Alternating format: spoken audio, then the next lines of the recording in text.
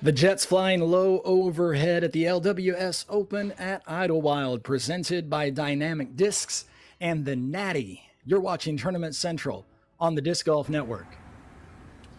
Grant Zellner alongside Disc Golf's big kahuna, and not just because he looks great in Hawaiian shirts. It's Terry Miller. Terry, the story as we go into the afternoon, already a 12 under par posted in the clubhouse. It was played by Evan Scott. Other hot rounds including Nate Hecker, a bogey-free 10 down. And then you see a host of players well into their back nine. The question for you, Terry, is will that 12 down hold up? Well, the 12 down, I'm going to go ahead and call that as a lead card performance. That's going to be up there in the top 3 or 4 scores for sure. Now, it may come down to his PDGA number as to whether or not he is on the lead card, but you got to love the dozen to open up the Idlewild Open.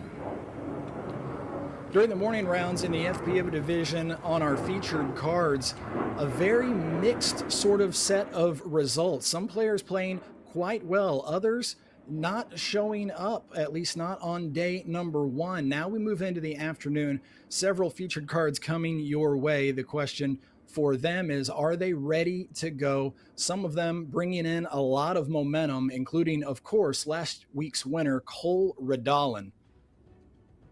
What is it that you like about Cole's game as he comes to this particular challenge at Idlewild? Cole is so collected. He's calm. He's peaceful.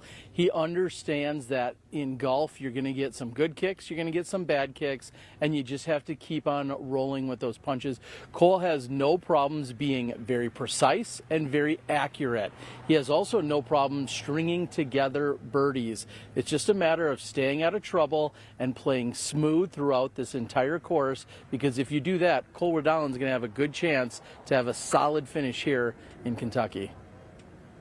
Last week, viewers marveled at how stoic Cole remained throughout the day until he was finally on the 18th fairway and allowed a smile to shine through. We caught up with Cole yesterday at the press conference and asked him how he's feeling heading into Idlewild. It feels weird because I've never actually won an A tier yet, so to just come out the water and, just swing down a Elite Series, like it's kind of a crazy feeling. I don't think it's fully set in yet. I think it only will continue to. But yeah, I just still don't really believe it yet. I'm not sure that's kind of the way it's feeling right now. I realized after that second round and going into the third round was everybody's in the same headspace kind of they need to walk up to their next shot and they need to execute it. There's not this superhuman person that's just going to walk up and know that the next shot's going to be perfect. Everybody's fighting that mental battle. Everybody has to execute the next shot just as well as they did the one before it. And that was a really important realization for me, as far as just like everybody out here is the same as you. They have to execute the shot. They have to do all these things. So I try to keep that mindset, like you're no different than everybody else. And the fact that you're here means you deserve to be here. And that's all that mattered. Terry, it's always hard to follow up a hot round with a second hot round. Sometimes it can be hard following up a victory with a good performance the next week. What is it that may allow Cole to overcome that all too common mishap and perform well this week as well? Well, there's no doubt that he's got the tools and the skill set to perform. We've seen him put together hot rounds throughout the year, and then, of course, we saw him hold it together for all 4 rounds last weekend. And what I see in Cole is something similar to what we see in other young superstars like Gannon Buhr. Just listening to him answer the questions, listening to him on podcasts and in other interviews throughout the week, you sense that there is another level of maturity that Cole Redalen brings to his game.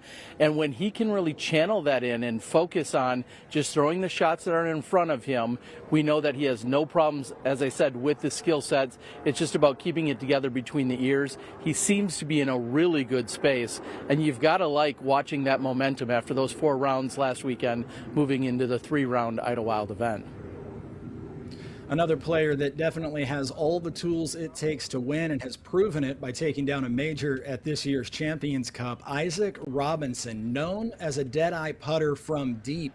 Isaac, though, so much more than that to his game.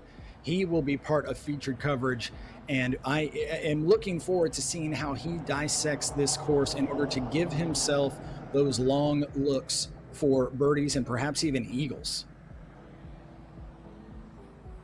Yeah, Isaac, last year, I remember walking throughout the entire course, and then every moment when you thought he might be giving a stroke back to the field or to his card mates, he canned the putt. And even more impressively, he does it so quickly. He steps up, he knows what his routine is. He didn't look rushed. He doesn't look out of pace or out of style by any means. He steps up. He's a very quick putter, which is something I can really appreciate in terms of any of our faster players. And then the accuracy to go on top of it. It was an unbelievable performance that he put on for us last year. In fact, I get goosebumps just thinking about that breakout weekend that he had for us last year. It was incredible. Put in plenty of putts up and over the moats at the various diabolical greens here at Idlewild. We heard from Isaac heading into this tournament. I wouldn't say I expected to come out and win, in my rookie year on the DGPT. So getting the win here, and then of course getting the win at Champions Cup, it's just been like a dream come true, and just something I never really thought would happen. I hold myself to like a higher standard now because I've seen what I can do and what I'm capable of, and it's not. Sometimes that isn't realistic every week, but striving to be in the top 10 and be in contention every week has definitely been something that I've seen myself trying to do more. Coming to this week, I have the same shot selection. I have a lot of the same discs in my bag, so I'm going to be remembering the shots from last year and throwing a lot of the same ones. But I feel like I've gotten a little smarter. You realize that scrambling or pitching out from the rough is a lot of times the best decision, especially in the woods. Don't try to go for anything big. And so, choosing when and where to take my strokes is a big thing I've seen because each stroke is so valuable out here on the road. Looking forward to Isaac putting on a putting clinic, but also looking forward to how he will dissect these fairways with that accuracy that you spoke of, Terry. Ricky Wysocki will be another player on our featured card coverage here on day number 1. Ricky has had an up and down season for obvious reasons, overcoming some injuries and health issues due to Lyme disease flare-ups. Terry, when it comes to getting around this track at Idlewild, what are some reasons why we should expect Ricky to make a lot of noise, and what are maybe a reason why Ricky might struggle? There's no doubt that Ricky Wysocki is well aware of his scrambling game. That's being able to throw from both the backhand and the forehand. He really prides himself, in fact, in his scrambling. So that's something that you likely will need at some point out here at the Idlewild course. The Idlewild course is also very unique and special in that we see all of these different winners year after year after year. And Ricky Wysocki is coming off of a weekend last weekend where he was a 3-time running champion at Ledgestone. And I wouldn't say that he had a bad weekend. I would just say that Cole Redalen outplayed him. Cole Redalen's performance was so stellar. So Ricky's coming in off of that 3rd place finish. Even though he's been injured, he still has been performing pretty well this year. So I like Ricky's chances. I had people actually texting me just before the show saying, we're picking Ricky to win it. It feels like his time. All the people in the Ricky fan camp certainly are going to be rooting for him. There's no reason he couldn't take it down this weekend. Calvin Heimberg has taken down several tournaments this year and has been very consistent for the most part during weeks when he didn't win, placing on podiums with a lot of frequency. Last week at Ledgestone, very much in the hunt until the very late going. Some say the emotion he showed after that final round ace on the 10th might be the most emotion they ever saw out of Calvin Heimberg. So we had to catch up with him before he started this challenge this week at Idlewild. We'll have that right after this break on the Disc Golf Network.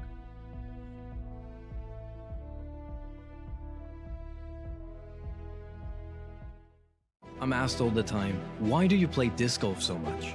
The best answer I can think about is, there's just something about disc golf. You might think it's just like any other sport, but I can promise you this is not the case. Disc golf is the walking nature, the closing of your computer, the discipline that it requires, that sound of those chains. I don't know what it is. The whole world should have the opportunity to try it. Let's grow the sport.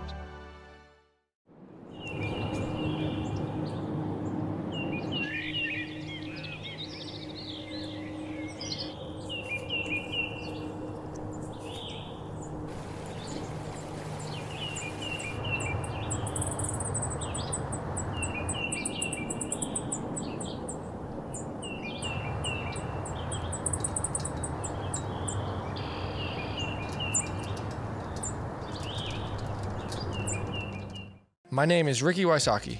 I founded the Socki Bomb Foundation as a nonprofit organization committed to growing the sport of disc golf with America's youth. The foundation's First Putt initiative puts 50 discs and one portable basket in the hands of PE teachers across the United States at no cost to the school. We've already sent First Putt packages to schools in all 50 states with the generous support from our sponsors. If you want to be a part of this movement, visit SockiBombFoundation.org. Thank you for growing the sport of disc golf with us.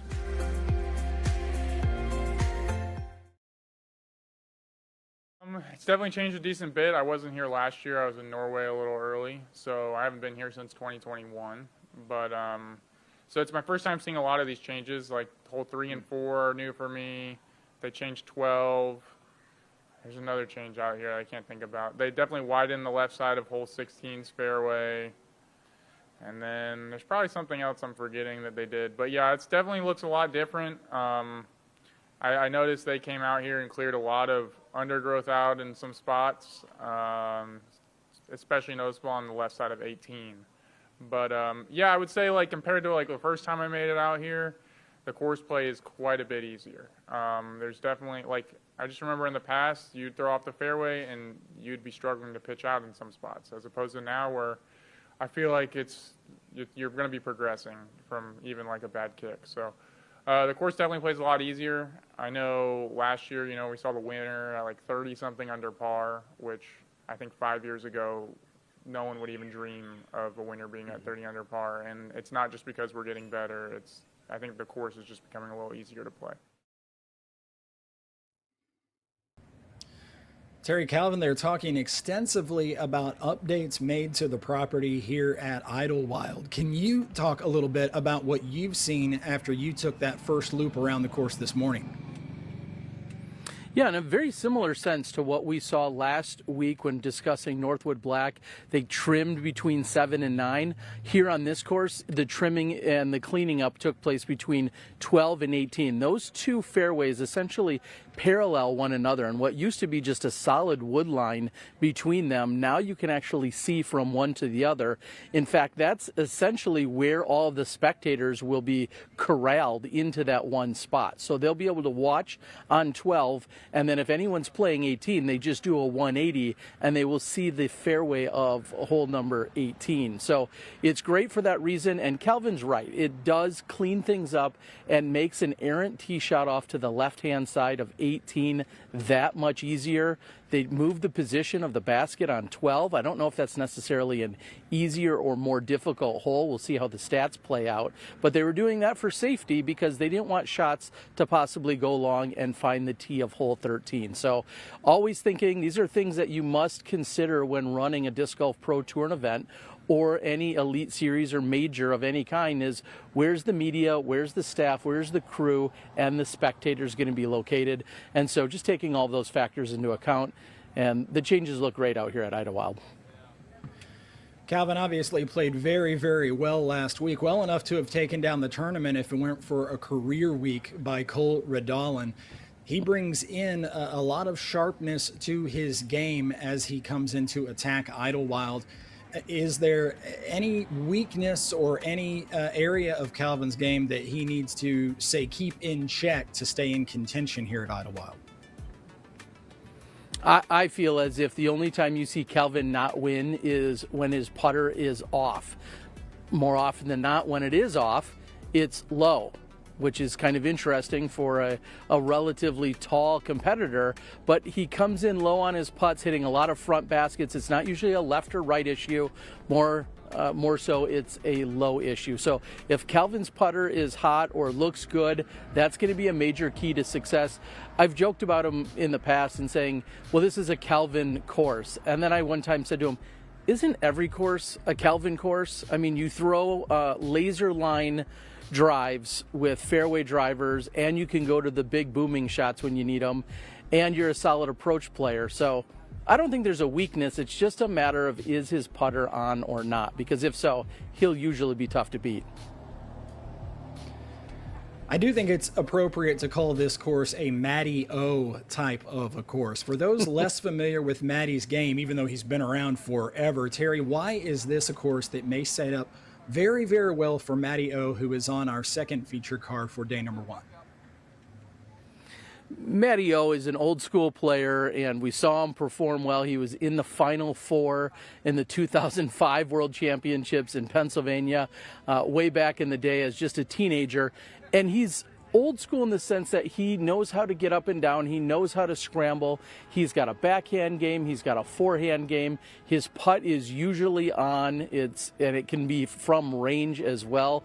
Anything from that 50 feet and in, you know that he's going to be drawing some kind of metal. So I look at him very similar to how I look at a Wysocki out on a course like this. If they get into trouble, they have a high percentage chance of then being able to scramble back out of said trouble. So I like Matty O out here as well.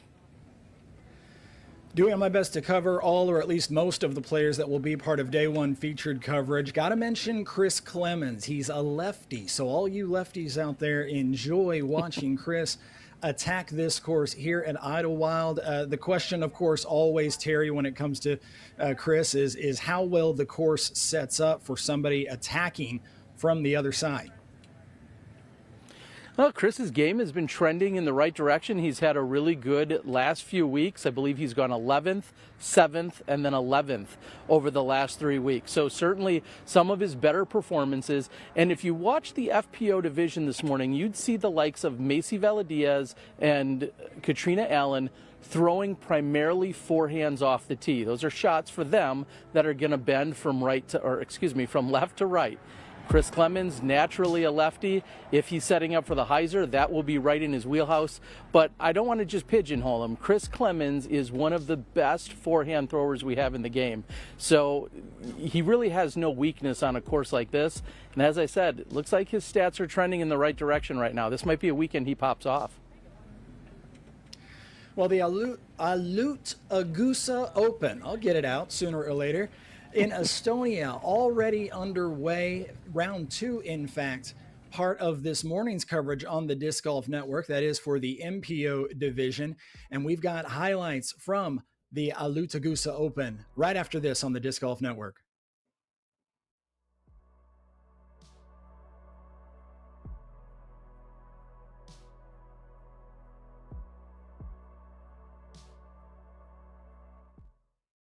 I'm asked all the time, why do you play disc golf so much? The best answer I can think about is, there's just something about disc golf. You might think it's just like any other sport, but I can promise you this is not the case. Disc golf is the walking nature, the closing of your computer, the discipline that it requires, that sound of those chains. I don't know what it is. The whole world should have the opportunity to try it. Let's grow the sport. A round of disc golf can be long, and if you're playing in a tournament, it can feel like a marathon. This can leave you physically and mentally fatigued by the end when your shots matter most.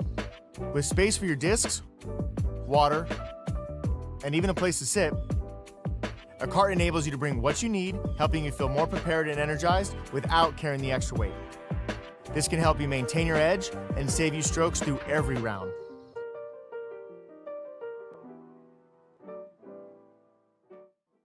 Welcome to beautiful Abilene, Georgia, home of the International Disc Golf Center. Featuring 3 world-class disc golf courses and a full-service pro shop, the IDGC has everything you need for the ultimate disc golf getaway. Explore the sport's history at the Ed Hedrick Disc Golf Museum and spend your evenings around the campfire right here in picturesque Wildwood Park. The IDGC belongs on every disc golfer's bucket list. Plan your trip today. Visit pdga.com/IDGC. The LWS Open taking place in Estonia this weekend, already through 2 of its 3 rounds, where Daniel Davidson in the MPO division has a 3-stroke lead over the field. He leads a group of 3 players, including Albert Tom, hoping to chase him down tomorrow on that lead card. Davidson shot bogey-free in round 1, followed it up with a clean round 2. Those have been 2 of very few clean rounds throughout the entire tournament. You can catch the final round of MPO action on the Disc Golf Network tomorrow at 9:30 a.m. Eastern U.S. time. And with that, Terry Miller is on the ground at Idlewild. He's standing by with Danny Voss of the PDGA. Take it away, guys. Yeah, as you said, Grant, Danny Voss has stepped in. And Danny, just looking at the action that's taking place over in Estonia, Disc Golf Network seems to be everywhere. What a partnership that we have with all the various tours, including the PDGA. Yeah, I got to tell you, having all this coverage is really, really great. Having Disc Golf Network over in Europe to help cover the European Open, the PDGA Major, was amazing. It was amazing last year. It was amazing to have that partnership again this year. The partnership with DGN covering the PDGA Euro Tour is also amazing. I mean, as we were just saying, there's more golf left to play over there. DGN's going to cover the Euro Tour, PDGA Euro Tour finale in Spain in October. There's a lot going on. I mean, there's no shortage of disc golf media, that's for sure. Well, and that was going to be my follow-up. There might not be the shortage of the media. The question is there enough hours in the day to consume it all? Absolutely. So what you do is you just put your iPhone up on one side, you put your laptop up on the other, you watch a little picture-in-picture action here for the PDGA Euro Tour. Come on, Terry, that was an easy one. Well, it sounds like it. I have things I have to be doing. Maybe you have a little more free time. But, yeah, so much action that's taking place out there around the world. And our PDGA members can experience all of that. Today it's free on YouTube, which we've been doing for our opening rounds. But what do they need to do if they want to be part of the DGN family? Yeah, excellent point. So all PDGA members get 50% off the Disc Golf Network. That's been a benefit for the past 2 years. I don't see that stopping anytime soon. Sign up, get your PDGA membership, get that deal on DGN. You get a couple of other freebies like the last 2 rounds of Worlds and other good stuff like that. So, yeah, no reason not to. Well, we're through a few of our majors already, some of the age-protected majors. We still have the World Championships, the U.S. Women's, and the USDGC. We'll talk about more, and we'll tease those out throughout the rest of the week. But as you said, a ton of disc golf right here on the Disc Golf Network. Sign up for the PDGA, renew for your PDGA membership, and make sure you're taking advantage of that 50% code. Back to you, Grant. You know, it occurs to me, if you have a couple of old tablets laying around and a lot of duct tape and a good big smart screen TV, you can create as many PIP opportunities as you want and watch all kinds of disc golf. It's just a matter of, you know, how long the duct tape lasts. We'll be right back here from Idlewild covering hot rounds so far today. The players that are featured card will be chasing from the moment they step onto that first tee. Back in a flash on the Disc Golf Network.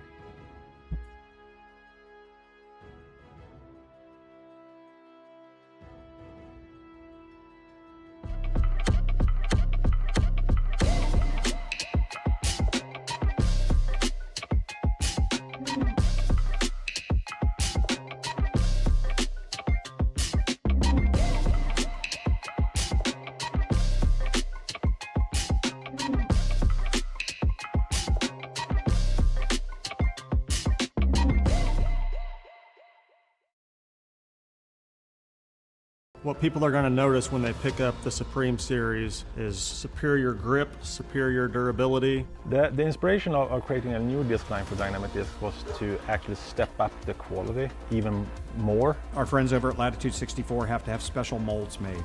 And this Supreme line of plastic is truly a premium plastic. It's a premium disc, and you will know it when you touch it and when you throw it, that it's as good as it gets. What makes the Halal Guys so deliciously different? You might have heard of our famously long cart lines that NYC fans happily stand in.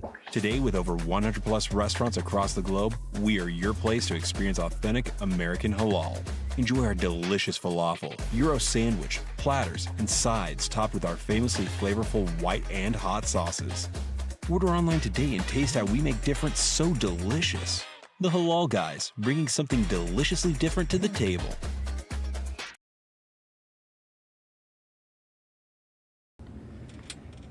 Well, it's time to talk about the action before the action here on the Disc Golf Network, with featured cards getting ready to tee off. Who will they be chasing down from the moment they step onto that first tee? Well, everybody trying to chase down Evan Scott, 12 under par on the day, had just a single bogey, offset that with an eagle on the 8th.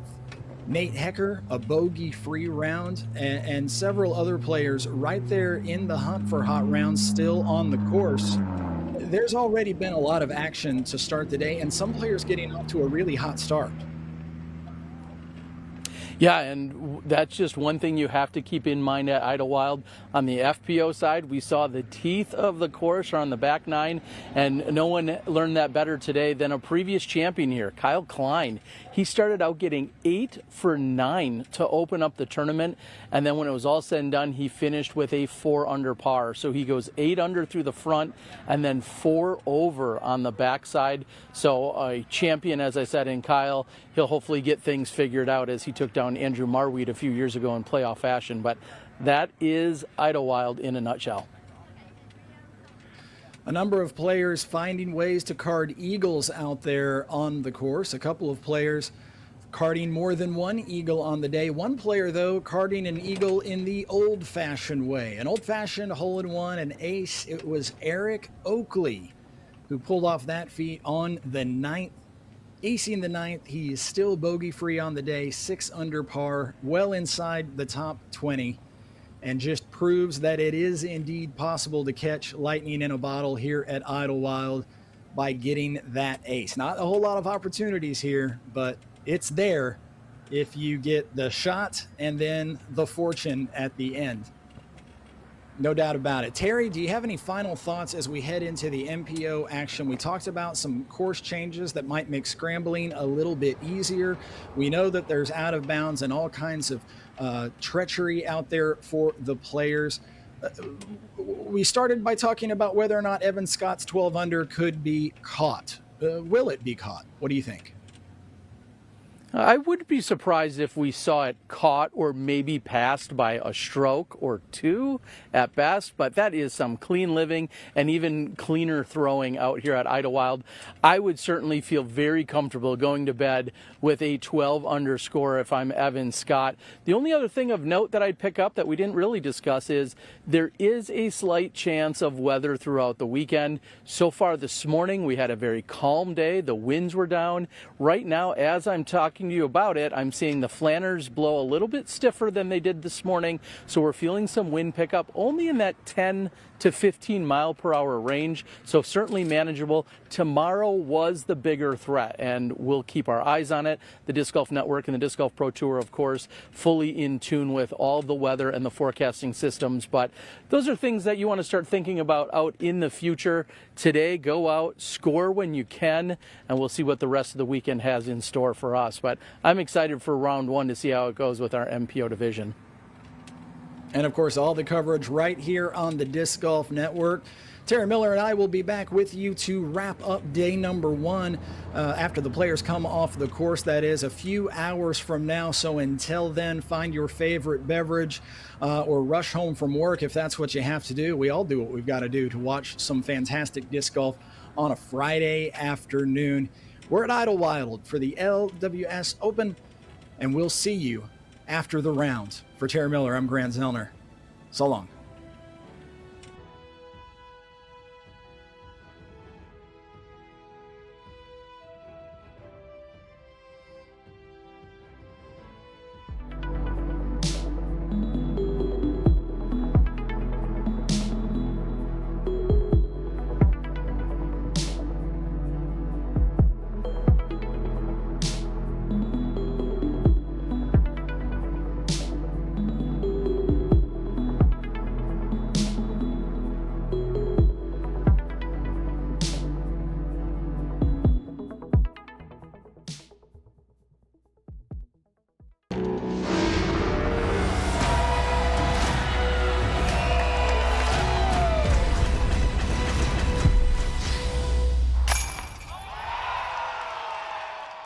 Getting the win here, it's just been like a dream come true. LWS Idlewild Open champion Isaac Robinson. This course is so tough. It's so difficult. OB and woods is a tough thing to deal with. You missed the gap, hit a tree, and now you're also OB. Just trying not to be worried or scared, trusting that all of my work that I've put in will translate as long as I'm throwing it confidently.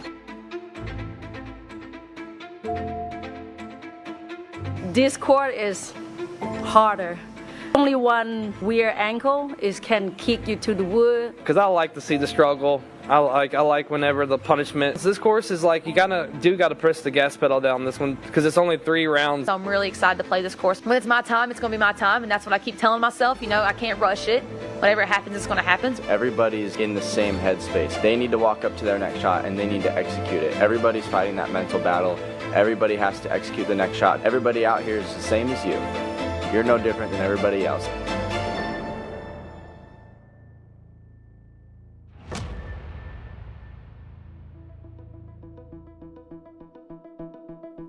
Welcome into beautiful Burlington, Kentucky for round 1 of the LWS Open at Idlewild, presented by Dynamic Discs and The Nati. We have yet to see a repeat champion at Idlewild, 6 unique winners in 6 years. Will Isaac Robinson be the first? You'll find out live on the Disc Golf Network. Philo, let's watch some disc golf. And we are jumping right into the action. Harper Thompson. Hole 15.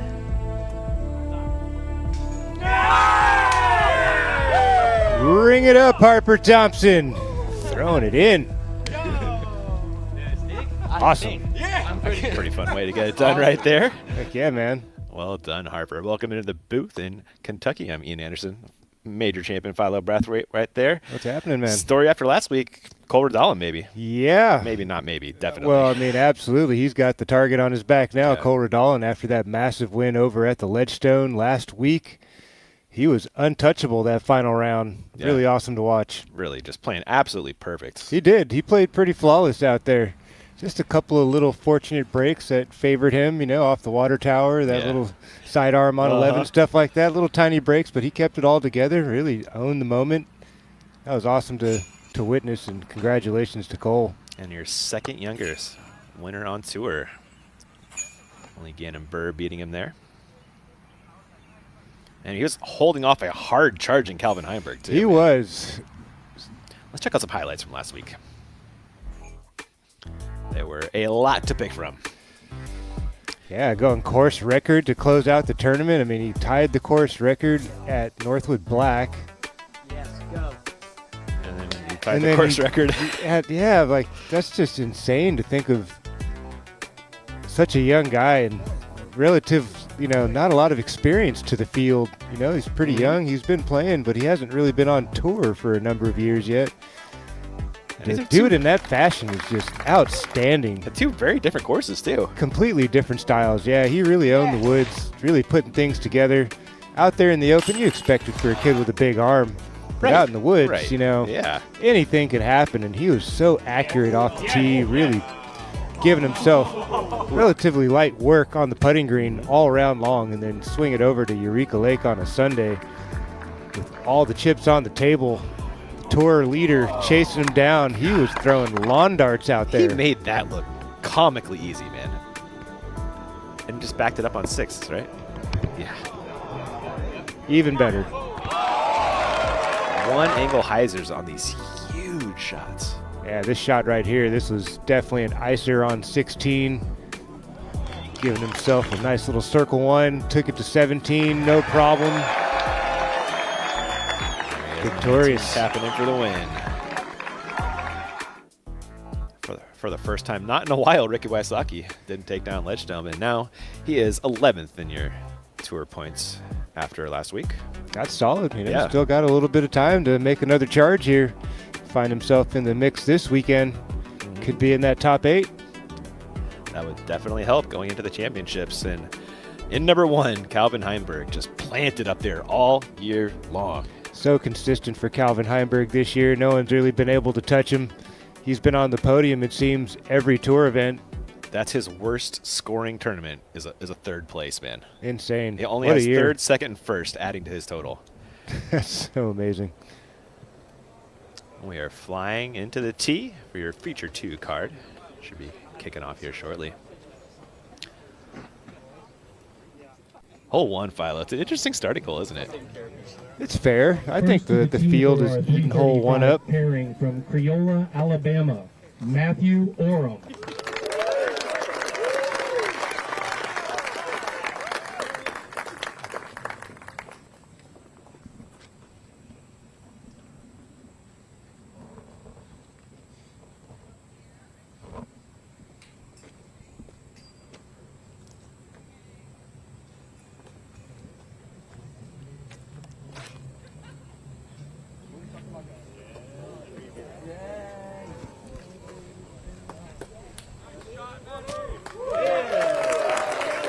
Beautiful shot there from Matty Oram to start the day.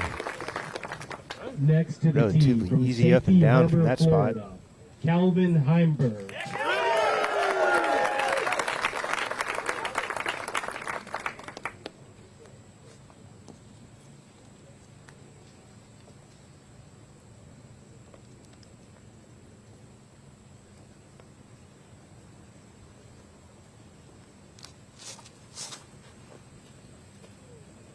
Calvin going for all of it here, Philo. It's got the height. Is it going to hang on? He wants to clip that tree. There's OB left. There you go. That slowed him up perfectly. Third to throw from Gray, Tennessee, Chris Dickerson.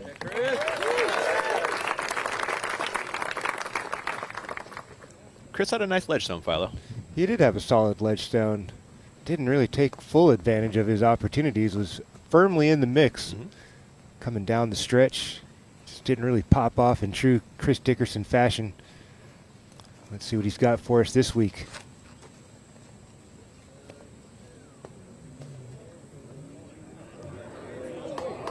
Nice little late drag there from Chris Dickerson. Look at that bounce. Beautiful.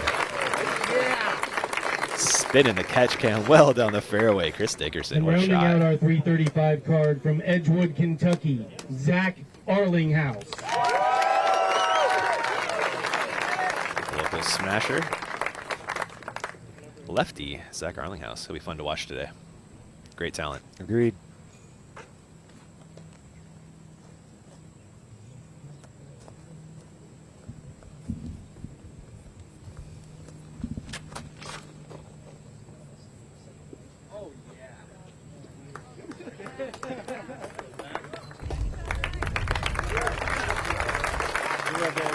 No stress there for Mr. Arlinghouse. Spicy start to the day for Chris Dickerson. Thanks all guys for sponsoring our spicy moment of the day. I thought this was going to fade a little earlier, but it kept dancing. I thought so for a second as well. A little bit of air out there, moving the disc around, holding it up. That should make for a very easy birdie if he wants it. Also off to a good start is Nathan Queen. A little earlier on hole 15. This is laced down the fairway. Perfect. A lefty dream. It really is, huh? This course sets up pretty nice for It a lefty. certainly It's does pretty set up- forehand, lefty friendly. I would agree. Yeah, we see that a lot over the years. And a little bit of trouble on 16 for Queen. Found OB off the tee. And this, amazingly, will find OB right. It looks like wind out there, Philo. Yeah, it's a little gusty out there today. You feeling it out there? It's humid and muggy and hot, and the winds are swirling. So throwing 5 right here. And it's off the cement, was it? That was a little grindy right there off the rail. It was. That was almost OB, OB, OB. Yeah, it wasn't far off, was it? He'll scrape up a 6 with that action. And was able to save the bogey there. And actually, I was chatting with Nathan Queen earlier this week randomly, and he was telling me he's actually feeling really good. He said his swing isn't hurting him anymore. He's feeling like himself. And I mentioned, like, hey, we got some Nathan Queen courses coming up. Absolutely, we do. And he's showed up in a big way here, first round. It's exactly what he needs. Get himself in contention early out here. And let's jump to queen on 18. Ooh, a little bit pulled there. Oh, boy. In trouble. Yep. That will not birdie. Playing for par. Back to 1 for Arlinghouse, his second.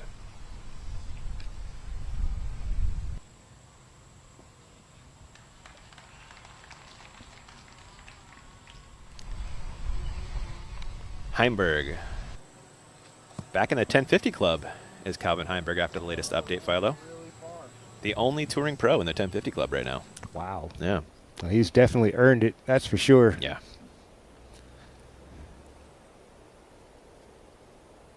Yeah, he really has separated from those 1050 guys we used to talk, you know? Is it the 1050 club we had?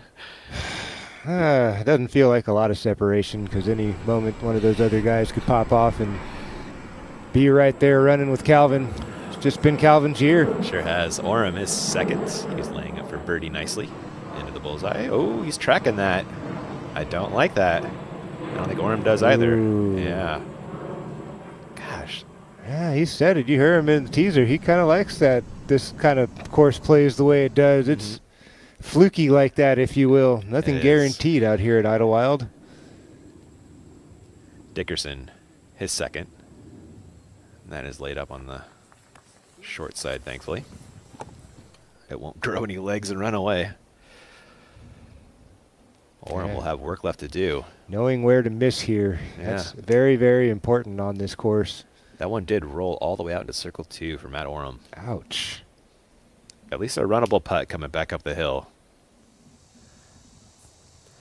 Third for Queen on 18, forced to pitch to here.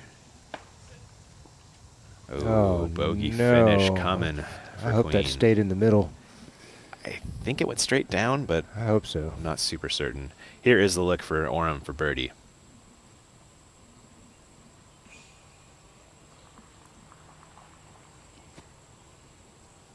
Stay in the air. Oh, sit down. Okay. Strong bid there for Matt Oram, just an inch or two shy. That was amazing. That was a really nice bid. Heimberg also pushed his up a little long, coming back up the hill for birdie.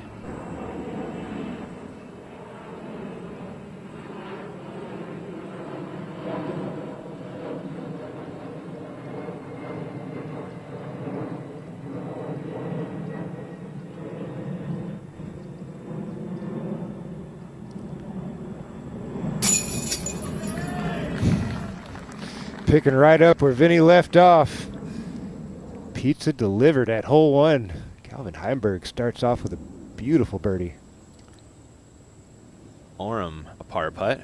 We did see 2 eagles on 1 today. AB with a bullseye eagle, Philo. That's insane. 2 down after 1, which is also the score he finished with. A bit of a roller coaster day for AB. The other eagle we saw from Aderhold from Circle's Edge.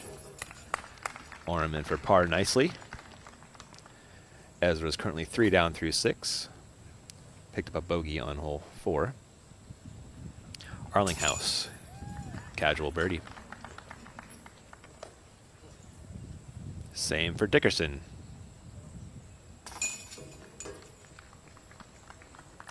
About 10 minutes until you'll see your feature card taking a tee of 1.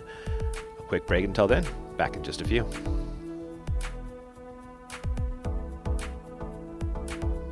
What people are going to notice when they pick up the Supreme Series is superior grip, superior durability. The inspiration of creating a new disc line for Dynamic Discs was to actually step up the quality even more. Our friends over at Latitude 64 have to have special molds made.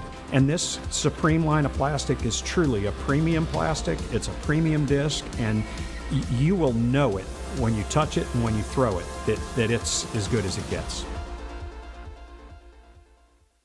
Billy Rossini and I go back to 2007, I believe. Billy was one of the guys that was actually sponsored in Charlotte by Innova. He said, hey, here's my product, and I was already in. All the scoring that we do in our sport now is all digital. Having some sort of backup power source is going to be really important. We feel that it's good quality product. And having a stash pack that holds the cable that connects to any device, it just works. It's not just my business partner, it's my friend. And so that's why this thing really works for me.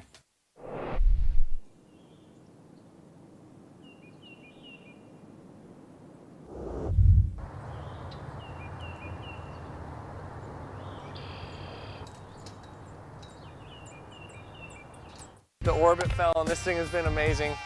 The plastic, the flight, everything is just amazing. You can really manipulate the angles on this thing. It's a Felon, but it does things that Felons really aren't supposed to do, and that's why I love it.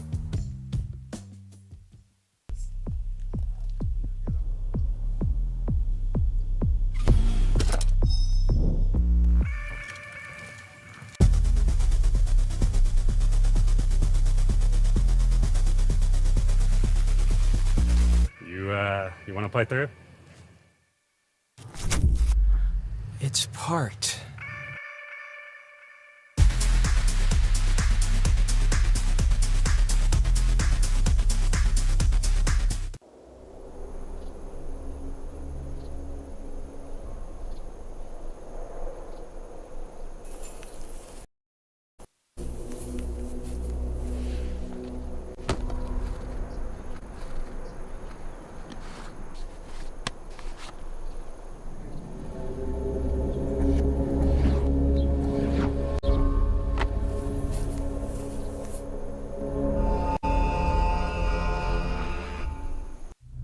This is Latitude 64.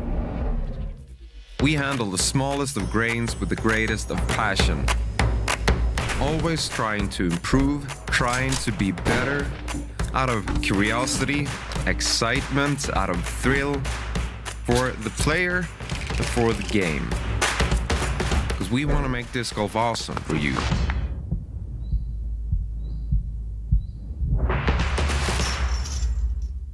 Honestly, as I was laying there, I was just thinking about like, oh my God, I'm not gonna be able to play this year.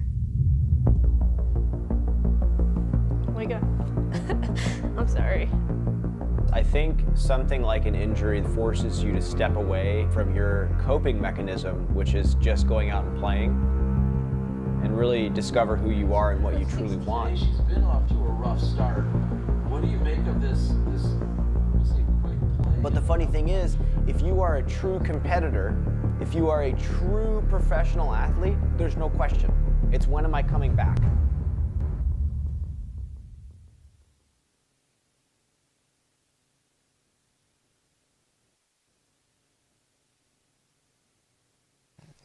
Excuse me, apparently. Philo, you ever have an injury take you off tour at all?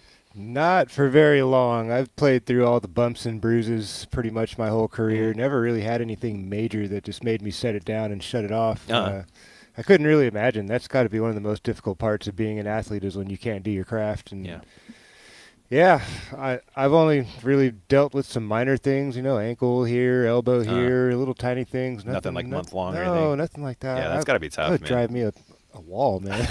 You think about like Mondujanos too. Like they've grown up in disc golf. It's Right. more or less all they've known their whole adult lives at this For point. sure. You know, it's got to be really taking their whole life away from them. when you can't Yeah, play. I couldn't imagine, you know, being even like a guy like Paul Macbeth, and he's probably, you know, pulling his hair out having to watch all the competitors the last couple of weeks, you know, something that you can't control, these things that just sneak up on you.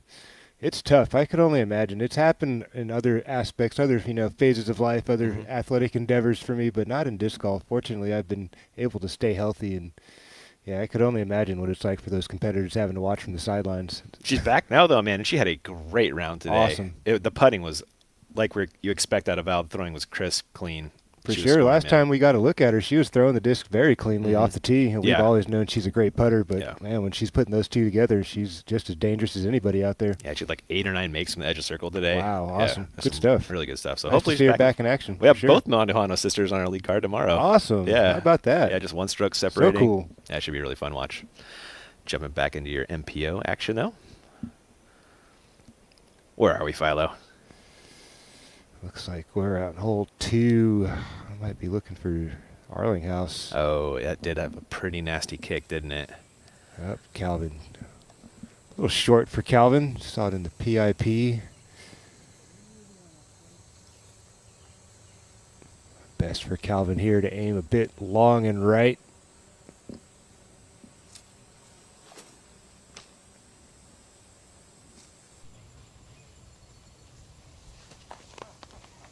That's really good work for Calvin from back there. Yeah. Just inside circle 1. So dangerous, this green. I was just going to say, man, that basket, that slope is drastic. It's treacherous. It doesn't really give much forgiveness once it crests the hill. Yeah, Gravity really takes over on the disc. And if your putt hits metal, it's getting wet. If it's not most likely, yeah. We saw that for Vela Diaz this morning, man. Oh, oof. Went from birdie putt to double bogey. Yeah. That's Dickerson, what Idlewild will do to you. It's so true. Chris throwing 2. Predictably unpredictable. Well put, sir. Just a hair shy there for Dickerson. Going to be circle 2. That's a death putt and a half. That's probably a little too safe on the approach to give that a run for a putt. Well, we saw Isaac. That's how I was. Remember that putt he made last year from that same distance. Robinson was pretty aggressive with that angle. Yeah. We'll see. Chris Dickerson not shy to run some putts from circle 2. Might be a little much early on, though. I'll see if he thinks it's worth it. And now the third from Zach. Had to pitch out to here after the drive.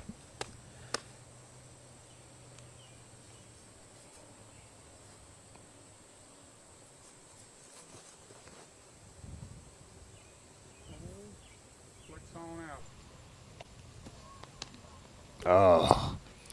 One tree to beat. Yeah, that was shaping up really nicely. Challenging par putt coming up.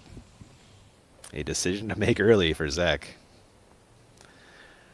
Oram had a nice drive, now throws 2.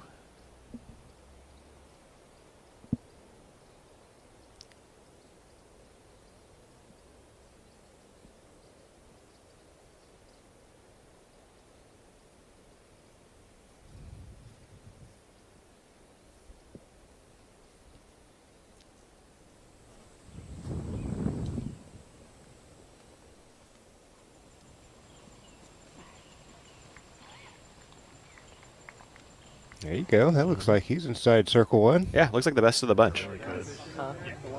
And Redalen, you'll be seeing him on the other side of this break. We'll be back in just a few.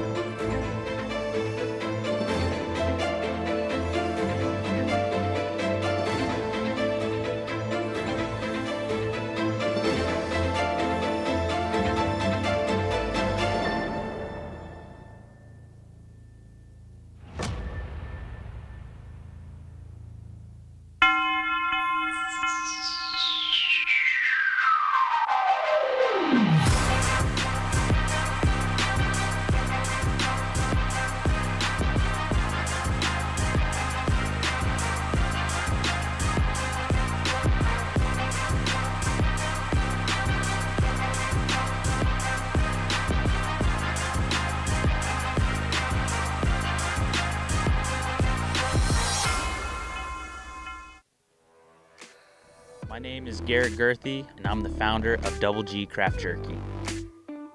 I love the fact that it's resealable. I can just get a little bit, keep my energy levels up, but not eat like a half of a meal in the middle of my round. My favorite bag is the smashed cracked pepper. That's my perfect salty snack. This is my go-to, the Sexton Sweet and Spicy. If this bag gets open, there's no need for the seal, because I'm gonna eat it all. I'm asked all the time, why do you play disc golf so much?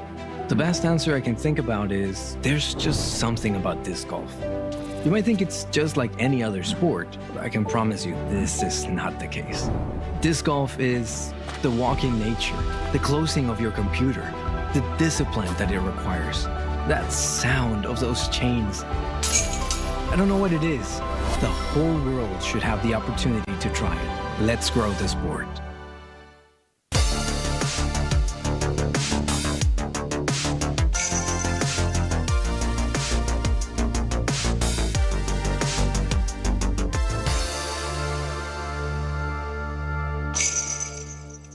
So the Slammer, it doesn't fly as far as the Harp, but that's exactly what I designed it for. It was designed for me to be able to throw hard with the real severe angles, a lot of flex shots, and it's a unique spot in the bag. So that's why I think it's becoming so popular.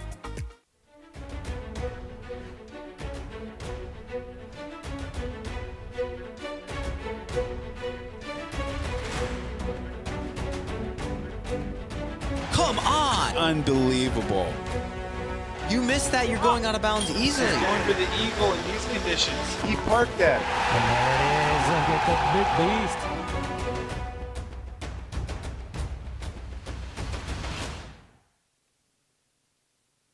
beast. Welcome to beautiful Abilene, Georgia, home of the International Disc Golf Center. Featuring 3 world-class disc golf courses and a full-service pro shop, the IDGC has everything you need for the ultimate disc golf getaway. Explore the sport's history at the Ed Hedrick Disc Golf Museum and spend your evenings around the campfire right here in picturesque Wildwood Park. The IDGC belongs on every disc golfer's bucket list. Plan your trip today. Visit pdga.com/IDGC. Cole Redalen. Can he do it? Can he go back to back? Anything is possible, but the way things have seemed to been going for the winners on tour this year, not so much.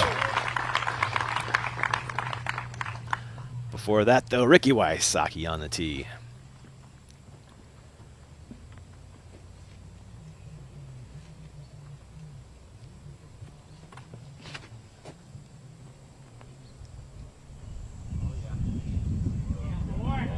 Awesome look at this drive from the Fight Factory drone. This is getting down there, yeah, Ian. This is pin high. Come on now. Long. That's a circle for Rick. What a mash.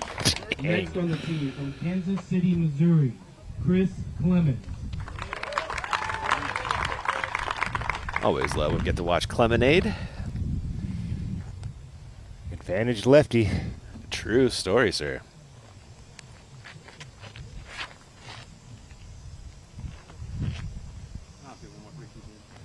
Smooth placement shot there from Chris Clemens. A couple of options to get up and down. He likes the sidearm play. He might utilize that here. Oh, yeah. Out of Lawrenceville, Georgia, Isaac Robinson. Your defending champion, Isaac Robinson, will try to be the first to do so at Idlewild.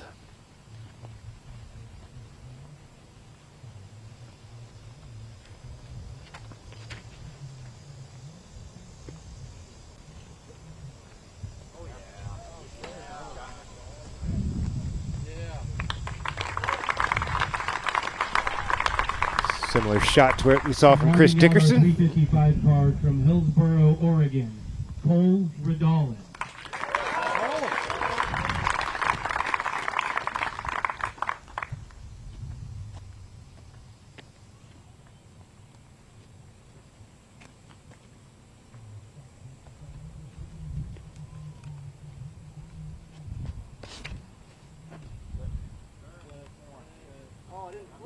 Ooh, he's hoping that hits a house out there and stops. If it's clean, it's OB. Yeah. It's going pretty good. Not enough respect on that one there, Ian. Yeah. Ricky, put some respect on this disc. Put the smackdown on this disc. Oh my goodness. Full flex there from Rick. Missing everything.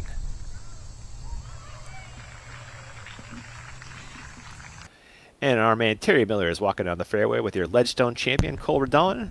All you, Terry. Good afternoon, everyone. Joining me now is Cole Redalen. Cole, you talked in the press conference and you said you almost didn't want to over practice out on this course. When you were out here getting practice in, what were you picking up? I don't think it's necessarily that I wanted to over practice. I think it's just that I want to pace myself before another week. I had a lot going on this week, so I took the time that I did have on the course, take it seriously, and sometimes that's all you need to do. I don't want to push anything too far. So, how do you feel about all of the people reaching out, the interviews, all the added attention that you had this week? It's been great. It's also been exhausting, but hey, I love everybody out there and appreciate all the support. All right, everyone, that's Cole Redalen. We're excited to see what he can do here at the Idlewild Open. Back to you guys. Thank you, Terry and Cole. Heimberg, tee of 3. 2 for 2 start for Calvin. Saw him drop that circle's edge putt in that picture-in-picture.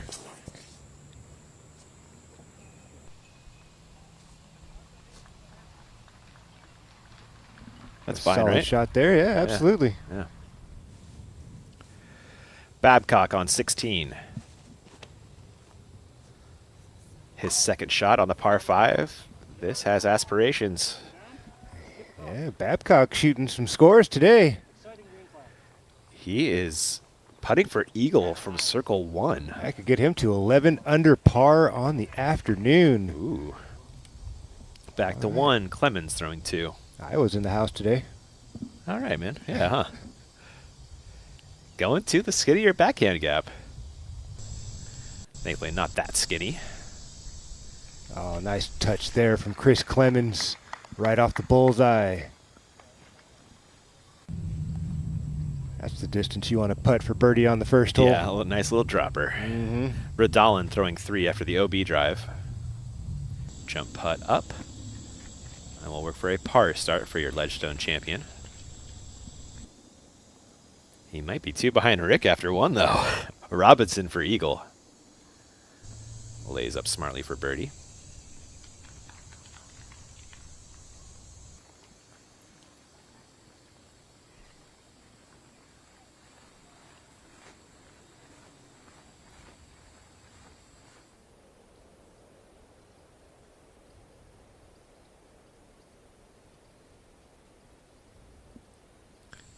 Flying above your gallery, and now looking at Wysocki putting for eagle. Never a doubt, Rick. Off and running. Eagle.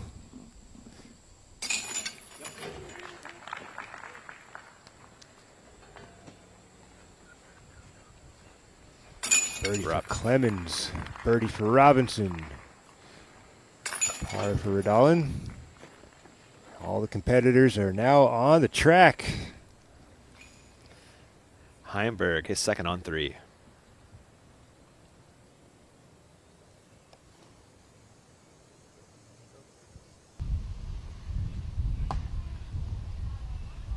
Kind of snuck it in, but then... tree-eyed, but still going to have a look there. Yeah. Was in circle 1, well in circle 1. Here is the Babcock putt for eagle. Got across the creek with that shot. And one off the lead. He's pumped. Yeah, he is. 2 Rightfully eagles so. on the day. How about that? No bogeys. That's massive out here at Idlewild. Yeah. So easy to find trouble. No doubt about that putt there from Babcock. Yeah, he had a 16-foot eagle putt on hole 8, too. Kind of funny, hole 8 and 16, it's actually easier to birdie than it is at the par 5s at Northwood. Yeah, it's easier to eagle than it is to birdie those holes. A lot easier. Yeah. The first par 5's under 600 feet. That one's right at 970. Downhill most of the way. Yeah. Wysocki on 2. Roller coming.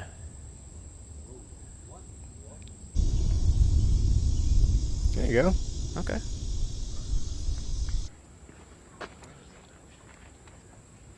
Clemens stepping up next.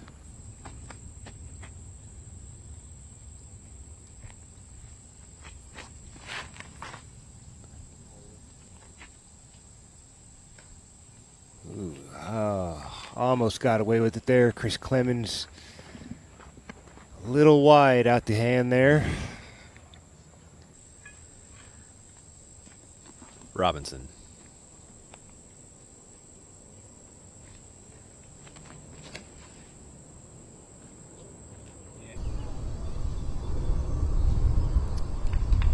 Spot on. That's really nice. And now Redalen.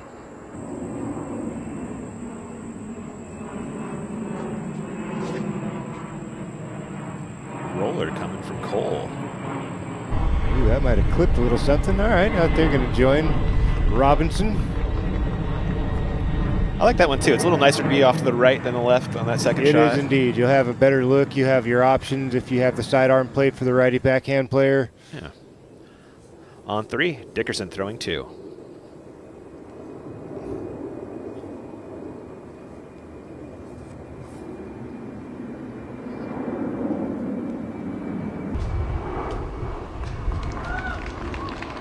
That'll work. That's a bullseye, isn't it?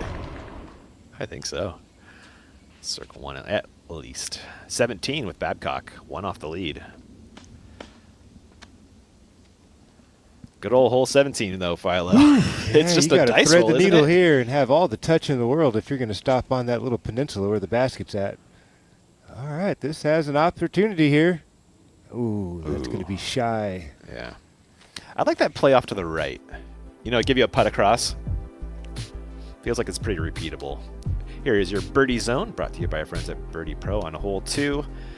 You agree with this take, Philo? Yes, I do. Clemens is a little off the grid, a little below. It'd be a pretty miraculous shot for him to get up and down for a birdie. Gonna have to really challenge that OB. But, yeah, I think everybody else is firmly in.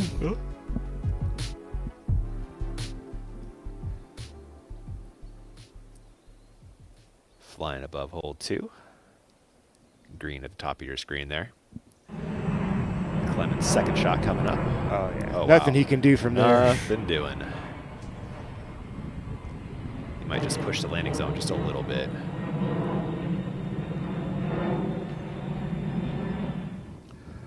Arlinghouse for birdie on hole 3.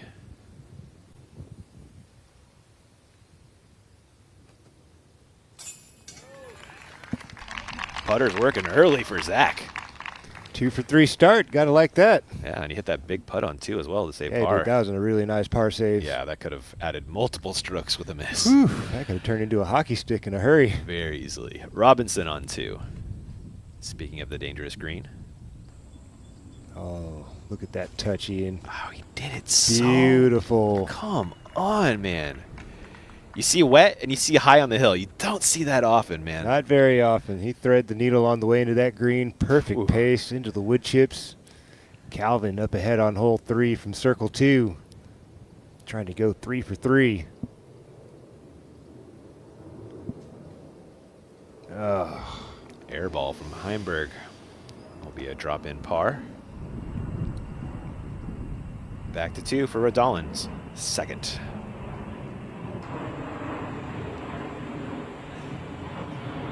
Buzzing the tower, and that is wet for Redalen. Of wet, there it is. Oh boy, putting for par inside circle 1 up the hill.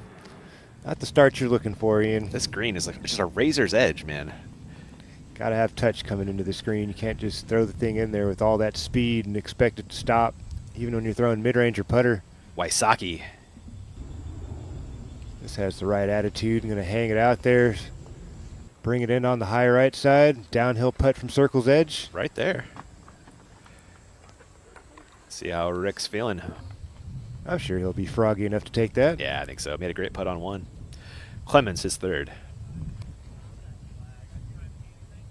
Trying to get up and down, save a par, fading out a little early. Does get inside circle 1 for Chris Clemens. Nice effort. A little shorter than Rick's putt there. Solid shot. Definitely. One more look at this Robinson shot. The park job, the bullseye hit is so rare on 2. It looked perfect out the hand. Nice little hyzer stand up. Just, man, that thing got flat on the ground at the perfect time, right at the edge of the bullseye. That is superb approach right there. It's fun watching his brother all last week at Ledgestone, man. Ezra can play. Man, he's a gamer. He was grinding out there. Yeah. Every time something really bad happened to him, he fought back beautifully. Yeah, his resilience was fantastic. Yeah, There you speaking go. of fantastic, Babcock for par. Keeping things clean. One more hole to go. Wysocki going down the hill for birdie on hole 2 to go 3 down through 2 holes. Did you ever have a doubt? Nah, dude, 0. Jam that thing right in the heart of the chains. That was a no-doubter from Ricky Wysocki.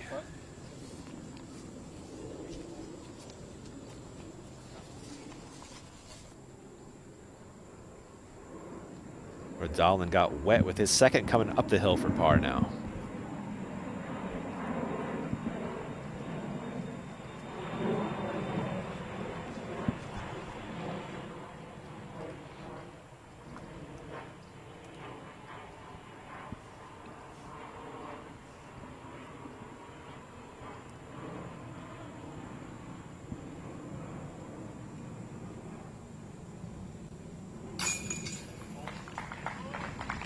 Good par save for Redalen.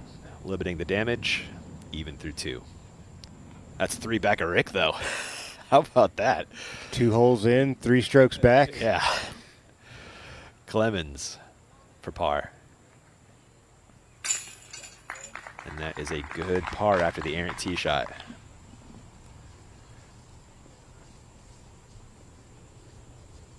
Robinson will drop in birdie. 2 down through 2. One more look at this Wysocki putt. The cash out of the day from Wysocki. Head over to hooligandisc.com today and check out their newest mold, the Cash, as well as all their Tour Series discs. They are back. Makers of the Yeet. A lot of fun we had with that last year. Thanks for Hooligan Disc.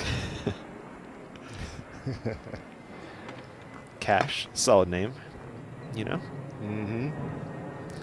Keeping it fun is our friends at Hooligan Disc.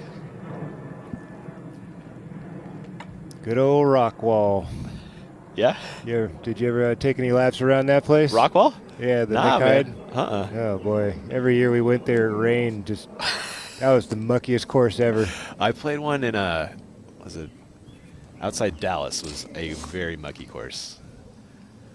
The Veterans Park Open, that course. Oh, yeah. Yeah. Heimberg's tee shot on 4 is fantastic. We'll see what this hole, excuse me, is all about the second shot, though. That through the gap over the pond. Absolutely. This is just getting in position. Yeah, setup shot here. Don't beat yourself off the tee. Give yourself a chance. Don't have to be overly aggressive here. Just need a good landing spot. Orem. All kinds of touch on the release for that drive from Matty Orem.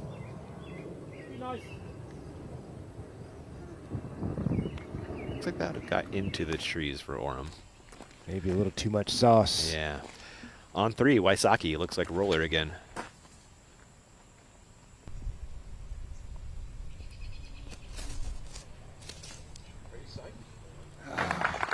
Slightly unfavorable position there. He'd like to be up on the hill a little higher than that.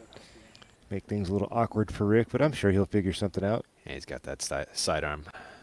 Should be able to reach it out. Robinson. Roller Also for going Robinson roller, as yep. well. Oof, just barely beats that tree. That'll shape up nicely. A little higher up on the hill. Yeah. Clemens. Standard hyzer here for Clemens should work.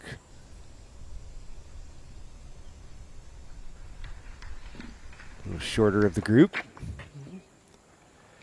And now Redalen. I imagine we'll see a roller coming from Cole as well.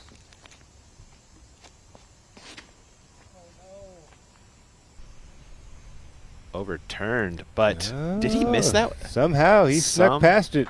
So bad it was good again. Join Mr. Robinson. Yeah. Getting away with one there is Redalen. Let's see if he takes advantage. Babcock on 18.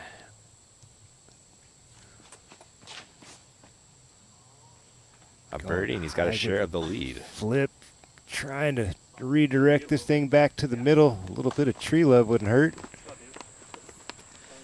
think you'd rather be a little to the right than to the left. Opens up the shot into the green. Mm-hmm. Dickerson, his second. Going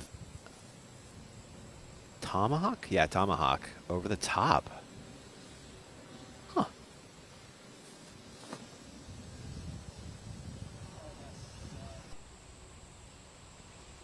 Ooh, I think the wind just beat that up, Ian. Maybe that's why people don't do that. Oh, my That's goodness. a red flag and a long ways off the radar there for Ooh. Chris Dickerson at the 4th. Ouch. That was... Ouch. Rough. You saw it when that thing got vertical. The wind just pushed that thing like a kite. Yeah. On 3, Clemens throwing 2.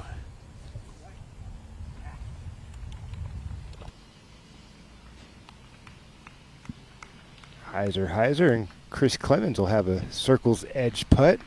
Not bad from where he was. Not bad at all. That back on the fairway. A little shy of the desired landing zone. Heimberg throwing 2 on hole 4. Gap lined up perfectly.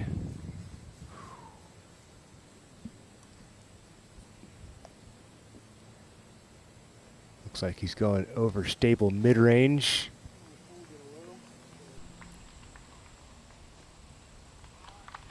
All right, gives him a birdie putt look. Yeah. That will be 3 for 4 for Calvin if it goes in. Back to 3 and Wysocki. Oh, Philo, this is rough, man. This is what we were expecting. You called it. He's most likely going to look to the sidearm. Going to have to straddle out, get creative. All isn't lost. Just going to have to manufacture something here. Yeah, he's well up the fairway in comparison. Maybe like, I'd say he's probably 100 feet past Clemens, right? At least 100 past where Clemens was. But yeah, this is going to make it awkward, not having a full swing and have to abbreviate the follow through.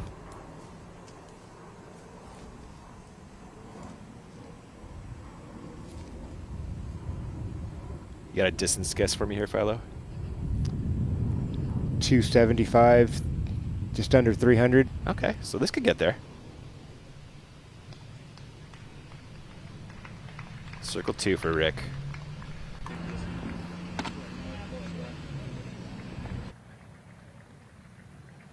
Robinson, his second shot.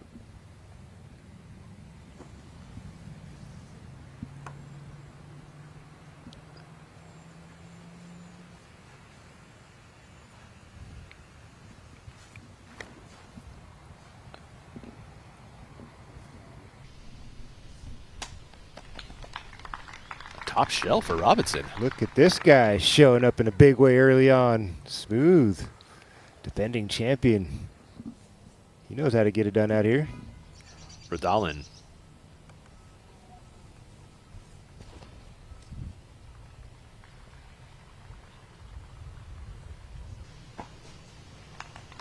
Smooth action as well from Cole. That should get him his first birdie of the round. Looks like Redalen has woke up.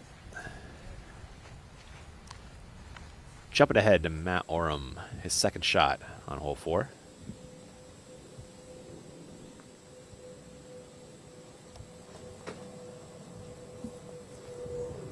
Ooh. Anti-skip a little. There you go. Matty-o. Hi. That was tasty. Oram with the patented finger pop. Doing Saban proud. First down. And a huge thanks to our friends at Sunstein for sponsoring the patented moment of the day. Head over to sunsteinlaw.com and they'll take care of you. Patent, trademark, copyright, NFT, they do it all.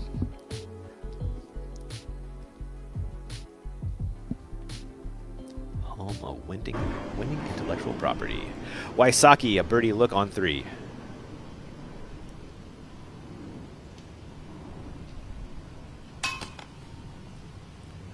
Online, just a little shy there for Rick. He will drop back to perfect pace. Nothing wrong with that. Nope. Looking like Chris Clemens. Yeah, well inside circle 1.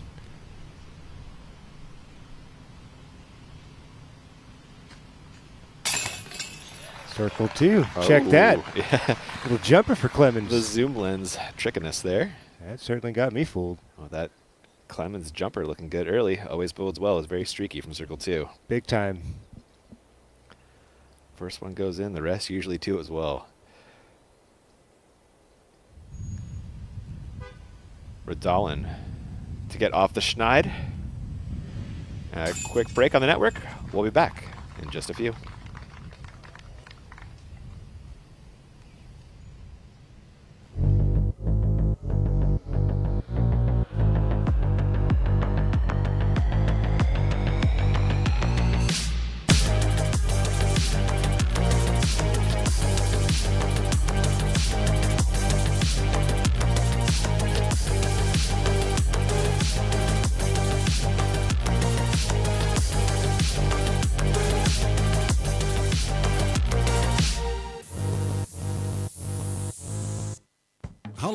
We're Kenna. We're a Dutch growing company. We love plants, and we want to tell you some cool things about them.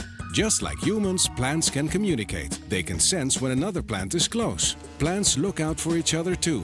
They warn neighbors about nearby threats by secreting substances. And studies have shown that plants love a good tune. We love and understand plants. Let our passion excite you too. What makes the Halal Guys so deliciously different? You might have heard of our famously long cart lines that NYC fans happily stand in. Today, with over 100 plus restaurants across the globe, we are your place to experience authentic American halal. Enjoy our delicious falafel, Euro sandwich, platters, and sides topped with our famously flavorful white and hot sauces. Order online today and taste how we make different so delicious. The Halal Guys, bringing something deliciously different to the table. Whale sacks are a unique grip accessory, handmade in the USA by fellow disc golfers like you. If you own a disc golf store, run a league, club, or tournament, whale sacks are the perfect addition to your players' packs, CTP prizes, or product to offer your customers. A portion of every sale is donated to Save the Whales. For wholesale pricing, visit whalesacks.com/bulk to get yours. It's time to join the Whale Club. Welcome back to the action. You saw it in the PIP, but one more time full screen for Babcock on 18. A little bit different skip, and this might jump in, Philo. Oof, that was really close. Gosh. Just one more foot of width. That might have had it. That should tie Babcock in the lead at 12 with Evan Scott. On 4, Robinson.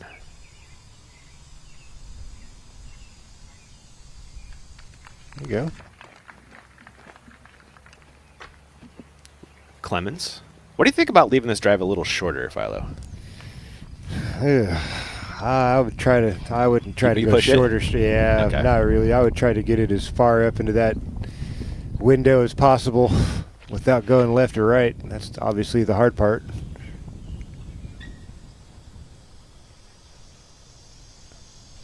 Clemens should be nice over there. Maybe a little left of optimal. A little bit. But might show off his sidearm there. Redalen.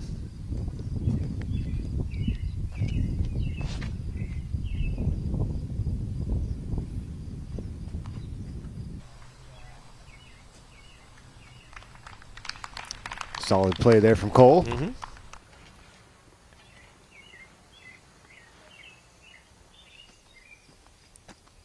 Wysocki.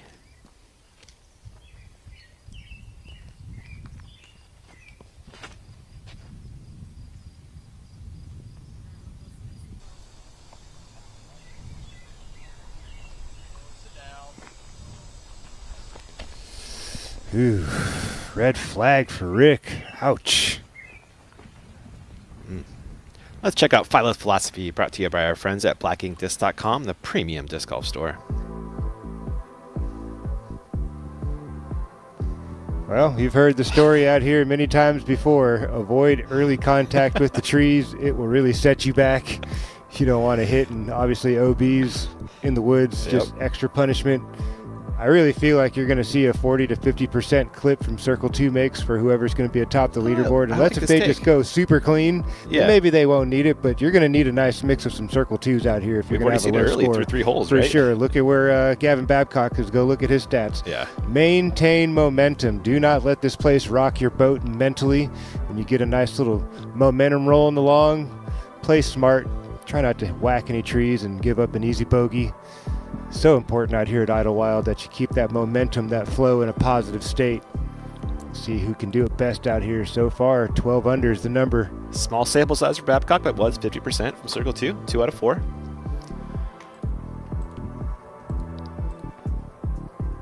Evan Scott got the 12 with just 1 Circle 2 make today. Yeah. That man was that throwing. Happens. Yep. That happens. Oh, yeah. On 5, Calvin Heimberg. It's just not something you expect in the woods, right? Oh, definitely. Extra safe from Calvin Heimberg. Yeah, way up high on the hill. That's not coming down, still in the fairway. Don't blame him. A tough basket to get aggressive on. There's not that many birdies today. Just about 10. I'm not surprised. Yeah. It's a very difficult hole to get greedy on, and especially if it's a windy day. Obviously, there's some gust blowing around out here. Robinson in his second on hole 4.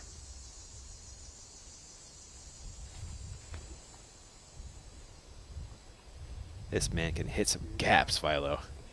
Indeed he can. One of his Into circle superpowers. 1. Well done. Heimberg on 5 just lays up for par. Does so nicely. What do you think it is for Isaac that sets him up for hitting gaps so well? What do you think I'm going to say? Was it right? Keeping the body in line? He's keeping his body in line with where he wants the disc to go. Makes it a lot easier. Clemens does show off the forehand. It's a little shy, but it looks like right around circle's edge. Thanks for showing me the line. Take one more look at Robinson showing Clemens' line. Just watch. The body tells the story of the flight of the disc every time. He's driving his body down one solid line, disc on a rail right out in front of him. Yeah, he's not using that off step on that plant foot to generate power. He's keeping it in line, prioritizing line hit, huh? Got to do that when you're playing in the woods. That's cool, man. Redalen. So hard to step across the line and feel the timing like that. It's exactly what we just saw from that. That was a really interesting example, wasn't it? I'm trying to tell you guys the truth. I don't That make was this stuff cool, up. man. I'm not saying that Not you for can't get Cole. away with those types of Yeah. things. It just makes it a little more complicated to find the line. Interesting. Do you go to like the staggered when you're going for more power? Will you? Yeah, okay, for sure. Like, that's the argument. A lot of times people are going to say, but I want to throw the discard. Okay, I get you. But when you're trying to be accurate, this kills you. Yeah, he's stepping off the line to the left. And then he's trying to push his body back to the right into the window, and it's really difficult to feel the timing for that consistently. I'm not saying you can't get away with it. It's just harder. That was Wysocki throwing 3. A little bit of lettuce, but somehow across the pond. Rick. Yeah. So that was close a cool to being on an official heater to start this tournament. I know, man. Just right there. Unfortunately, going to slide OB. Opportunity here to save his par, keep the scorecard clean. But a really cool juxtaposition right there with Robinson and Redalen on the plant foot there. I'm not trying to pick on anybody. No, you're That's just not pointing my stuff style, out, man. I'm just, yeah. I don't know, You man. call it like you see it, right? And from what my understanding of the game is, everybody has their own interpretation, right? There's a lot of different ways to get it done out there. Arlingham's getting it done on 5. Slinging them in already. My goodness. Solid putting for the young man early on here. 2 38-footers, and that from edge of circle 1. Redalen's third on hole 4. I'll have that left for 4. And on 18 for a share of the lead, Gavin Babcock. There we go. What a day, keeping it clean at Idlewild. You know there's some great scrambles mixed in there somewhere. That's an exquisite round, man. 12 under par, no bogeys. Wow. Congratulations to those two competitors. Really, really, really nice way to start the tournament. Gives you an opportunity to take this one down. You shoot double digits to start. See if they can back it up now. That's the hard part, doing it again. Nate Hecker also with a clean 10. 0 bogeys. That was Wysocki for par. Buzzing the tower. That ran How a little far did long. that go? Circle's edge. Terry, what's Rick looking at for that comeback around 4? Yeah, that's at least 28 feet or so for him to come back. And you see there's no wind whatsoever on the flag of the basket. So Rick just launching it too hard. Yeah. Clemens, a birdie putt.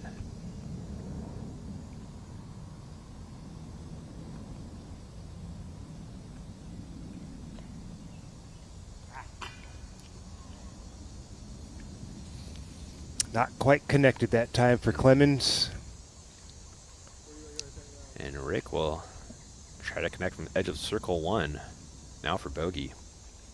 A little better than that. Yeah. Step or two inside.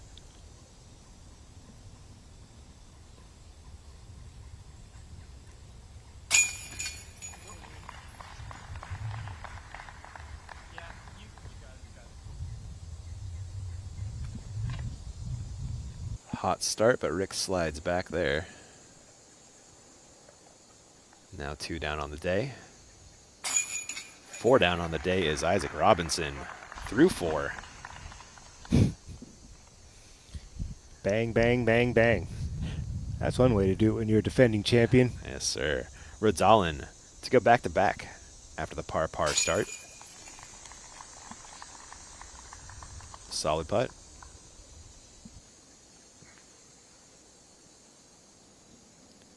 A little while ago, he was 3 back of Wysocki. They're now tied. Idlewild, man. Idlewild. Clemens in for par. Off to 5 they go. On 5. Let's fly it, Philo. It's a great hole. This is a power hyzer or a baby flex along the right side. You got those 2 trees up there on the high right side. Those are the 2 you kind of want to split. Try to swing it in late. If you don't have that 475 speed, you're probably not taking this one on. You're just going to lay this thing up on the high right side, take your par, get out of here. Obviously, the big mistake is to hyzer out early. That's the big mistake to avoid. Other than that, this is pretty straightforward. Yep. Playing is the 4th hardest on the track today, Philo. It's so dangerous. Obviously, an elevated basket putting towards out of bounds for most players. They're just not even going to take that chance, especially early on in the track.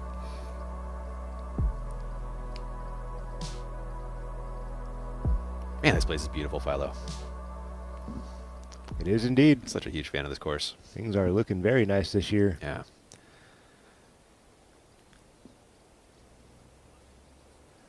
A live look down from our Flight Factory drone at hole 5. Head over to flightfactorydisc.com and grab some swag. Madison Walker leading FPO, the home of her gear. Wow. Here are your storylines. Evan Scott and Babcock 12 down. 1063, solid day there. Very solid.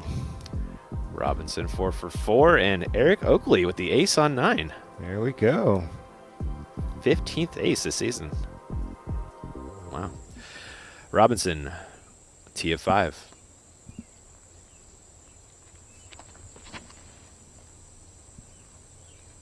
Going to the flex. Will this fade on time? Oh, look my. At that. 5 for 5, defending champion. That's incredible, man. The added pressure, you know? Apparently he's not feeling any pressure. I got a word for that. Insouciant. Oh, wow. Clemens.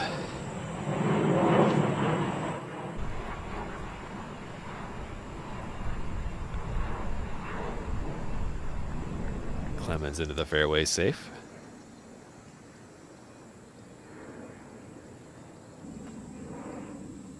Redalen.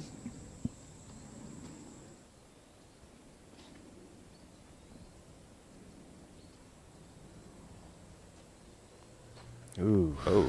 That had the wrong action on it, but a green flag. I'm surprised with his abilities. One angle hyzer up on the right side you would think would be pretty comfortable for him, but a bit of a misfire there from Cole. Wysocki. And I did like Cole is 1 back of Wysocki, excuse me. The forehand. This is looking really nice. You love it if you've got it. Solid. He'll take that putt. Yeah, it's a nice angle. Mm-hmm.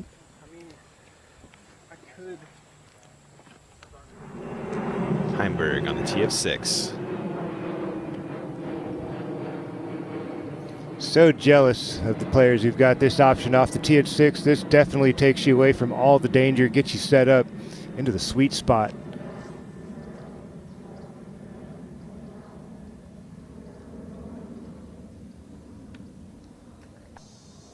It should be at the start of the woods. Oh, perfect. Exactly. That's exactly where you want to be. And if you were on the other side of that tree, picture perfect. Let's check out the course close-up, powered by our friends at UDisc. This Idlewild track has generated 6 unique winners on the MPO side in 6 years. Are you surprised? This place is so hard to get your hands on and to get your mind wrapped around it. So many twists and turns. Not surprised that we haven't had a repeat winner here. Par 69, just under 10,000 feet. Yeah, there's some eagles to be had out here. Obviously, 8 and 16, not the hardest of par 5s. But man, you get to hole 18, hardest on the course typically. I believe hole 4 was playing the hardest so far today. Okay. But you never know. And this is actually the shortest course on tour. Just need 200 some odd feet to get into Circle 1 on average. Here are your current conditions. It feels a bit hotter than that number outside, honestly. Quite sticky outside. I found the number 272 feet is the average throw distance needed to get into Circle 1. That's pretty short these days. It's pretty short, man. Yeah. The course holds up to the, all those trees, right? man, and the OB stakes. Wysocki on 5, putting for birdie. Oh, Rick buzzing the tower. Looked unconscious through the first couple, and then back down to earth, huh? Yep. And is Rick still out? He's doing the walk like he is. Circle 1 putt looking for bogey now.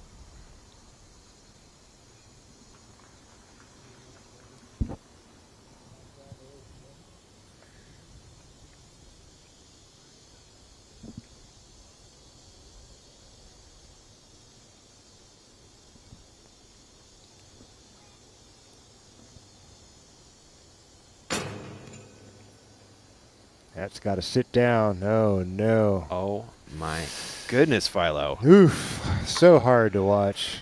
Brutal. Start off with an eagle. A few holes later, give it all back. That's Idlewild for you. Ricky went eagle, birdie, par, bogey, and now he's going to get a double. That's a small straight going the wrong way. They're calling that triple bogey because he went OB twice. Oh, he did, didn't he? Right, 1 safe, 2 is OB, 4, that's 6. Yeah, that's a 6. Oofda. Par for Clemens. Birdie for Robinson, who is 5 down through 5. Defending. I'm speechless, man. Yeah. What else do you say? Yeah. That was incredible. What a fantastic start for a defending champion. So unusual, especially here. He's just cruising right now. There is Rick after the this is like a Neapolitan plus start for Wysocki. A toothache is what we call that. Call that the toothache. Oh man. It does have the small straight right now. That's great at the WSOP. It's not good in disc golf. No, sir. Wow. I don't think I've ever seen that through 5 holes. He touched the rainbow. That's a cycle in the wrong direction. Full Skittles on us, Philo. Taste in the rainbow. Heimberg on 6. You saw the tee shot. Here's the second onto the Peninsula Green. Oof. Nice. Shockingly, he would go on to make birdie. Here are your scores. Gannon Burr, Philo. Yeah, man. Making some moves out there. Ooh, the goose is loose. 8 through 13. On 6, Robinson. This is the hardest shot here for the righty backhand. He is so good at this specific shot. That's remember last year? Look at he was throwing that. You can't drop a disc in a better spot than that, Ian. That's ridiculous. This dude is unconscious right now. Uh-huh. Chris Clemens, as we look down from the Flight Factory drone.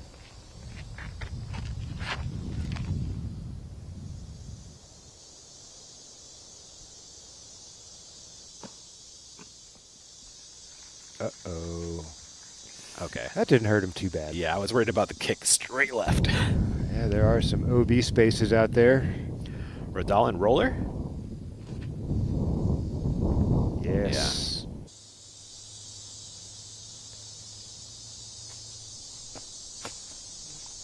Yeah. There you go. Boy. Going to join Robinson. Perfect position. Best angles are right there. Looks like Rick's going roller as well. That's his Vandal. He loves to throw rollers with.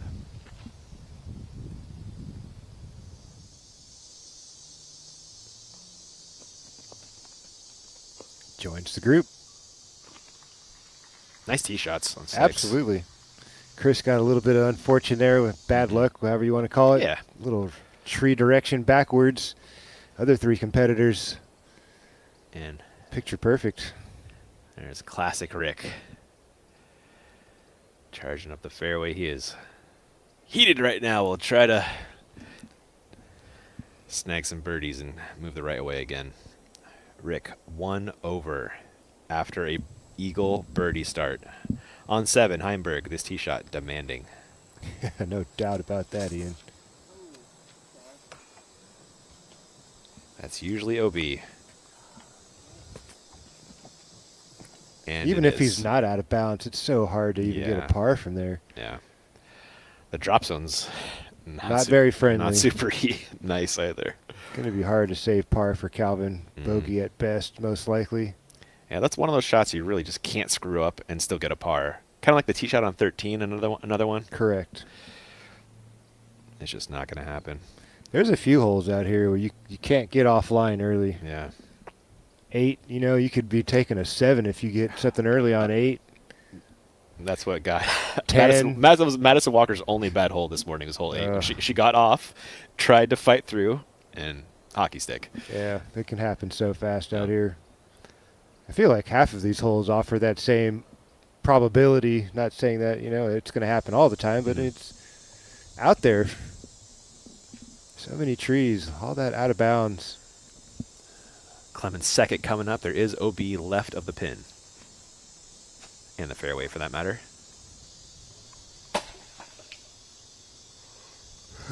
Splash down. Oh, a little long goes Clemens. Burr on 16.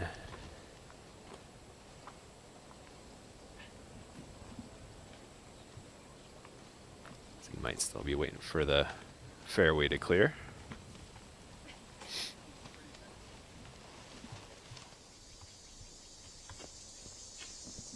Wysocki on 6. Oof. Technically an eagle putt. That was an eagle run. He took a nice stab at that. Just dries up a bit short. A little bullseye tap in for Rick. Get him back to even. Robinson's next to act. Look at all that airspace they have to work with when you finish out there on the right side. That's a nice note, man.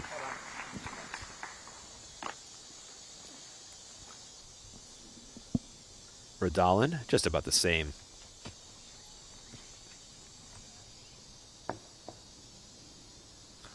Stress-free birdies there. Yep.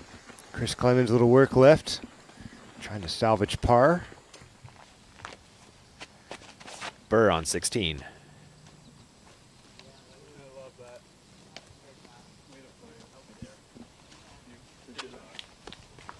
Right in the middle. All you need off the tee on 16. From the drop zone on 7, Calvin Heimberg throwing 3. I think you can see the target way back there in the background. Yeah, you can. Going to his favorite fairway.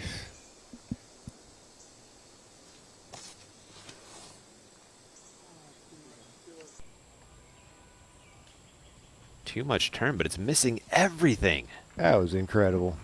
There is a skinny fairway off to the right-hand side. That was incredible. Katrina Allen hit it this morning. Oh, randomly. Man, that almost never happens, Yeah. Ian. Yep. Opportunity to save par. We thought it was unlikely. It wasn't. From the drop zone, not Wow. likely. You're not lying when you say that. Clemens in for par nicely. The rest of the gang should slide in some birdies.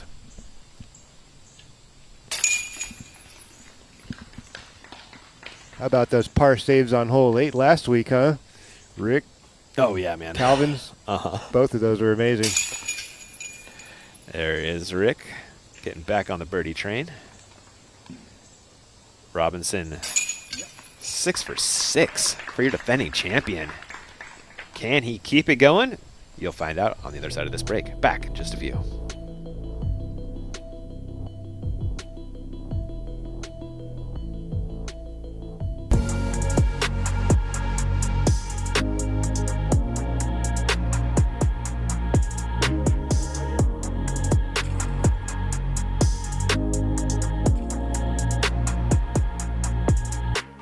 Introducing the F9, Prodigy's most understable fairway driver. The F9 is designed for beginners and lower arm speeds to get maximum distance, full flex flights, and effortless hyzer flows. The F9, available now at ProdigyDisc.com.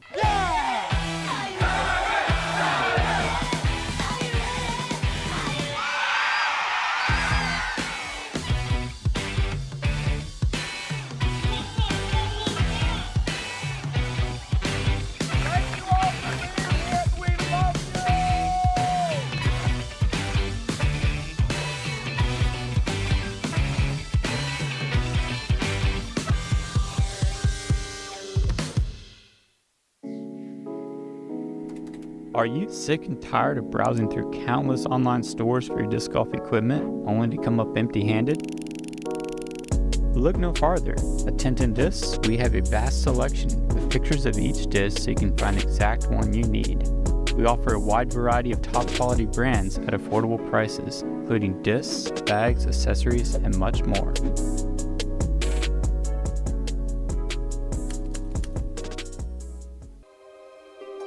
Can you feel it? It's fresh and something completely new. It's something that connects us with nature and where we care about what's around us. At Pure Disc, we believe that every small step counts. Our bags, made from recycled materials, may just be a drop in the ocean, but we believe this is the beginning of something. Pure Disc golf bags are waiting for you on our website, puredisc.net, with same-day worldwide shipping wherever you are. Dickerson, second shot on hole 7. Forehand roller coming? Looks like Or is it that's a- what he's lining up here. Oh, Oh, just a flex flex shot. shot. There we go. Well done. Yeah. Arlinghouse, second on the same. This is a righty forehand from the lefty, Philo. Ambidextrous. Look out. Oh. Putting his overstable fairway into circle 1.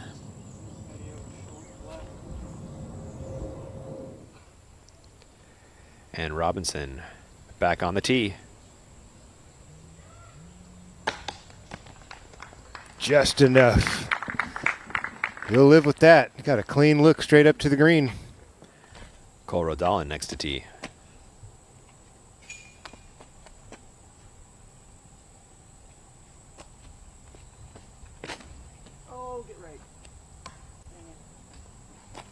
Oh, it got right. Unfortunately, probably OB.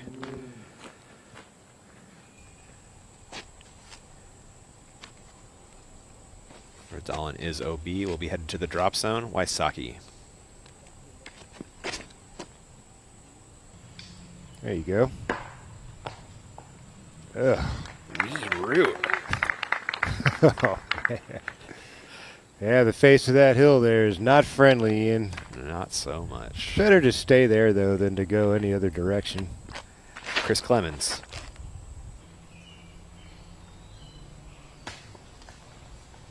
Ooh, that could be red, Ian. Ooh, Oh. Terry, we just saw a little action for Clemens late. Did it stay on the hill? I'm up on top of the hill, so I can't tell for sure, but I didn't see it roll, and I didn't see any red flags brought out, so hopefully he's safe. Okay. Good news for Clemens there. Yeah, well, we heard some claps afterwards. Did you? Visually deceiving. Jumping ahead to Heimberg. A par putt.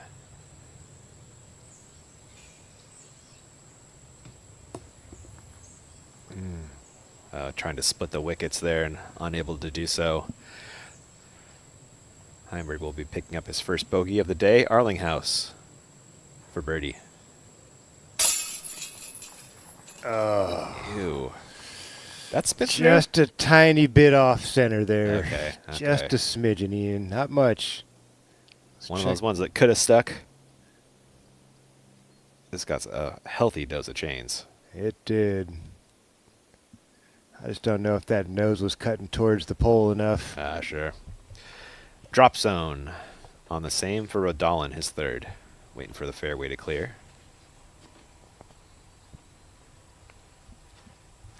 While he waits, Chris Dickerson.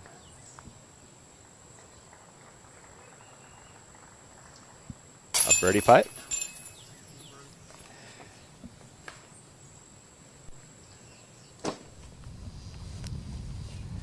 And jumping ahead to 16 again for Burr, throwing 2.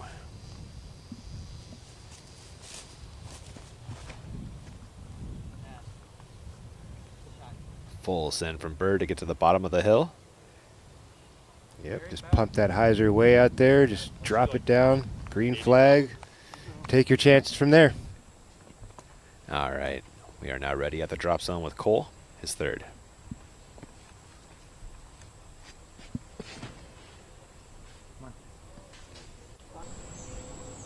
Tickle, tickle, still fighting. Ooh. All right, circle's edge for par. Yeah. I can live with that. Definitely.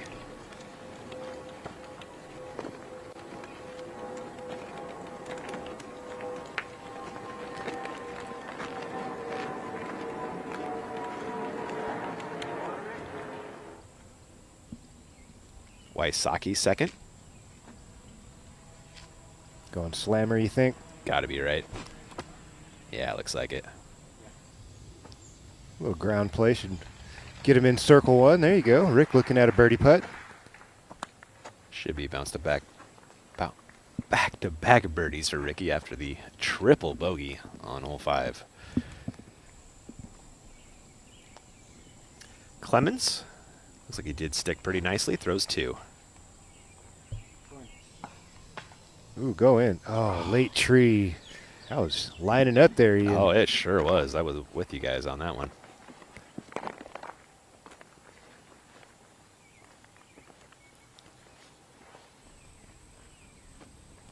Robinson. 7 for 7, that hand here. It's right there. The meat of the fairway in front of him. One to miss. Look at this guy go, man. This is going to be fun to watch. It already is. Wow. Oh, grab his towel.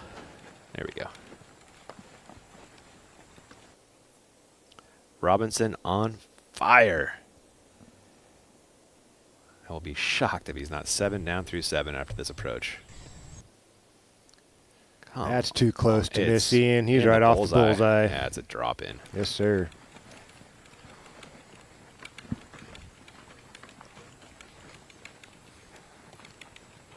Whew. Look at that. That's how you make it look nice. Wow. Redalen in circle 2 for par.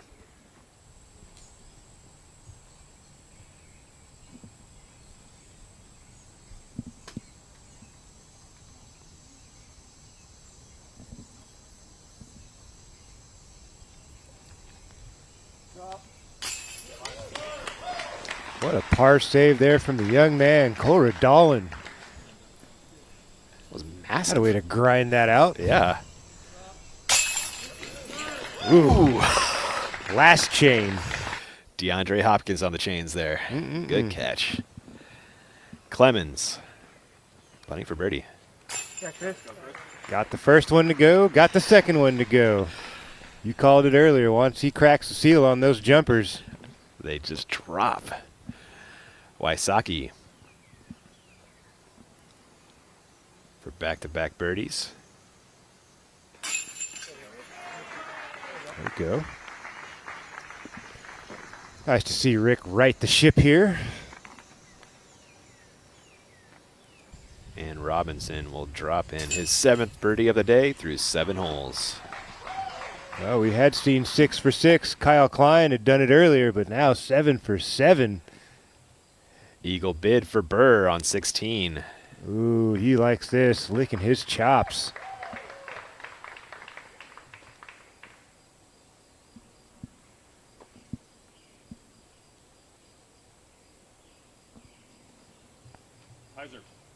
Oh, what?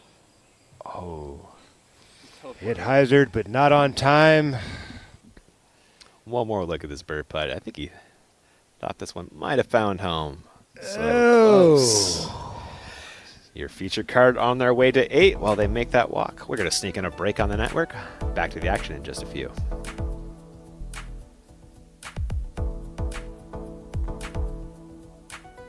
Can't make it to the course? No problem. Introducing Birdie Pro, the best-selling disc golf board game on the market. It's everything you loved about the original Birdie, but back and improved for the ultimate strategy game experience.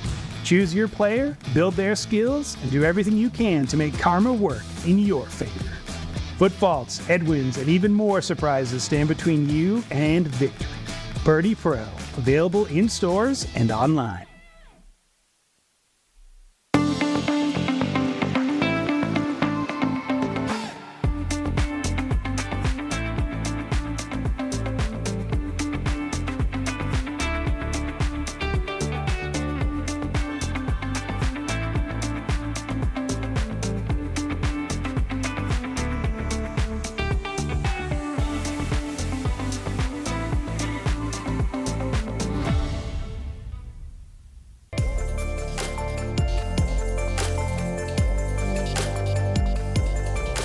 Play smart. That means getting reliable results from reliable discs. Keep it simple. Founded in 1995 as Innova's original molding partner, Millennium Golf Discs are designed for control and not overcomplicating your game. Throw Millennium. Premium discs that help you compete at your best. Play smart. Keep it simple. Throw Millennium. My name is Ricky Wysocki. I founded the Saki Bomb Foundation as a nonprofit organization committed to growing the sport of disc golf with America's youth. The foundation's First Putt initiative puts 50 discs and one portable basket in the hands of PE teachers across the United States at no cost to the school. We've already sent First Putt packages to schools in all 50 states with the generous support from our sponsors. If you want to be a part of this movement, visit sakibombfoundation.org. Thank you for growing the sport of disc golf with us. What people are going to notice when they pick up the Supreme Series is superior grip, superior durability. The inspiration of creating a new disc line for Dynamic Discs was to actually step up the quality even more. Our friends over at Latitude 64 have to have special molds made.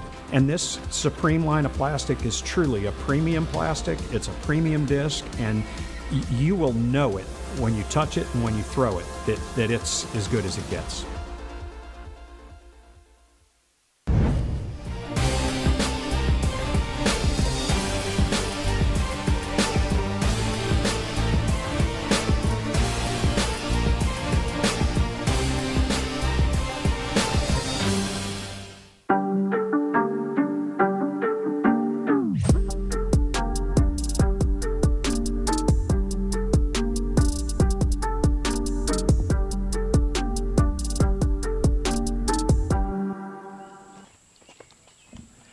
Burr on 17, you saw the picture-in-picture birdie at 11 down.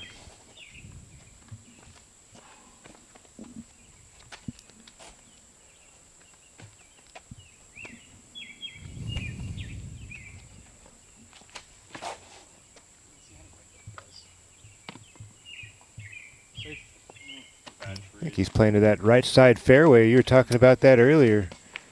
Play for the safer angle to putt into the green. Give yourself an opportunity. On hole 8, Robinson. Oh, that's the mean part of the fairway too. Oof. Well, it's a par 5. You can make one kind of mistake, you know, and You still can get still a birdie. make a birdie, yes. Yeah, he's not going to eagle. No, not from that position. Good sidearm from there. Get him face of the hill. Another sidearm onto the green. Make a putt. I'd love the sidearm off the tee if he got it, Philo. Oh, yeah, this is the shot if you got it, but you got to have to be really aggressive like Rick here. That's what you're looking for. That's the eagle drive. But if you mess that up, who knows where you end up. You know, that's the risk reward and why this short par 5 exists as a par 5. Clemens. Trying to follow Rick's vapor trail. Shaping Oh, up yeah, he beautiful. loves that. Center cut for Clemens. All set up. Redalen. Ah, nice. Also going to the flex forehand. Oh, come on, baby. Get lucky as you are. Oh, God. This is trouble for That could have been Redalen. worse. Seeing. Oh, yeah. Could you imagine if he macked that first one he'd swerved past? And then it goes right. Woo. Yeah. I don't want to even think about that position. So Cole can get back on track with one shot. Birdie's still there. Make a little progress. Maybe the Yeah, gallery slowed him up a little as well. Terry, talk to us. How's Cole looking up there on 8? Could he take somebody out? Yeah, as you guys said. Yeah, as you said, not good off on that right-hand side. He's going to be pinched off over there, and we'll see if he can just make his way up to the fairway. If he gets himself onto the uphill slope, that will at least set him up for a birdie look. Let's see if he can do that much. Terry, is Robinson in any kind of better spot over there? From what I could see, it didn't look like Robinson was much better. There's a lot of spindly, individual trees over there. So without being on top of their lie, it's tough to tell. But 2 or 3 feet one way or another could make a world of difference. We're looking at it right now, and you called that perfectly, Terry. A lot of little guys to miss for Robinson on his second. Ooh. Oh, no. Huh? If that's in the middle, you give him an outside chance to get up on top of the hill. Maybe sneak something in there for a look at 4. Most likely just going to play for his par now. Mm-hmm. Jumping ahead to Oram, throwing his third on the same. His second leak left off the fairway.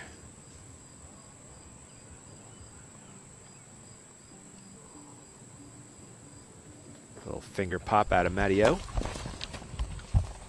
And a nice monopod dodge by our camera folk.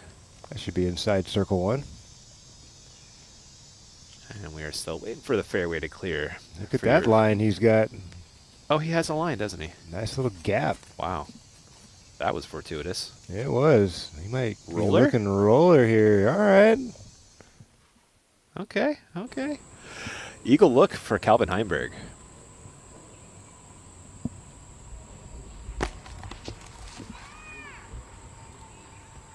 All right, dribbles that into shallow circle 1.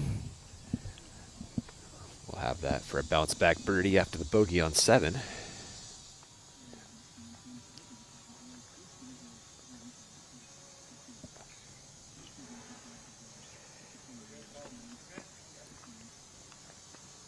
And Redalen lining up the roll. What do you make of this roller over here on the right-hand side, Philo? Takes a lot of courage to even think of this shot, Ian. This could go from bad to worse in a heartbeat. Gonna have to be so precise to get this through the gap and down on edge at the perfect time. Probably aiming for that sunlight right out in front of him. Oh, he got it down. Oh, that's solid. That's. I don't know how you can get the disc farther up the fairway. You know? Takes a lot of courage to throw a disc on that angle. Robinson, his third, kicked here. Or second kicked here, now throws 3.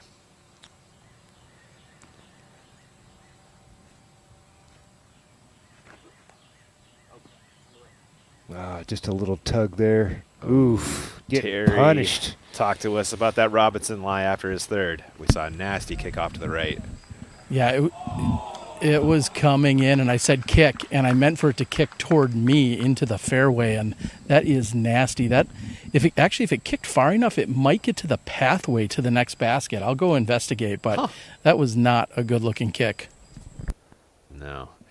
And we are looking down at Chris Clemens, who had a fantastic drive. Finally gets to throw his second, huh, after watching all that. It's been a minute, huh? It has been. Looks like they're waiting for the feature 2 card to tee on the next. So let's show you that action.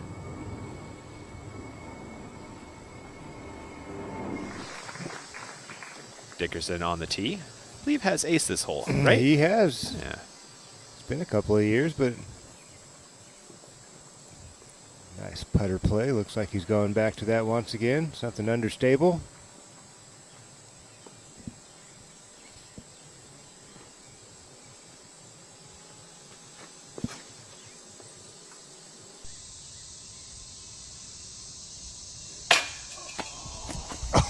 Dude, I was going to say something. I was going to say it too, man, but I didn't want to jinx it. No.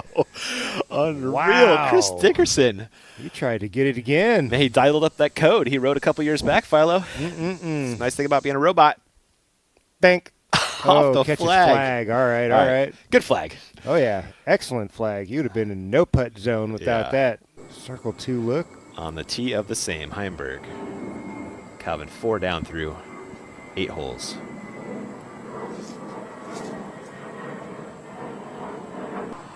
Also looking tasty. A little better, too. Yeah. That's right there. Calvin Heimberg just past the bullseye, back up the hill.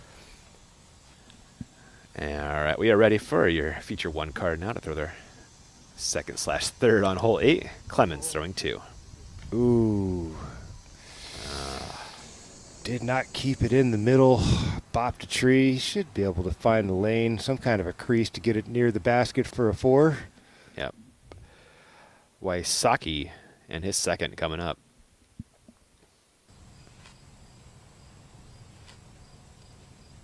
A little bit more left than you'd like here, Ian. Oh. He did well to get that far up the fairway. Tree kicked, pushed him kind of towards the basket on the right side. Potential for a look at a 3. Yeah. Gannon Burr on 17.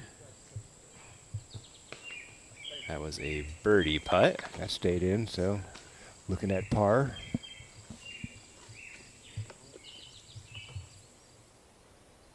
Little bird raz, perhaps? I wonder, huh? Nature is out there. As we look down on it from our Flight Factory drone and Chris Clemens. There you go. He's got a little something to work with there.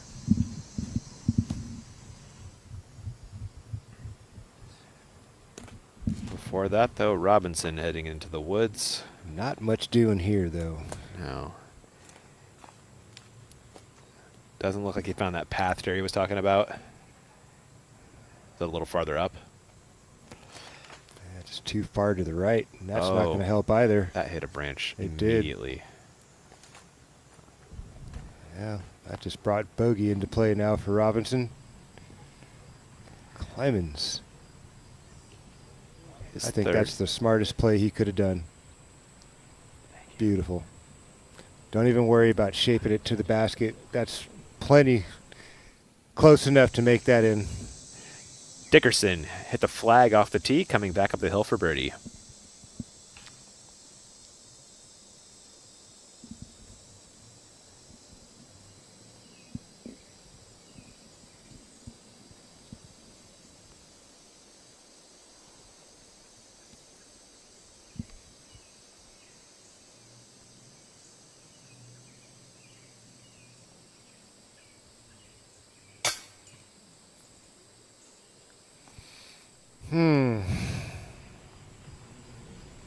Robinson is 5th on hole 8.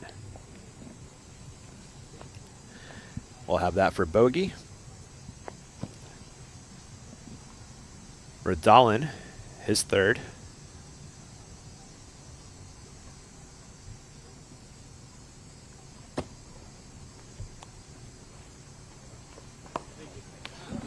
Very nice. Very, very nice. Arlinghouse on 9.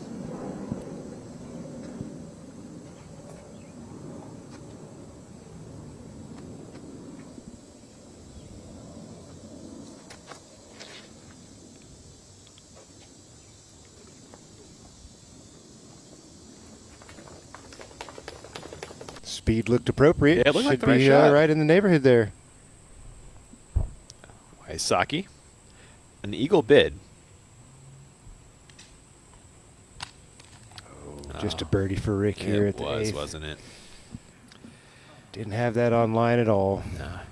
Robinson in circle 2 for bogey, Philo. Wow. Yeah, this is a tester for sure. And he's got one tree to navigate. Oh, no. Double bogey after 7 consecutive birdies. Idlewild. Yep. Be saying that a bunch this weekend, Ian. That's all you can say is Idlewild. Chris Clemens putting for birdie.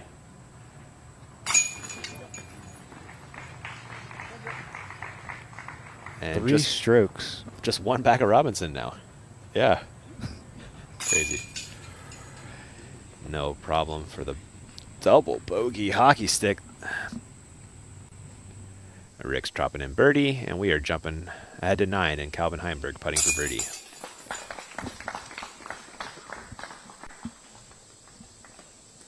Arlinghouse also putting for birdie. You saw the tee shot.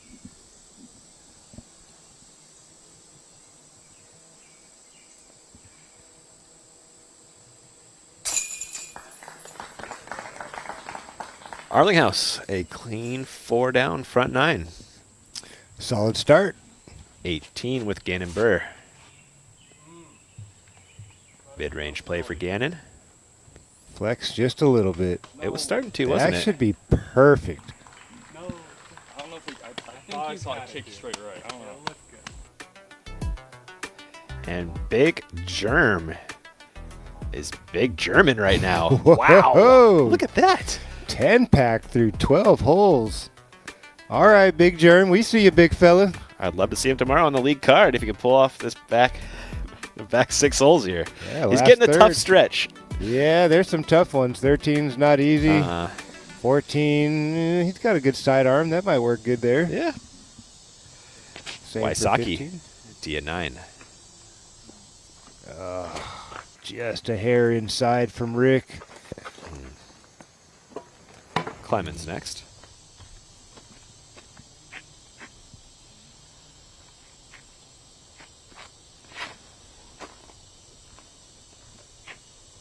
Skip in. Oh, maybe. Oh, man. One tree to miss. I don't know. That may have been coming in a little hot. Yeah, it was.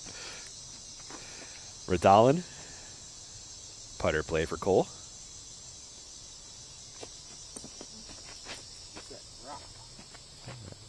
That's a good stop.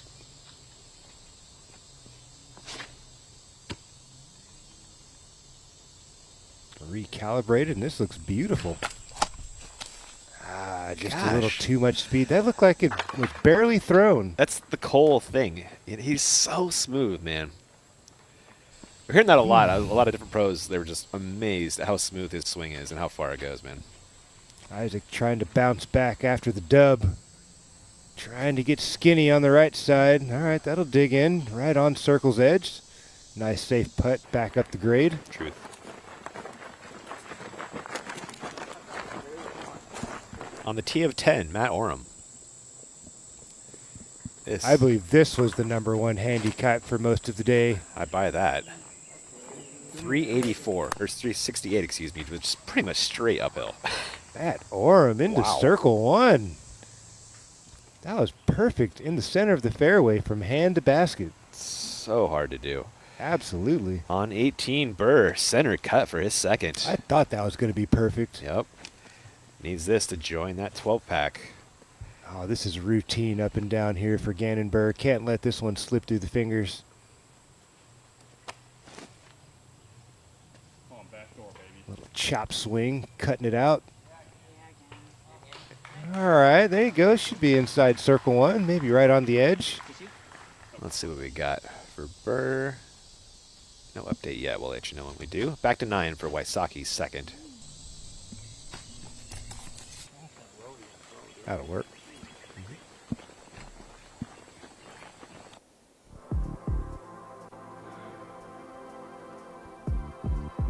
Story atop the leaderboard hasn't shaken up just yet. Gavin Babcock, Evan Scott in the house, a dozen each. Gannon Burr's got a putt to join that group. Jeremy Coling, a third of the course left to go, sitting at 10 under. The Goose is loose, also at 10. Things interesting here first day at the Idlewild. Redalen coming back up the hill for birdie on hole 9.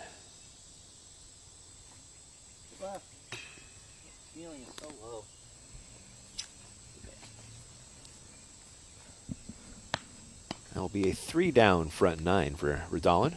Clean. Robinson coming back up the hill, trying to get back on the birdie train after the hockey stick on 8.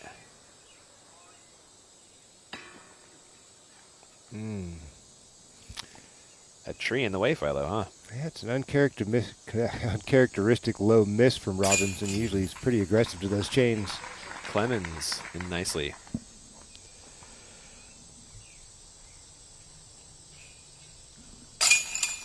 And Wysocki in for par. An eventful front 9 for your feature card. A long look for birdie. Heimberg on 10.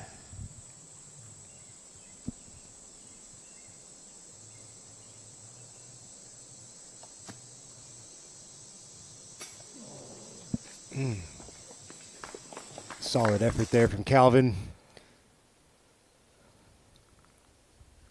On line, but just a little too much want, as you'd like to say, Ian. Gosh, to miss high from that 75 far, feet, that far yeah. down the hill too. Impressive stuff. Impressive stuff. The drive from Orem. Can he capitalize? Yes, he can. There you go, Matty-O. Back and forth you go. He's got a nice pace going. That's fun. That was Zach Arlinghouse walking to his par putt on 10. Man, big germ.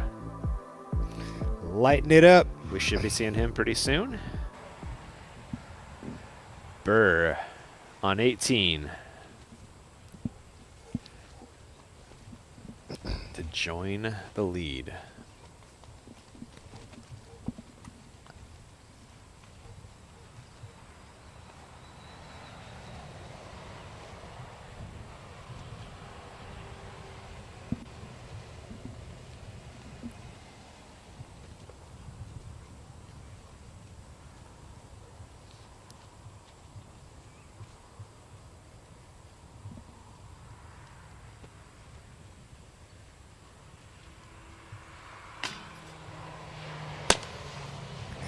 Just didn't quite seem comfortable with that look there.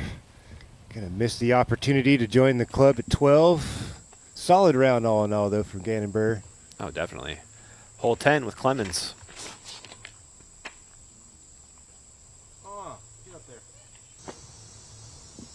This is fantastic. Yeah, almost pin high.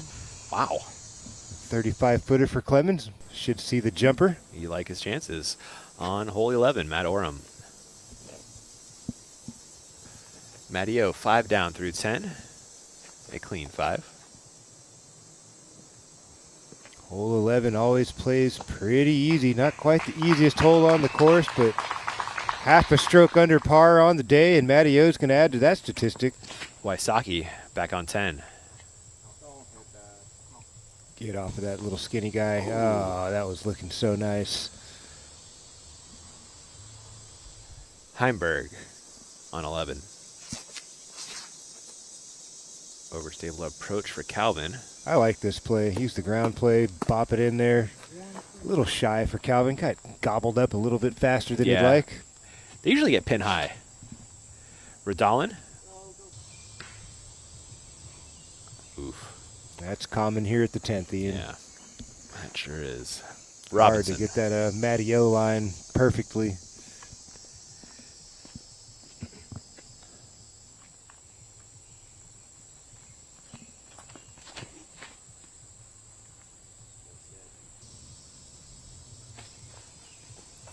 Isaac Robinson gets a full flight. He's going to join Chris Clemens low and to the left.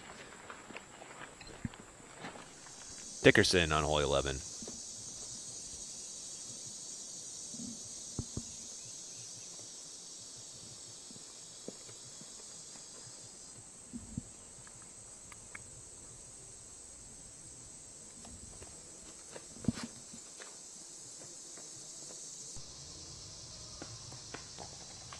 That'll work just fine for Dickerson. Yeah.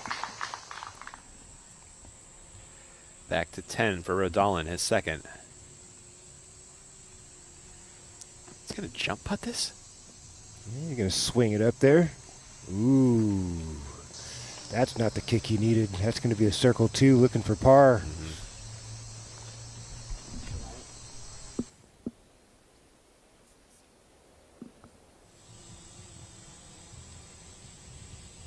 Wysocki for birdie.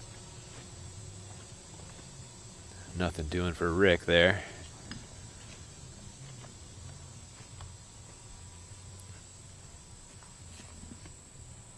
Kind of like AB. They both equaled hole 1, and that's their score. Robinson, a birdie putt and a birdie make. That's better.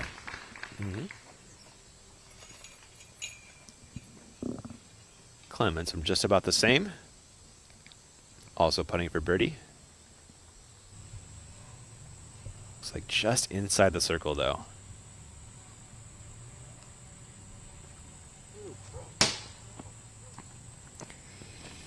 He'd like to be a foot or two farther away, Philo. Yeah, it looked like his disc was outside the circle. Yeah. Redalen for par.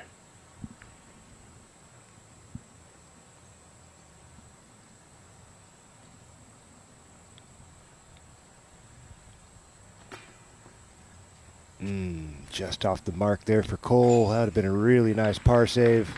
That will be his first blemish on the scorecard today. Bit of a slow one. He's going to drop back to 2 under through 10. Wysocki coming back for par.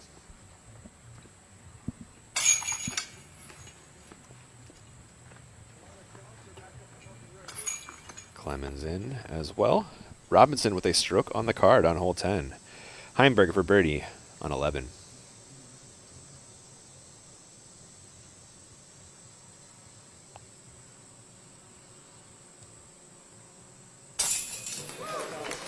There you go, Calvin. Let's get in the basket and a nice birdie. Heimberg at 6 down. Your tour points leader. 6 down's good, but 10 down is better. Especially through 12 holes. Yeah. That's phenomenal. What a heater. Look at that middle section there for Germ. Birdie, birdie, birdie, eagle. Birdie, birdie, birdie, birdie. Wow. Dickerson in for birdie. Speaking of, you saw the drive a few moments ago. Big Germ's been due for a solid finish, hasn't he? He's been bubbling lately, you know. We saw him at Ledgestone. Percolating, huh? Yeah, he's been percolating up the board. So I think we're also in. I said, you know, the Nathan Queen type of courses. For sure. Those are also Jeremy Colling type of courses. You know, in the woods, forehand friendly, lefty friendly. Gets to be creative with the angles. Yeah, definitely. Robinson. Ooh, no. Early tree. It will be an easy par, but this is a birdie hole, Philo. Gotta get this one, especially with the tougher holes coming up ahead. 12's not easy, 13's not easy, 14's definitely not super easy. The Wysocki tee shot. Yeah, right below the basket, I believe. Clemens.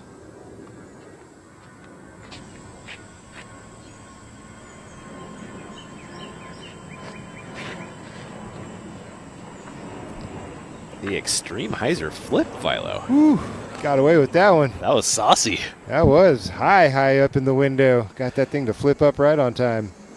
Redalen.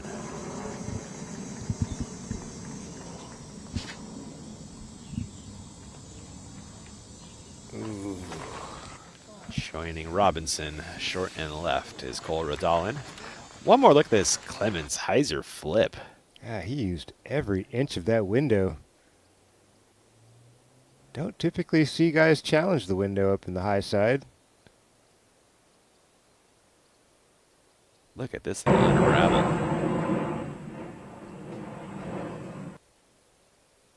Well, he'll like that putt just yeah. off the bullseye.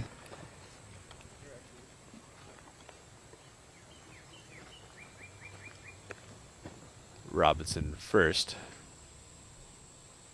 Throwing 2.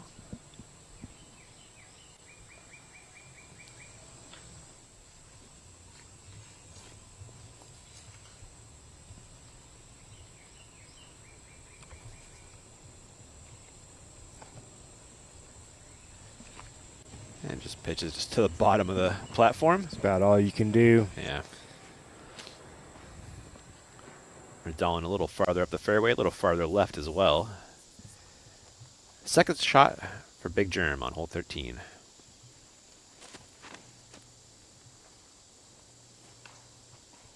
Oh, that was close to working. That was close. Should get a par out of that for Big Germ. Is it rolling? Just an inch away from getting On 12, Matt Oram. That mandatory's new. They really cleaned out the woods on 12, Philo. It's got a 12/18. Left-hand side of 12's fairway and I guess also the left-hand side of 18's fairway are very cleared out.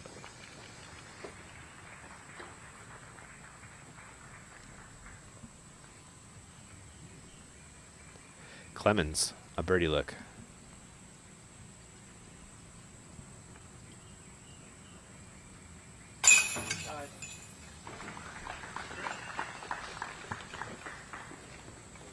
Wysocki, also putting for birdie. High in the chains, but does settle. Followed by a Robinson par and Redalen par.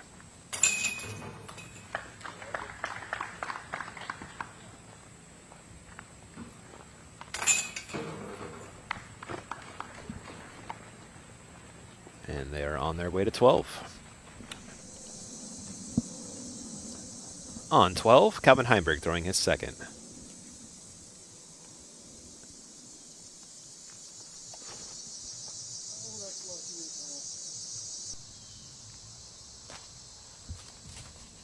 Wow, Calvin got away with that one, huh? Mm-hmm. All the way down in there into the green, a little long opportunity. On the same, Matt Oram. Yep, forehand roller.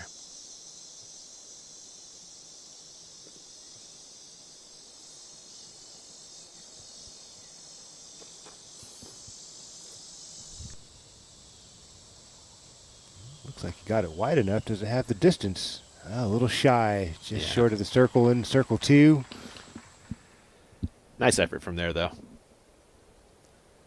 Well, you never know. You might slide that one in. Oh, yeah. It's Matt Oram, man. Just never know. The man dangerous from circle 2. A live look down at your spectators enjoying the action.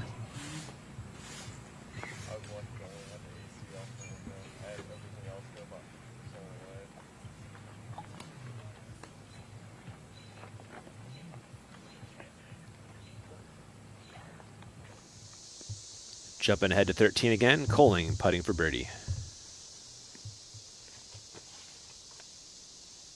That's a layup for par, and his season-high birdie streak comes to an end, but what a streak that was with an eagle mixed in as well. And on this course, that's got to feel really good. So much can happen here, and get that nice little stretch there. Feels really nice.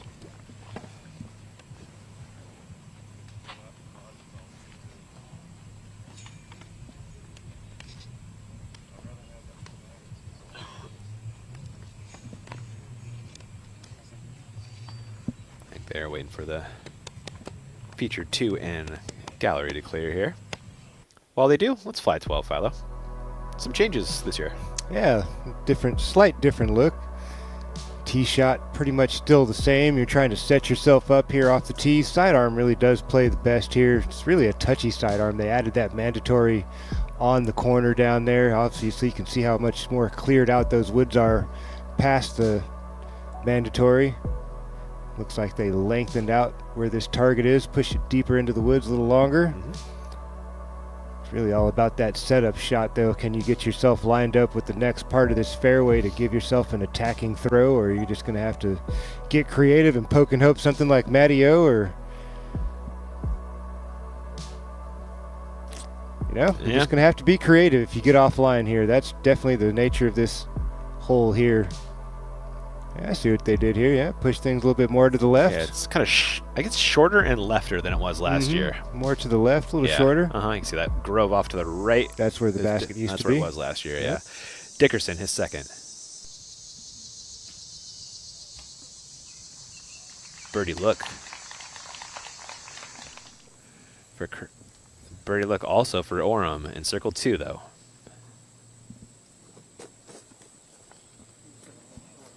Ooh, nearly.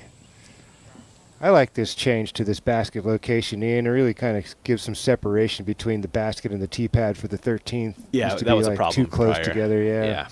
I'm sure that's why they did it. Yeah. We've had shots past the tee pad. Yeah, for sure. Been thrown back over the tee pad to the pin. So, yeah, nice change for the crew.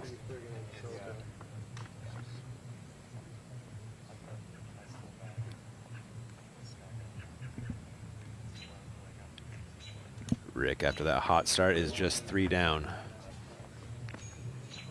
But on a nice streak here, has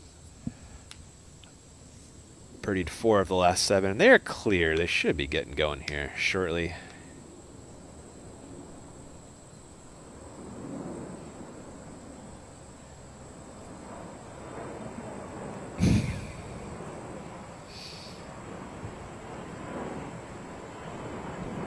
On the green, Calvin Heimberg. Oh, wow. This might... That ran a little longer than I thought. It did. This might Probably be in that circle 50-foot range, huh? Yeah. Maybe not quite 50. It looked like about 40.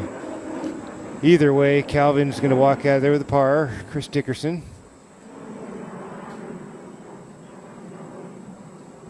Inside circle one. Yep. Putting for birdie.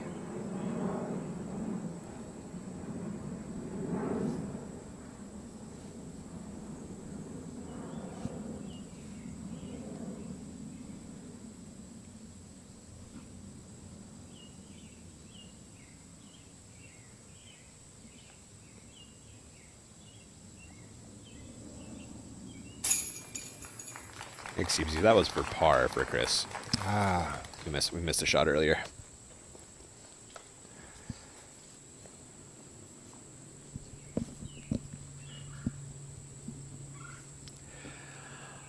Oram coming back up the hill for par.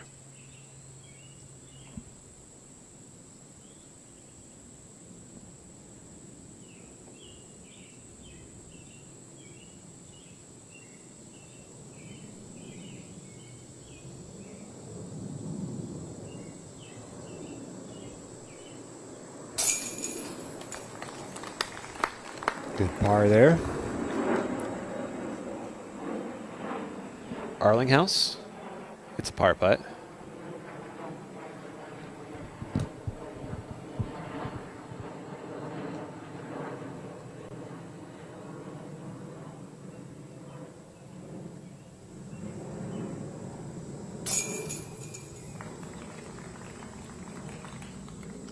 And Calvin will drop in par. And game time for feature 1 card as the green is clear on the par 4.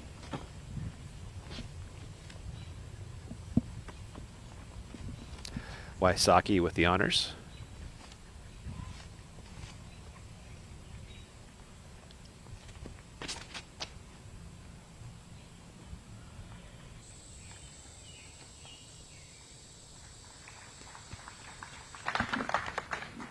Solid tee shot. We'll have to check that landing when he gets up there, see what he's got to work with. Clemens.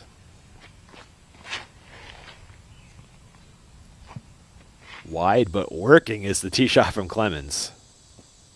That's still going? Massive skip. Whoa. Let's see what kind of line he's got. Yeah. It's all kind of new uncharted territory down in there. Terry, we're watching Isaac Robinson take the tee right now. How is Clemens looking after that massive tee shot? Yeah, that came in with plenty of speed. The problem is he's not going to have a very good look to the pin. It's still quite congested between him and the basket, even though he's only 125 feet away. And where exactly did Isaac Robinson just kick to? Yeah, he carried to the right off of the right side of the fairway, so I'm guessing he's going to have a pretty good lie from there. And Ricky, who had gone first, he's right on the edge of the woods. I think he's going to have a nice backhand into the green as well. Oh, all right. There you go. Swinging ahead. Terry on the ground. Yeah, love that, man. Germ on 14.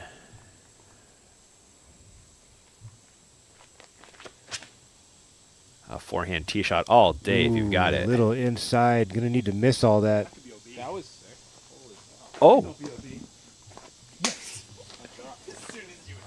All right. Did you see that kick back out of the woods left? Whew, I did not catch that. Oh, yeah. You got a nice little bounce out. One more look at that Robinson drive. That is such a technical shot. Unfortunately, got a little beat up, but may not have been so bad in the end. Yeah.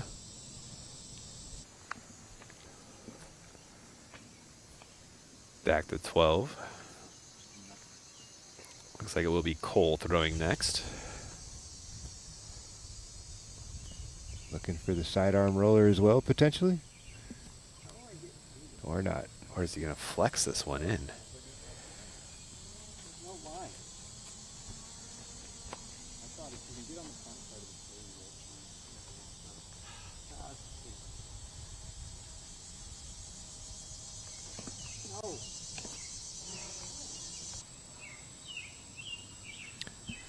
Looked like a little flustered on that shot, Philo. Just having. Yeah, not really seeing anything you liked, and just having to force the issue a little bit there. Yeah. It didn't all go against him. He still got a nice forward push. Should be able to pitch up and down.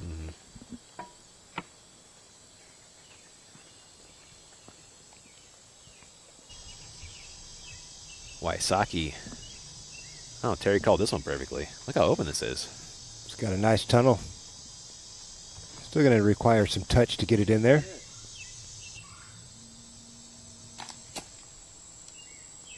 All right, nice stick there right on the circle's edge. That was overthrown, though. He got a little fortunate.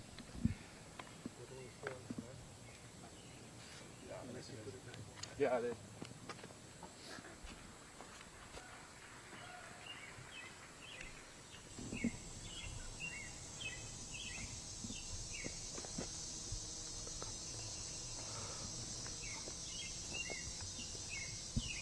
Clemens and his second.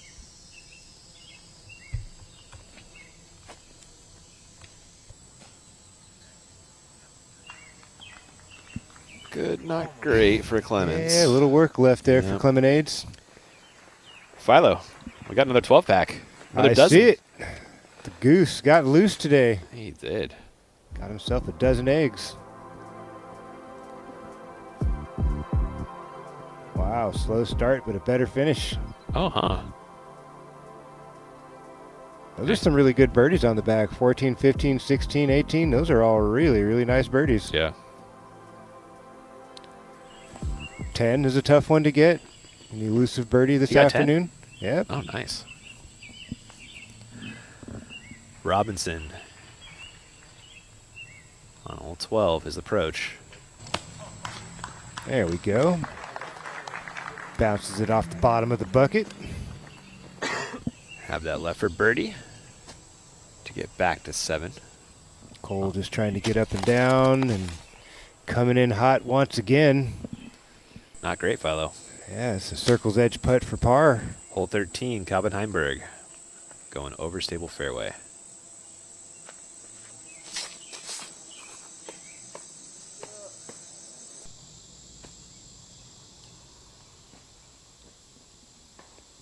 That'll work.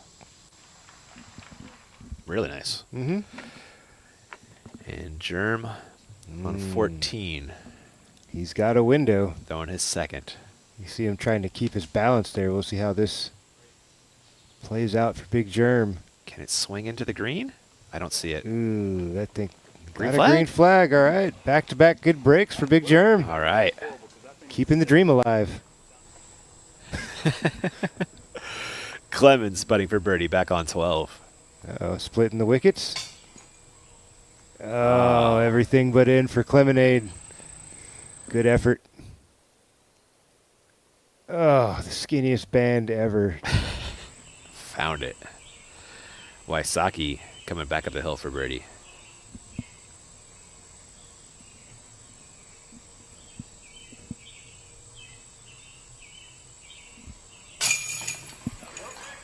And Wysocki, for the first time today, gets to 4 down.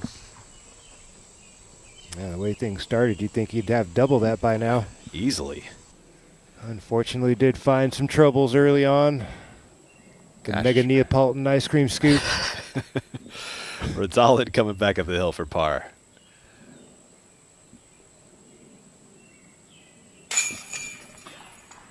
He had like the low straight too. 2, 3, 4, 5, 6, right? Yeah, he did, yeah. Had a poker hand, an ice cream scoop. He had the whole deal. He's lacking the disc golf score, unfortunately. Robinson gets it in. That is a birdie for Isaac. Birdie 2 of the last 3 after the hockey stick on 8. And back to 7 under goes Isaac Robinson. Took a little break there. Plenty of time to card 5 more birdies and. Yep. He's got 6 to go. Mm-hmm. Needs 5 of those for a share of the lead. And what? I don't think I've ever seen that before, man. 2, 3, 4, 5, 6 in a row like that. Just especially not with a 2 being an eagle. Nope. You know? Mm-mm. You might see a 2, 3, like a couple par 3s. Mm-hmm. What'd you call it? The super mega Neapolitan scoop? The super mega Neapolitan scoop. Oh, it's funny unless you're Rick, and it's not that funny. Yeah, I agree. Oh, these beautiful scenics.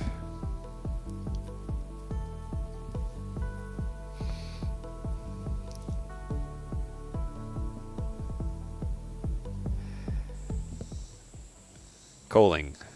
Still putting for birdie. Still putting for birdie on hole 14. After all that, gotta look here. Get it to 11. Doesn't touch a thing. He'll take that par though. From 2 shots he really didn't like all that much. Pars are good. Mm-hmm. Oram throwing 2. Just back on 13.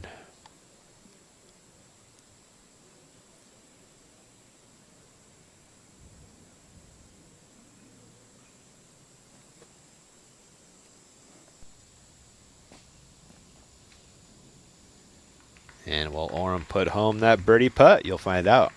Other side of the break. Catch you there.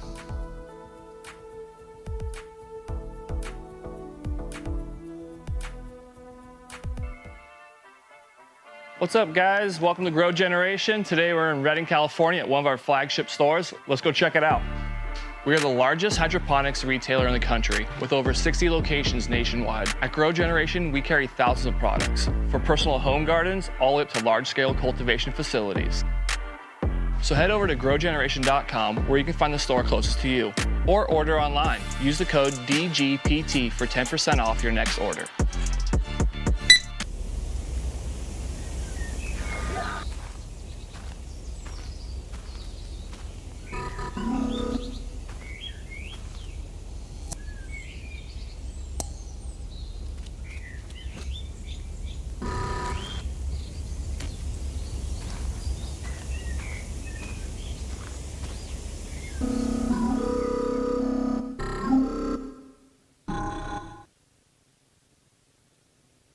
The orbit fell and this thing has been amazing. The plastic, the flight, everything is just amazing. You can really manipulate the angles on this thing. It's a felon, but it does things that felons really aren't supposed to do, and that's why I love it.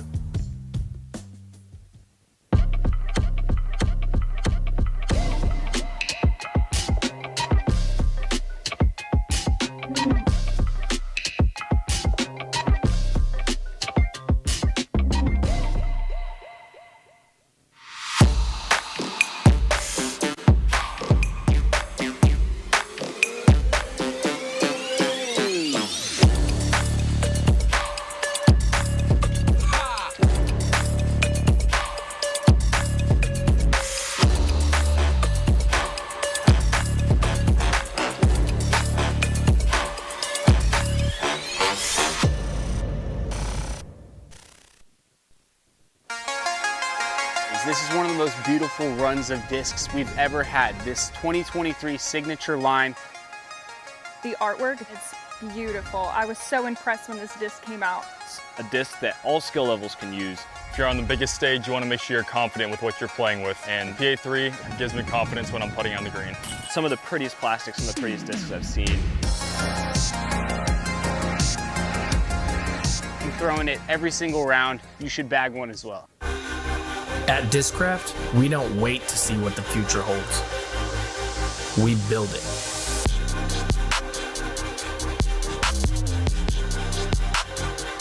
The future is in your hands.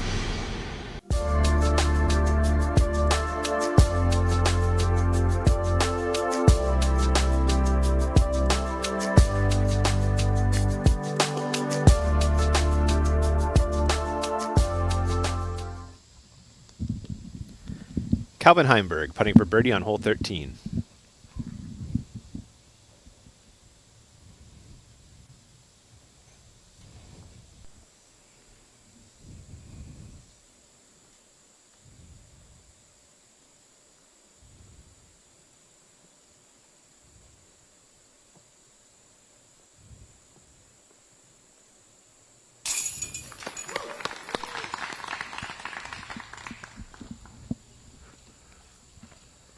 Jumping ahead to Germ on 15.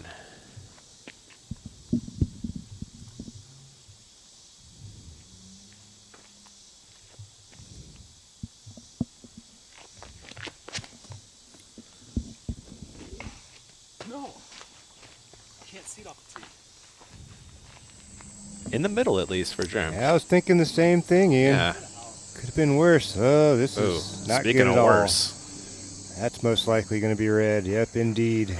That's going to be a bogey every time for Rick from there. Really hard to get up and down. I don't know that I've ever seen it. Robinson.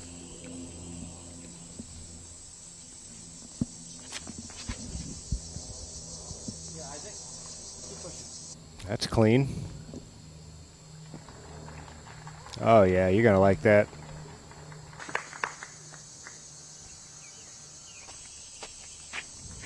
Clemens.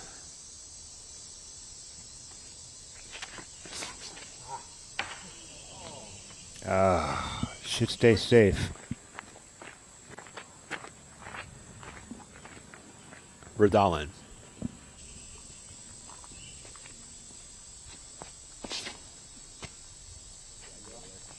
There we go. Should be a fairway finder for Cole. Yes, sir. You like higher or lower on that fairway, Philo? I would probably prefer a little higher. From what I remember, the angles are a little bigger up on the high side. Orem. Nice putt. 7 through 13 goes Matty O. Nice and steady. Yes, sir. On 15, Coling, his second. Got to play for placement from here if you're Big Germ. Don't get too greedy. Indeed, he does play for placement. Should make that 4 nice and routine. Yeah. Maybe an outside look at a long throw in. Back to 13 for Clemens, throwing 2.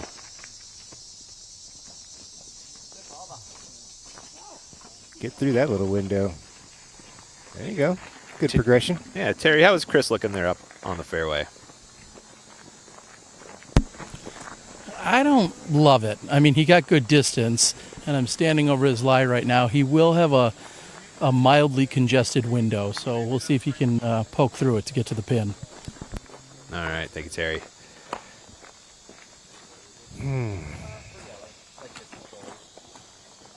Wysocki taking this from the short side of the creek. Yeah, you're right. Didn't make it across. Most likely we'll see another sidearm. What's a good landing spot for Rick here? Like the normal drive? Is he trying to push that a little bit? He's going to try to push it a little bit. There's no reason to get super conservative if you're Rick. He's going to, I'm assuming, going to throw a sidearm that's going to flex back towards the basket. Get something overstable.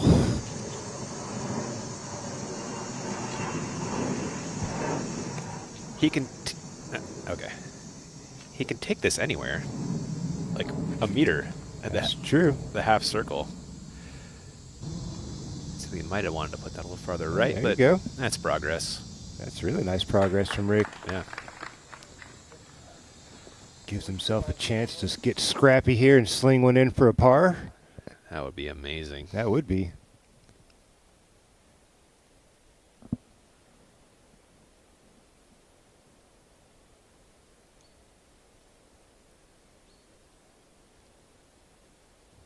I like this change as well, Ian. I was always frustrated by that little islet of a green. The peninsula green up there, yeah, it was little.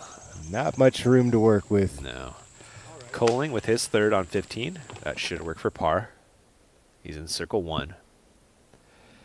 Back flying above 13 with your feature card.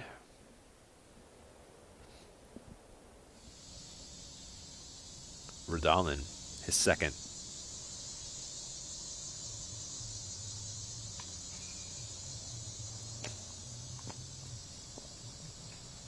There you go, right off the bullseye for Cole. Slow afternoon. Yep, that birdie will get Cole back to 3 under on the day.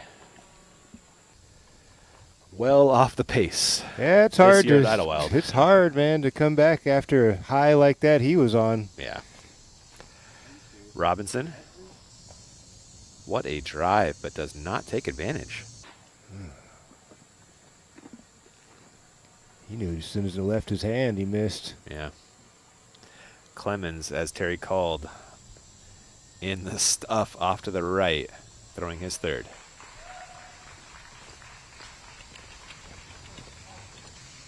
Wow, he had a bit more work to go than I thought.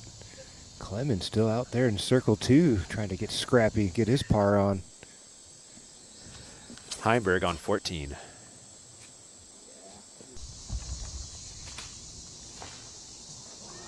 Oh, wow, wow. That's better than what we saw earlier. He's at the bottom of the hill. He's got a jump putt for eagle. That was beast.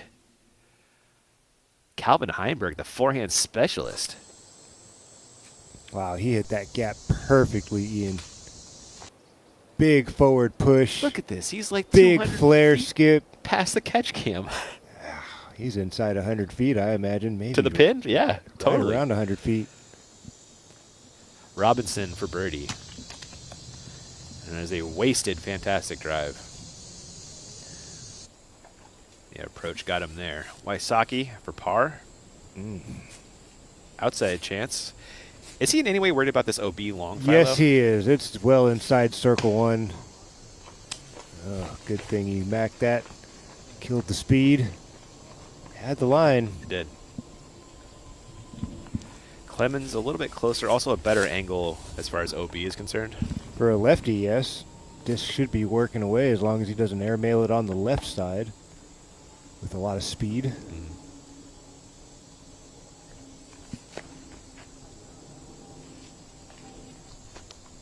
All right.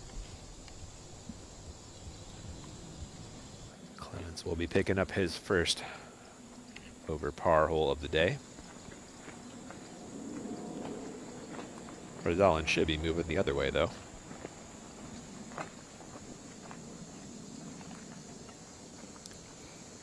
Chris still out for this bogey putt. Not much left. A little tester here. 6 steps off the bucket.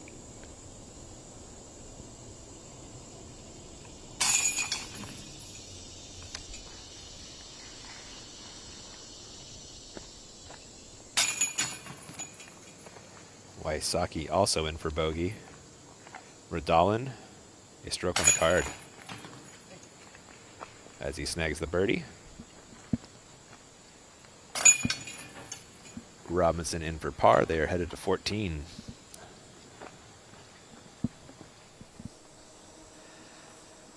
On 14, Matt Oram throwing 2.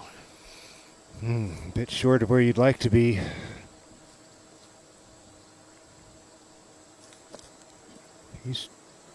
He's challenging the green. This is going to be one heck of a shot, Ian. Going high speed. Tough run up with that stump.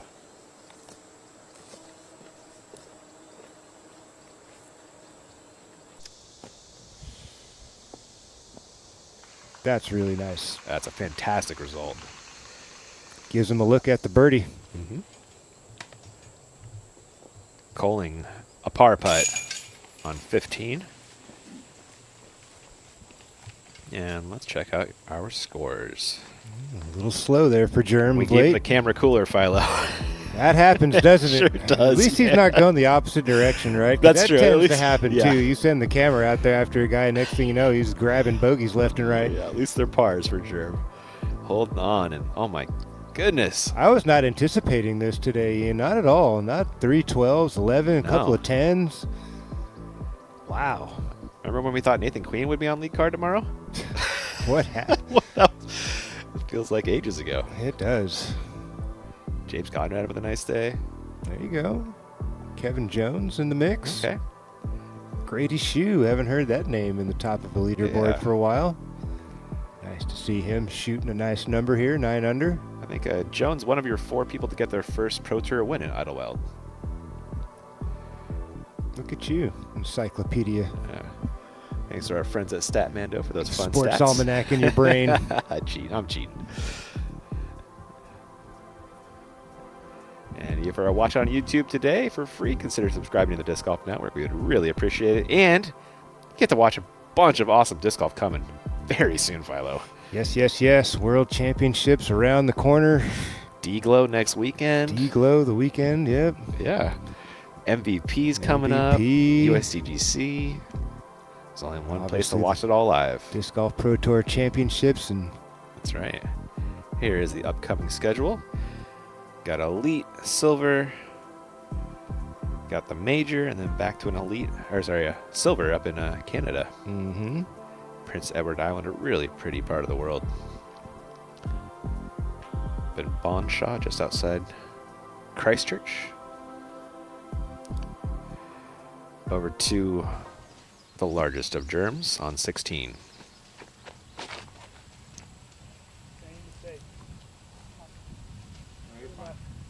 Hey, that should fade out right on time for Big Germ. Oh, that's a big shot. Money. In position to attack for eagle from there if he'd like to. On 14, Chris Dickerson. Gonna have to thread the needle if he's attacking the green. I imagine this will be more of a layup. Try to get to the far edge as close as he can to the green. Oh, he's taking a stab at this. Ooh, paid the price. Easy up and down from there, though. But yeah. True story. That is a skinny cap over there. Welcome into the booth in Burlington. Philo, what do you make of day one at Idlewild, man? I'm a little surprised by the scores being in the double digits, honestly. Yeah. I'm not saying that, obviously, these competitors are so skilled, so talented, but this course is just, you know, seems to handcuff players when they show up here. This year, not the case. They made it a little easier, but I don't think it explains all the scores. Not really. You know? I don't know. It's hard to say expect, you know, like it's golf. You don't really, you shouldn't walk in with expectations. Maybe some anticipations, maybe some projections, but really hard to expect. And it's really nice to see the field really kind of figuring this place out. And we thought Isaac was going to be right there earlier, you know, 7 for 7 start, defending champion coming back and seeing the number posted earlier. Yeah. Finding a little bit of troubles, but still, you know, got an opportunity. It just happens out here, doesn't it? It does. It's bound to happen. Eagle look for Calvin Heimberg on 14. Sure is nice to see a variety of the names up there on the top 10, though. All right. Drop in birdie. Yeah, you can't hate that on 14. That is a fairway people can struggle with. There are a lot of trees to miss. One more look at this eagle bid for the Heimbergler. Trying to steal another one. One thing I was thinking about with Calvin, it seems like the road to victory goes through him this season on tour. That's a thought. It's totally true. You know? Yeah, he's always been the guy in contention if he's not winning. If he's not, or very close. Very close. Exactly. Yeah. He's the gatekeeper to the wins, isn't he? He's fighting himself into position once again today. Orem for birdie. Ooh. Almost a first down. Call it 9 yards there for Orem.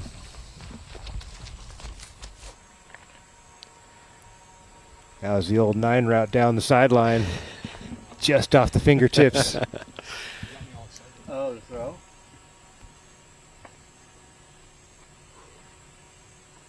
Can we just stare? Hi, Cole. Yeah, we're just going to look at you for a little while.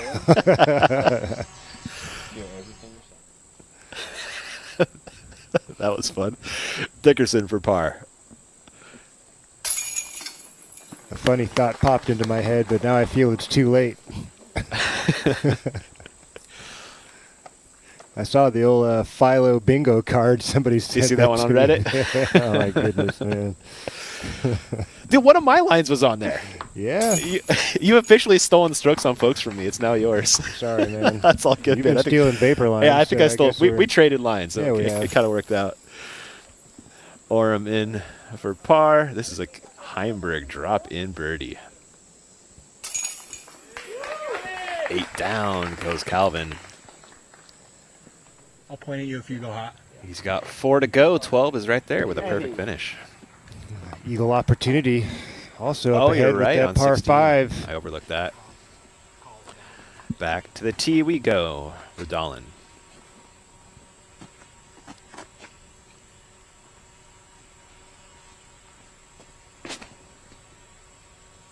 Oh, that was so good. It was almost very good. Catching one of the guardian trees is Cole. You see a little bit of a difference from last week's energy to this week's energy with Cole. We heard nothing out of that guy all round long last week. Oh, Robinson. Wow, he's having a reaction to pretty much everything that happens. I guess those expectations are still pretty sky high for the young man. Wysocki.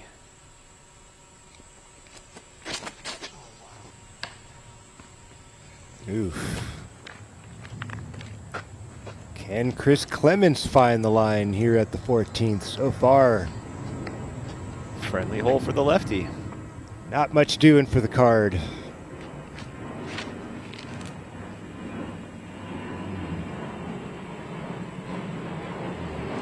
Better position than the other fellas in the middle.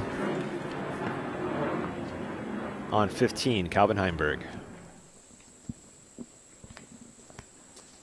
This hole reminds me of W.R. Jackson so much. It does. 17 and 18. Yes, they do.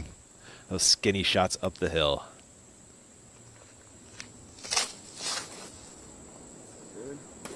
Hard fairway rip there from Calvin. Oh, beautiful placement there. One more look at this Calvin pipe job. Just never leaves the middle, Philo. That's what you like to see when you're playing in the woods. You throw those fairway finders, keep the disc in the middle the whole time, set yourself up. You don't need to do anything fancy. That's not a fancy shot. It's just stock, bare bones disc golf right there. Oram. Ooh, a little inside. All right, got past it. Good miss. Oh, that's a really nice miss there from Matt Oram. Opportunity to attack the green. 16, Coling, his second. Forehand fight. This is a play for birdie then? I think he's going to take the longer look at the 3 instead of really trying to attack it and get to the front edge of it. I like smart that. Play there. Seems like Big smart Jerm. golf, man. Yeah, don't risk that OB. Yeah, for sure. Why? Robinson on 14, his second. A rare forehand. Still got some work to do. Yeah, it's not close.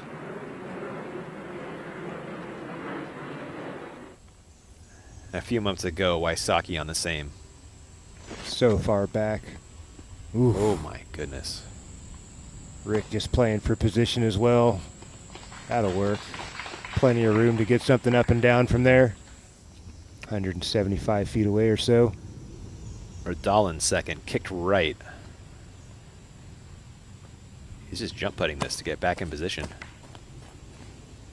That's the second time that's happened to him in the last few holes. I believe that happened to him at 10, right? He was trying to get up and down. The jump putt approach, yeah. Caught a tree on the way in. Sometimes it's better just to keep your feet on the ground and just do a nice casual swing. A little throw. Because I think sometimes when you do those step-through putts, you get a little extra yank on them. Clemens, his second. Trying to flex a forehand into the green. Needs to carry. Well, it was on the green for a hot second. And now it will be a chance for par coming up, though. Let's check the spot. Oh, boy. Where are they going to mark that? That's what matters most. It looked pretty, as far as close as it could possibly be. How about the obstructions, though? That's the thing. There's a couple of trees there. That's what I was I didn't alluding pick those to. up. Gotcha, sir. Not sure. Redalen's third.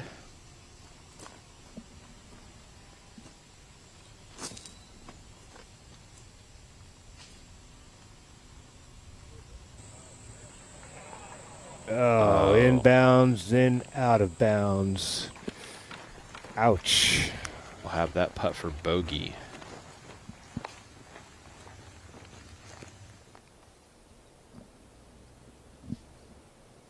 And didn't look that close.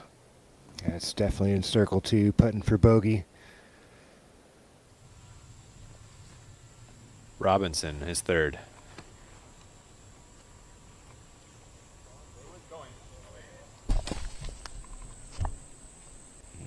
Scaring the basket and our catch cam, Philo. We're calling for that thing to make a connection. Uh-huh.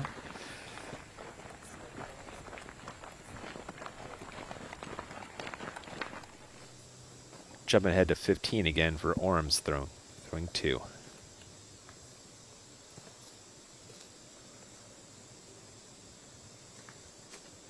Not the longest of par 4s, but you can see what makes this hole so challenging is that uphill grade and then all this undulation and roots and stuff in the fairway here doesn't make it easy to get good footing. Matty O having to get technical here and touchy.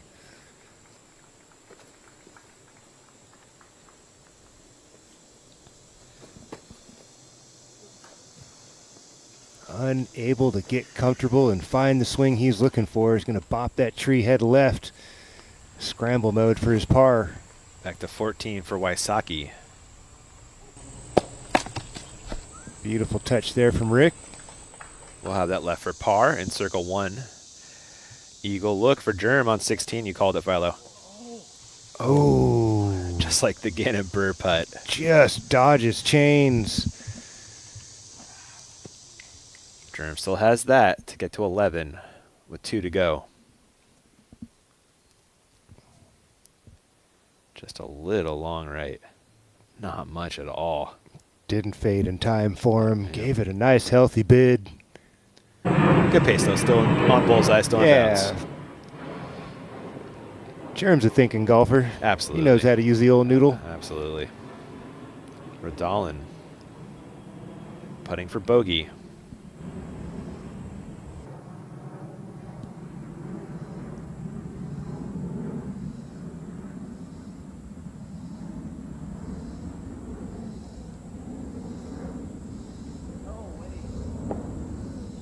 Looking a little disconnected on that one.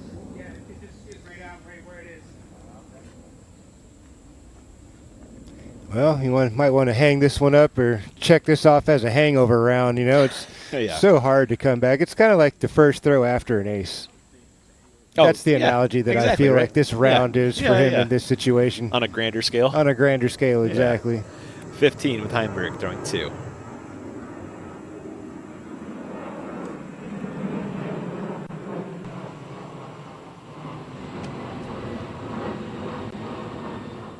Looks like 9 down for Calvin. Clemens. A par look. That's a nice putt. Nice clean action there on that putt from Clemens.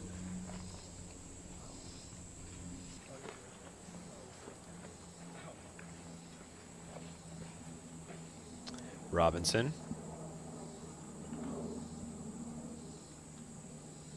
Par putt.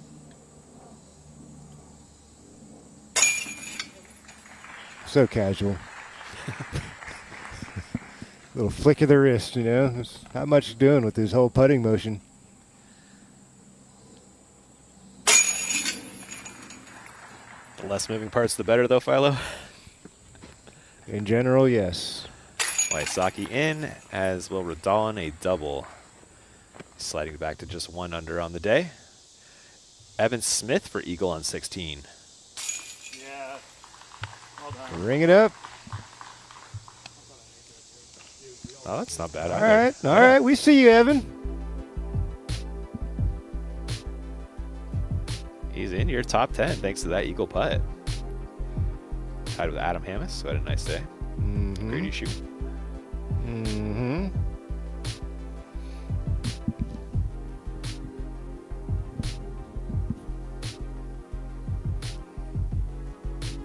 It's going to take a 12 to play tomorrow on the league card, isn't it? It certainly is. Robinson, tee of 15.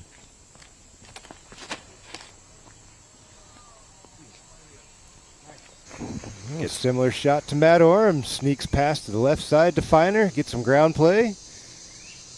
In business. Let's see what he can do with that. Wysocki.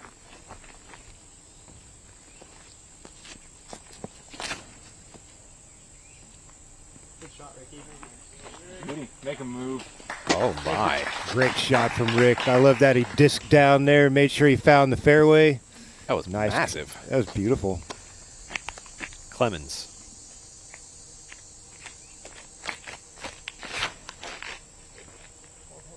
There you go, lefty. That way you take advantage. Ooh, a little pinched off on the left side there. Terry, we just saw Clemens leak just slightly off the fairway. Is he okay over there? Yeah, I'm thinking he'll have something to maybe step out from where he's at, but he'll get crafty with it. Terry, how about those tee shots from Rick and then Cole Redalen? Yeah, I think about this morning when I watched Holland Hanley put one way up the center of the fairway. That's exactly what we just saw from Redalen and Rick. Guys, I think I could get up and down for birdie from where they're at. I mean, that's that good of a shot. How about that from Cole? I think he got the memo. Did you see him plant straight, Philo? Yes, he did. He didn't cross over his step that time. Got everything in line. Can we see it one more time? Disc followed. That was beautiful. I'm being greedy. Orem.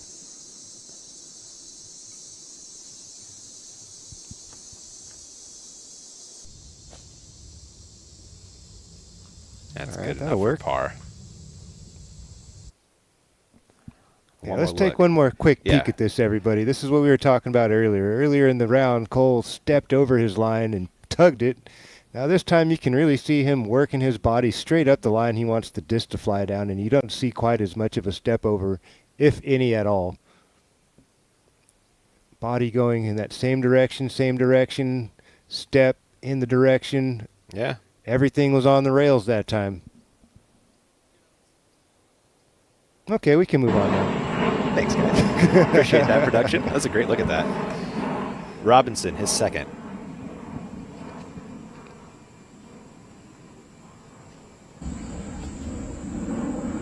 There you go. Mm-hmm.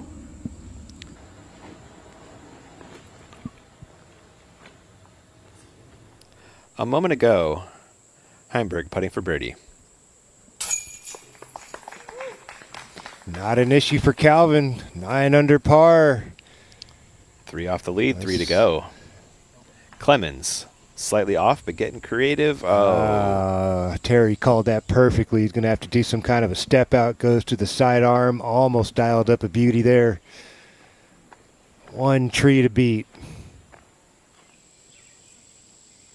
On 17, Big Germ. Ooh. Oof. Oh. Oof. That's going to be hard to get par. It is, isn't it? That's not going to be easy. No, he was going for the easy par play, too. Wysocki. There you go. And Redalen's even closer than that, Philo. Yes, he is. Like another lot, 40 actually. feet, 50 feet. Yeah, he's almost at the top of the hill. They're still marching and haven't got to Cole yet. There you go. You can see that may have been 70 feet past those nice drives. That was amazing. I've never seen one get this far up the fairway. I have, but just usually not on camera. Usually somebody who's got nothing to play for is just going for it. Just ripping it. Full send. Oh, nice approach there from Cole. I thought that had a chance to slide in for an eagle for a split second. The shape was there, man. It was. Just needed a little more. Clemens. Oh, one more look at this. Redalen near eagle. Right about here. I thought, uh-oh. Just runs out of steam. Chris throwing his third. Oh, he's trying. Ooh. All right. That'll work for his par. Right off the bullseye for Clemens.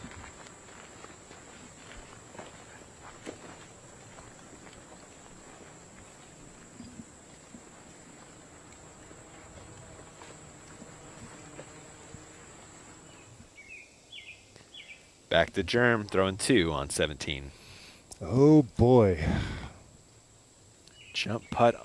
Oh, he doesn't even want to test. That's smart golf again from Germ. Going to take that circle's edge putt. Take his chances on the putting green. That was smart to not go after that small peninsula. Yeah. I don't think he had a line anyway, so that was probably the best he could have done. Yeah, that might be the case. A Wysocki birdie.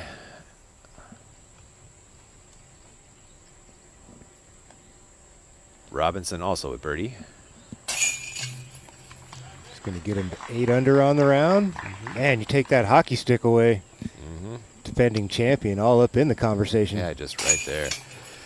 Clemens, that's a par. And Redalen in for birdie after destroying that drive. Yeah, he did. That was probably a little, I'm PO'd right now. Probably a little bit, huh? Yep. 16, Calvin Heimberg. Overstable fairway. Sends it down the right edge. It'll fade out a little bit, work its way towards the left. Should have plenty of land to work with. Yeah, no problem there for Calvin. I like that. Just dunk one off the tee and then get aggressive on the second. The par save for Germ on 17. Ugh. Almost did it all right there, Big Germ. Did. Finding his first bogey of the day, though. It's going to drop him back to 10. So the best Germ can do now is 11 and a share of 4th with Burr. You like his chances on 18 though? I do. Yeah. He's great at throwing a nice controlled touch driver, keeping things central. Can utilize that sidearm into the green if he can find himself in the middle. Let's check out Philo's keys for closing. Brought to you by our friends at blackinkdisc.com, the premium disc golf store. Yay. Keep those emotions in check. This finish can be a bit bumpy and lumpy and a bit of a roller coaster. So, you know, Big Germ, we just saw him pick up that bogey. You know, keep it nice and calm. You know, you made a mistake, pick it up, move on, play safe on 17 if you can. Disc down on 18's tee shot. Try to put those distance drivers away. Fairway, mid-range putter, something. Just get yourself in position. You lead about 300 feet off the tee. Don't be greedy. Be smart. Yeah, only on a 650-foot hole. You know, it doesn't take anything. These guys throw Herculean off so the tee. hard. Yeah, you only need 300 feet on a hole that distance to. Then you can do whatever you want from there. But you got to take care of business off the tee pad at 18, especially 17 and 18. Yep. Take care of business. Be smart. If you're gonna miss the fairway, don't miss by much. Don't go shooting off into the woods and pitching back into the fairway. That's not helping your cause.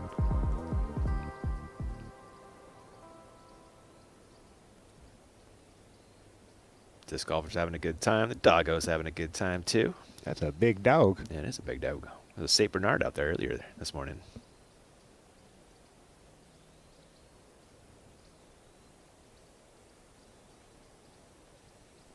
Speaking of big dogs, Calvin Heimberg on 16. He's the top dog, isn't he? He certainly is. Top G. Full send. Yeah, that was. He put all the body into that one. Nothing wrong with that. Into circle 2. Opportunity there for an eagle for Calvin Heimberg at the 16th.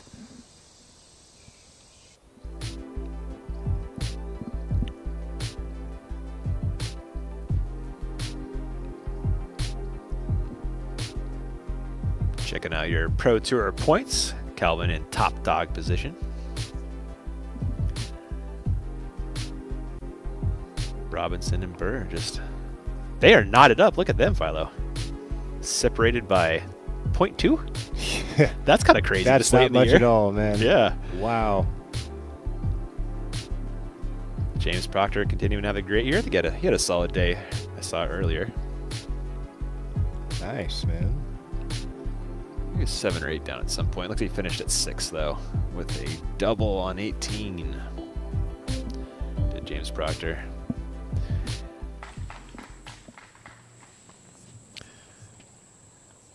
Germ going thumber.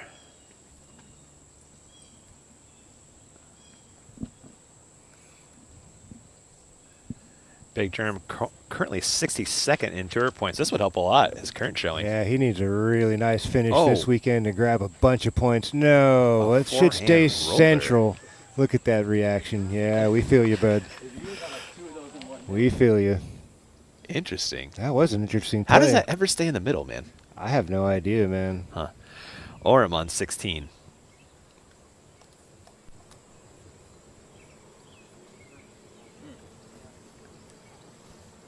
I should have plenty of legs. And Orem in circle 1. Look at you, dude. Putting for birdie. Wow. He used every inch of that fairway. Low line drive into the downhill grade. Clipping a couple of trees on the way in. Solid jukes by our operator here. That was, wow. Just taken off enough speed for Matt Orem to finish right there. little grind off the OB rail. I have a feeling that might have ended up in the OB. And there are the pups over at the dog park, just next to hole 1. Yep. Oh. Pee-pee time.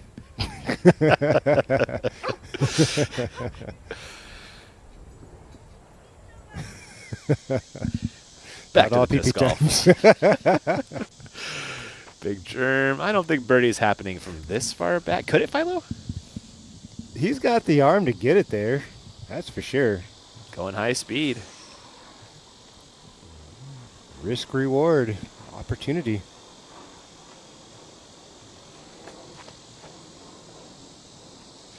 Got it up in the window. Oh, no. All right, well, he should be able to get up and down for his par. Took his chances and was not punished. That could have been a lot worse. Anytime you whack something and finish in the middle, that's a big break. You got the lettuce kick instead of the tree, trunk kick. Ooh, yeah. Caught the soft stuff, exactly. Looking down at 16's tee pad. Should see some tee shots from your feature card shortly. Feature 2 is right there.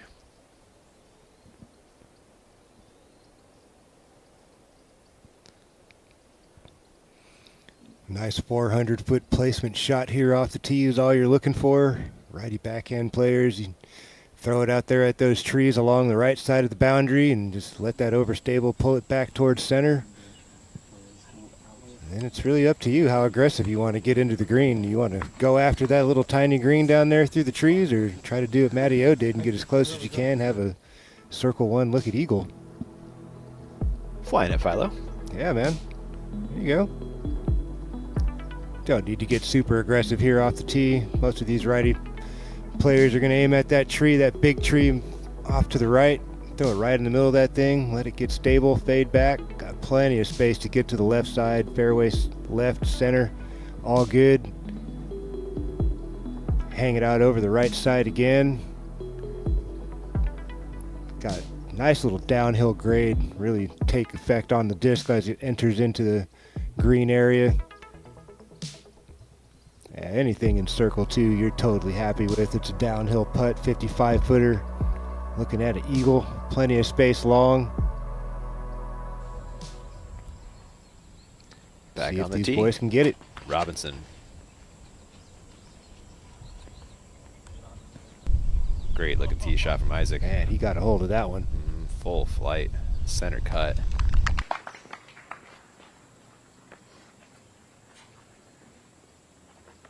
Wysocki next.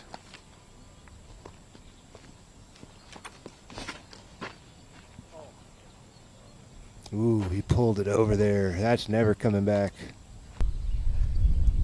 Stroke and distance penalty for Rick on 16. Ouch. Operator error. Yeah. Redalen.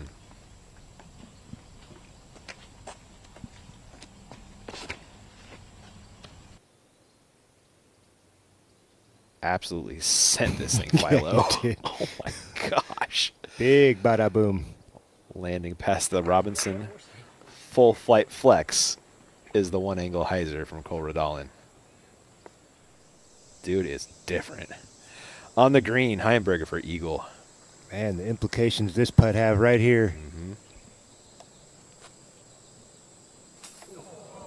Oh, grazing chains on the left side. Eagle bid that short. Great effort from Calvin. Back to the tee pad of the same. Chris Clemens lining up the sidearm. Overstable one angle hyzer. Working its way to the left. There you go. Solid shot there from Clemens.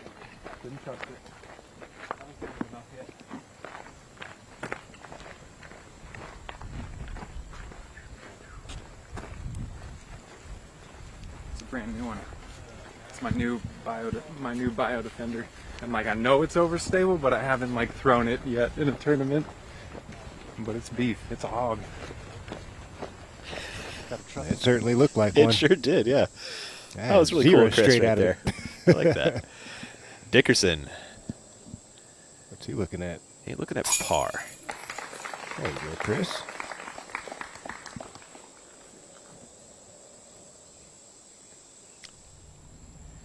Jumping back up the fairway to Wysocki and his third.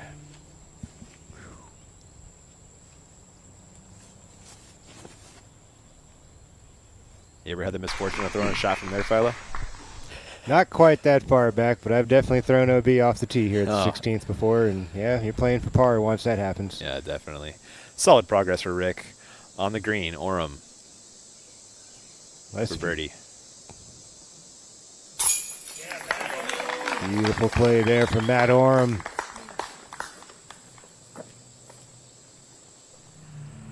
Jumping ahead to 18 and Coling his third.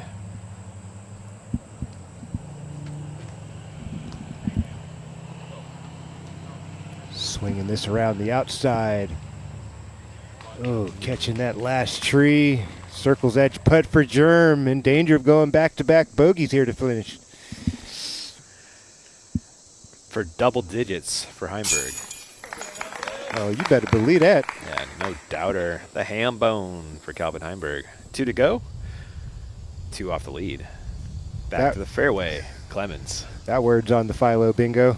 Is it? Ham bone. Ham bone, yeah, it was. I'm trying not to say it all day. I beat you to it. You don't want any bingo winners, Philo? I'm trying to find some new words.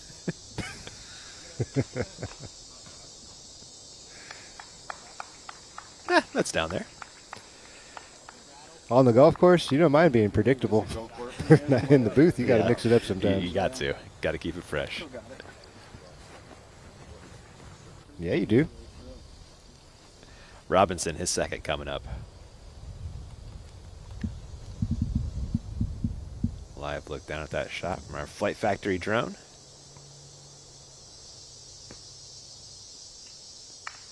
That'll work. I'm sure he'd like to be a little closer, but opportunity to slide one in for eagle. If not, tap in birdie. Yeah. Redalen, huge tee shot. No reason to not think eagle at this point. I was just about to say, I really hope that he takes this shot here and tries to keep it under the canopy and push it in there. Looks like he turned it over just a little bit, but hey, that didn't hurt him. That worked Pin out high. Great. Circle 2. About a meter from OB. Heimberg, tee of 17. Looks like he's looking out there to that right side, over stable mid-range. Let's see how aggressive he gets. A little tight. Good forward progression. Should be a green flag. Okay. Back to 16, Wysocki throwing 4.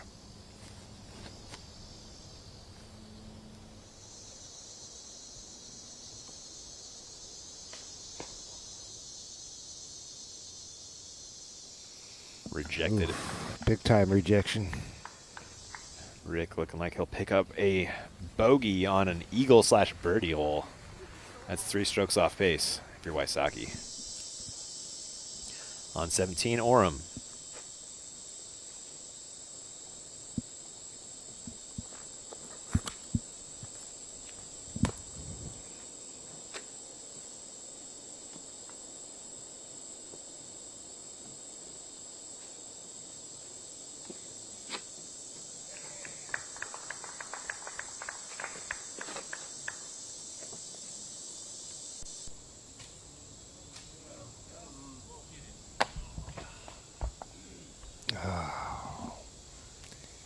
Trying to get creative at the 17th. Matt Oram pays the price, finds a red flag. Up ahead to the 18th. Big Germ trying to scrape up this par.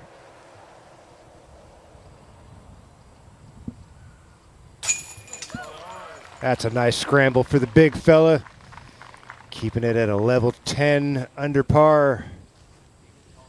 Solid day. Very solid. Sure not the finish he would have liked, but all in all, 10 down and firmly in the conversation, in the mix.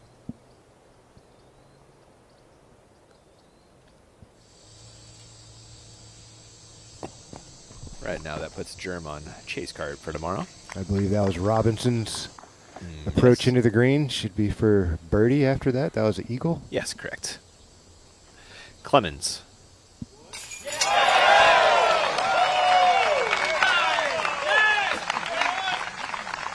An eagle for Chris Clemens on 16.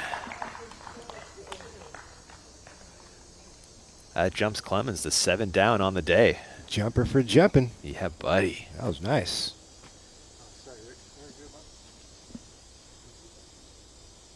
Wysocki, this is a par look.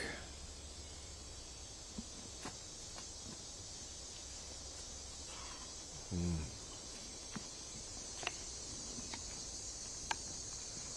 think we'll have that left for the comeback bogey.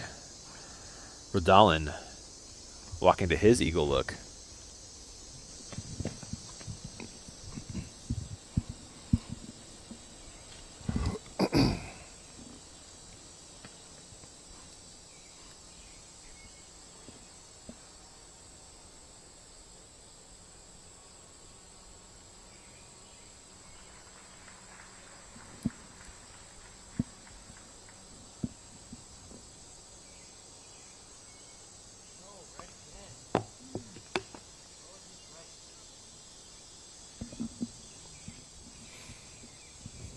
A lot of chatting from Cole today. Yep. Different story from last time we saw him. Completely under control, and today a little unraveled. Wysocki, a bogey putt.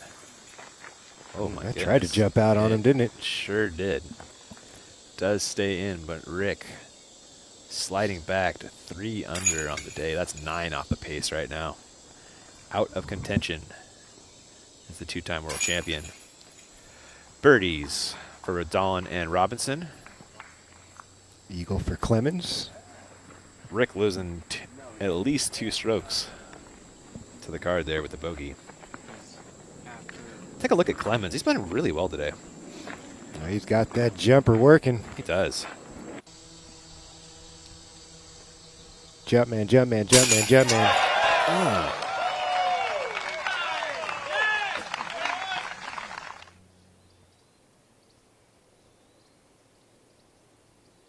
He's a bad man.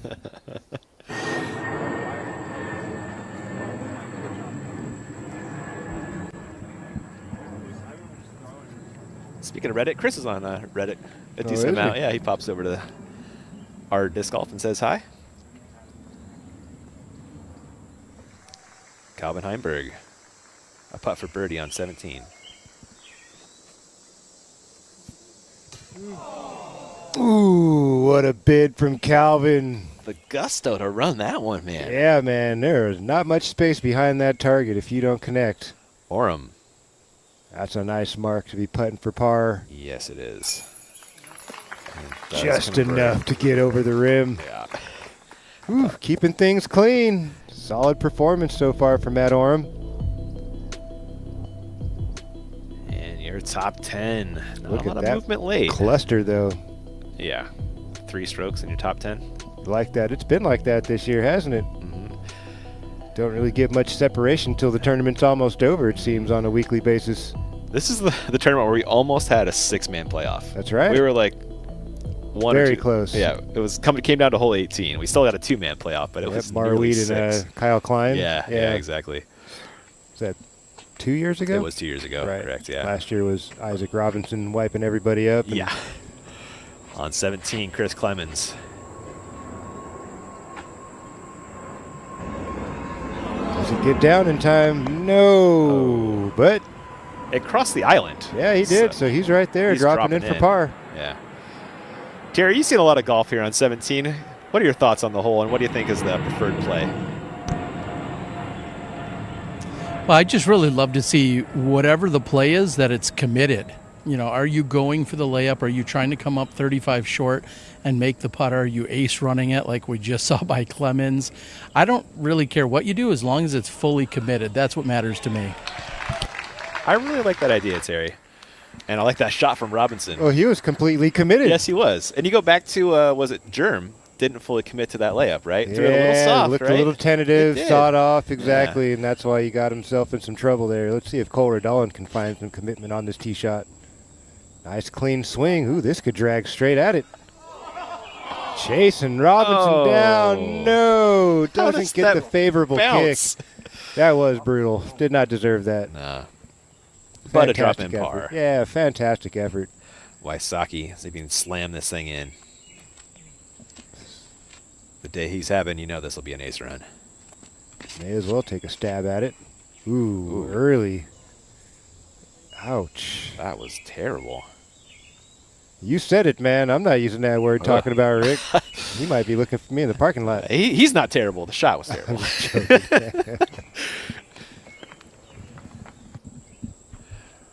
One more look at the Redalen toss. Inches from perfection.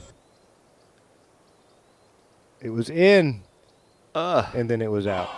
Springboarded off It the caught a foe. little like Yeah, concrete that- on the way in. Kind of pitched it up. That artificial turf acted like a springboard. Yeah. He's 18. That's the most heartbreak he's ever experienced. I highly doubt it. I heard he's taken. Wow. Yeah. Heimberg on the tee of 18.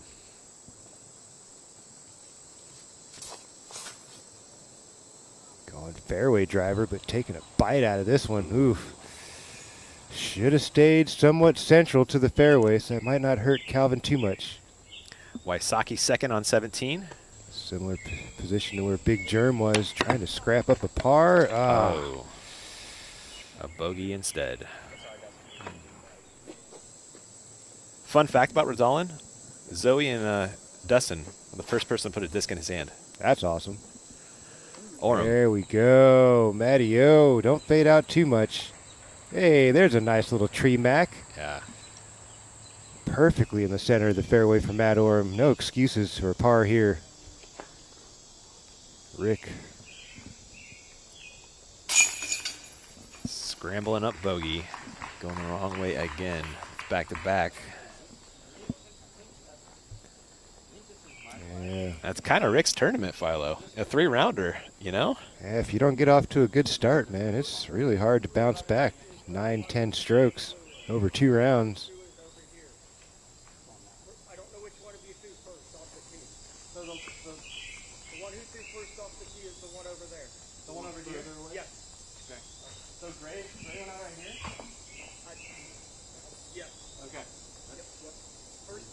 I don't know about that. I think thought it's- Coles was the one further to the Coles right. is the one to the right, and Chris almost aced and is right behind it. That's what I saw. It's just going to be the same score doesn't either way. matter. It is what it is. It's group consensus. Yeah, whatever.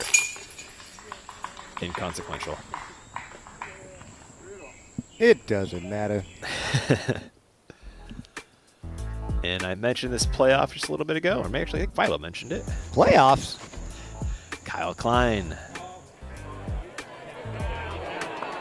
This is in during regulation. He needed this one. Ooh. Perfection onto the green. And Marweed, this is in the playoff hole 1. Had to hit it to keep it going. Take it to hole 2. Had work left. Kyle Klein saw the door open and abruptly slammed that door closed. Just a pace outside bullseye. Nice to see Kyle back on the course, healthy. He's been battling some back issues all year long, so nice to see that. Heimberg second on 18. Got to get out of there clean. All right, there you go, Calvin. Smart thing. He didn't try to get too aggressive there. Got out the window clean. He'll take his 10 under into tomorrow. Speaking of Kyle Klein, started off the day. Oof, look at that scorecard. That front 9. Wow. And then Idlewild. And then Idlewild, exactly. Hole 10 reared its teeth. Oh, hole 13. I bet that was an OB drive. Had to have been.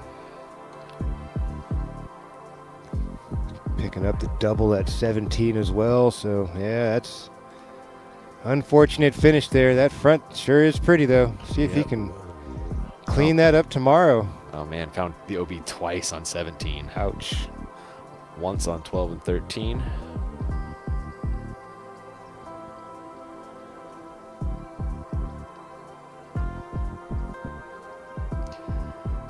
Let's take a look at 18.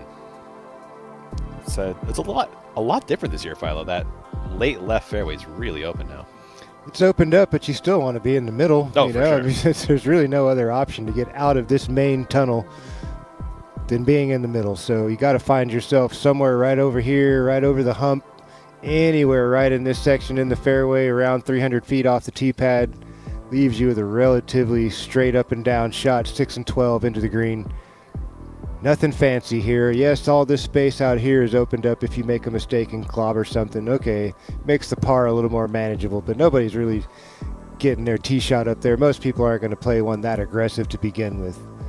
That is the change, though. Yeah, it makes the par scramble a lot easier. Yeah, possible for sure from that left side.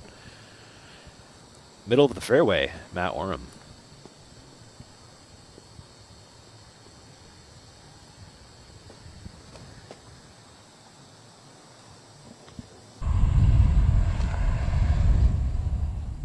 No one's had much success beating that tree today, have they? They are disc killers. In the circle, though. They're still waiting for the fairway to clear. Let's take a look at our storylines with 1 to go in day 1.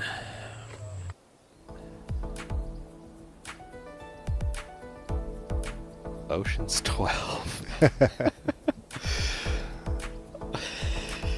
Defending champ came out swinging, but then hole 8 happened. But now he's only 2 strokes off the pace after all that, so you got to tip the cap to the defending champion coming back strong after that hockey stick.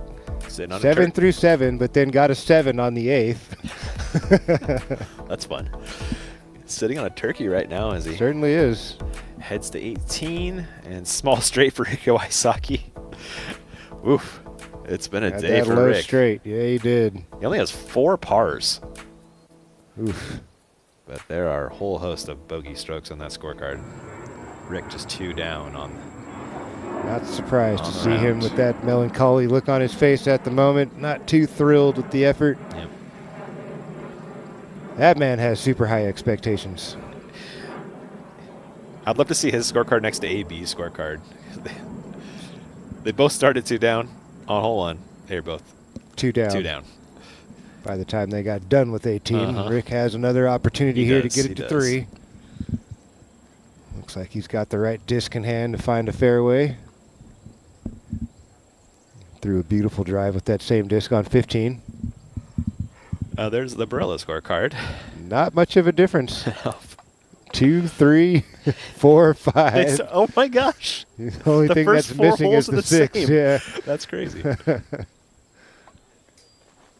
Very similar indeed. Man, fantastic work by production there, grabbing the AB scorecard with the quickness. Attaboy, Markey. My man, Nick Markey. That guy's awesome. Got to play disc golf with him up in Milwaukee last year. Nice. Yeah. Where'd you guys play? Oh, starts with a D. I wouldn't know. Yeah, I can't remember. It's pretty fun, though. Yeah. Dretska, that's what it was. Thank you, producer Mo. Played that with Gio, our replay man, as well. Heimberg, throwing 3. Throw it in there, big fella. Oh, grabbing some cage. Inches. From way down, from the dog park. Calvin never quits the charge.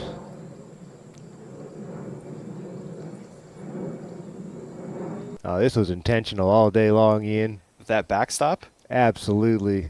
3 inches from getting in. Hey, you're tour leader, man. He don't like losing. Not at all. He likes to bust out his Ric Flair woo. He sure does. Can't do that if you don't been win. A little while for him. It has been a minute for a woo. Was it Jonesboro was his last dub? No way. Was it really? It could be. On the tee, Robinson. That is correct, Philo. Wow. Hey, I got my almanac on today. Yeah, nicely done, sir. Robinson. Every once in a while, this scroll deck still works. You got the digital thing. I got the analog. Yeah, right. Chris Clemens taking the tee. I think I'm on dial-up, bro. I've still got those AOL.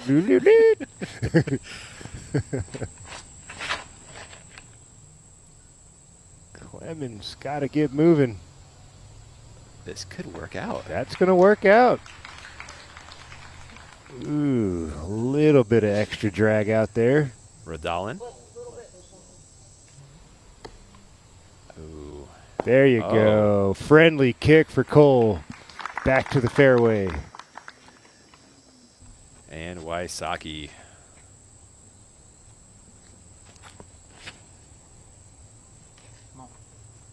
Rick trying to filet mignon this down the middle. Get back. There we go. That'll work for Rick. How about that action? One more look at this Wysocki drive. It's the same exact shape that we saw in 15. Over the top swing, keep it down the middle. Let the disc drag itself back out. Over stable edge, catches up super late. Oh, he dodged some late ones, too. Yeah, he certainly did. Nice little tree kick there to kick him back towards the middle. Jumping ahead to the green for Oram, a birdie putt.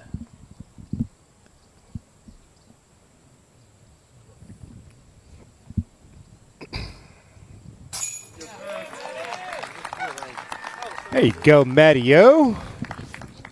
Nice Finishing with a little tiptoe down the sideline in for 6. Love to see that. Well, welcome into the booth, Ian and Philo. Yeah. Day 1 of Idlewild. It's been an adventure for the gang. Of course, it's always an adventure here on the DGN live disc golf. You just never know what's going to happen, who's going to do it. I like that we see some different names in the top 10 today. It's not just the names that we typically see all the time, and it's actually kind of been one of those seasons, in my opinion, where we've just been seeing names flying all over the place. Yeah, we do have some of our heavy hitters, as usual, at the top in the mix. Yeah, but then you've got some guys that we haven't seen for a while, like Grady Shue and Evan Smith and Evan Scott, and these new names that are coming up and playing strong and playing well. It's nice. It makes it fun. Robinson pitching out with his second. That'll work, yeah. I'm excited to see what these young guys can bring tomorrow. Especially the two Evans.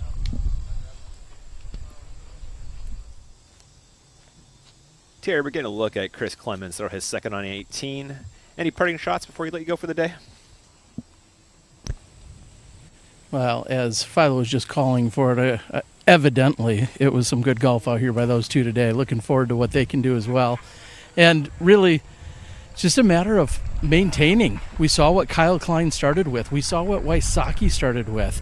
And then it just can unravel so quickly out here on this Idlewild course. You have to play out all 18 of them. Got to keep that composure and that patience. And we'll see if someone like Cole Redalen can maybe even bounce back tomorrow. Ricky Wysocki also digging himself quite a hole. Even good play is not going to get him back into contention. He needs good play, plus he needs others to falter. And that's not likely with such a strong field. Yeah, I'm with you, Terry. Thank you. Redalen finding the guardian tree, doing its job again. Not many people have been able to beat those trees, man. Calvin nearly threw it in there. That's the best we've seen for the last hour or better. Seems everybody's clipping those trees, falling down a step inside circle 1. See if Rick can sneak past those and have a tap in his last hole of the day. Same disc, same swing.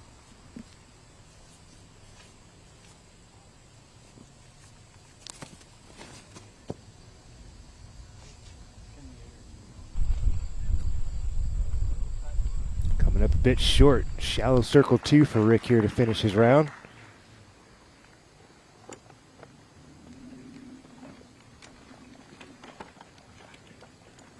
The Robinson third next.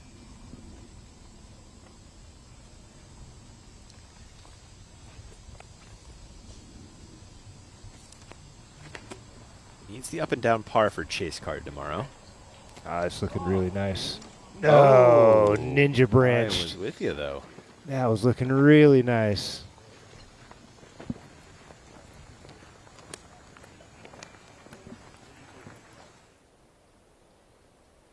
Mark is on the fairway right now. Can't be What? that far away. It's got to be circle 2 at It's worst, gotta right? be, yeah, pretty similar to Rick's look. Step off that circle 2 marker. There we go. Just updated to circle 2. There we go. For Isaac Robinson. Yeah, that's silliness.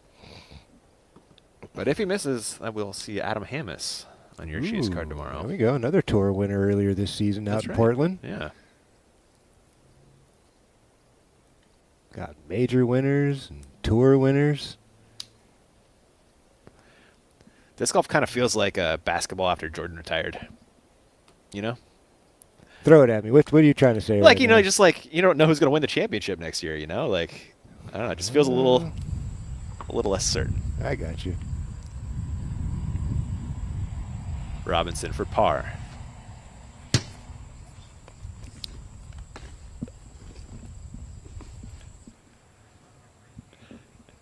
Wysocki for birdie.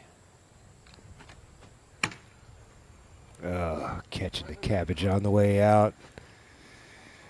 A dejected Ricky Wysocki here, round one. Just really couldn't get the ship righted once again after that middle section. 640-foot park job to start the day. Yeah, he was just looking like gangbusters to start.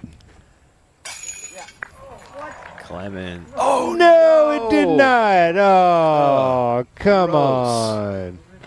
Cut all the way through the entire assembly. Do your job, basket. Yeah, I give it some dirty looks, too. Maybe a few choice words as well. You know, he's at least thinking them.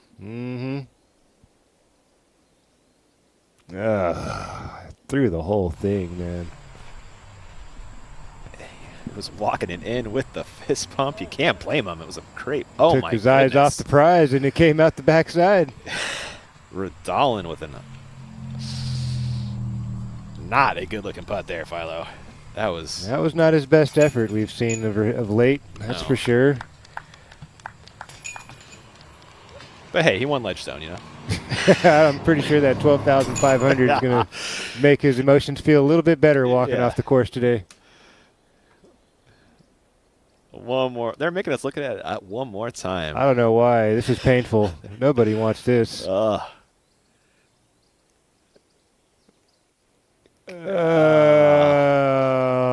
no. Oh, my God. He was like, I counted it. It was in.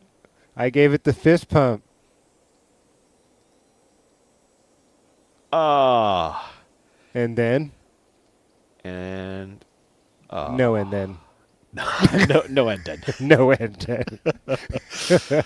Oh, man. There you go. Hopefully you guys got your your bingo card out? Yeah, your bingo on that one right there.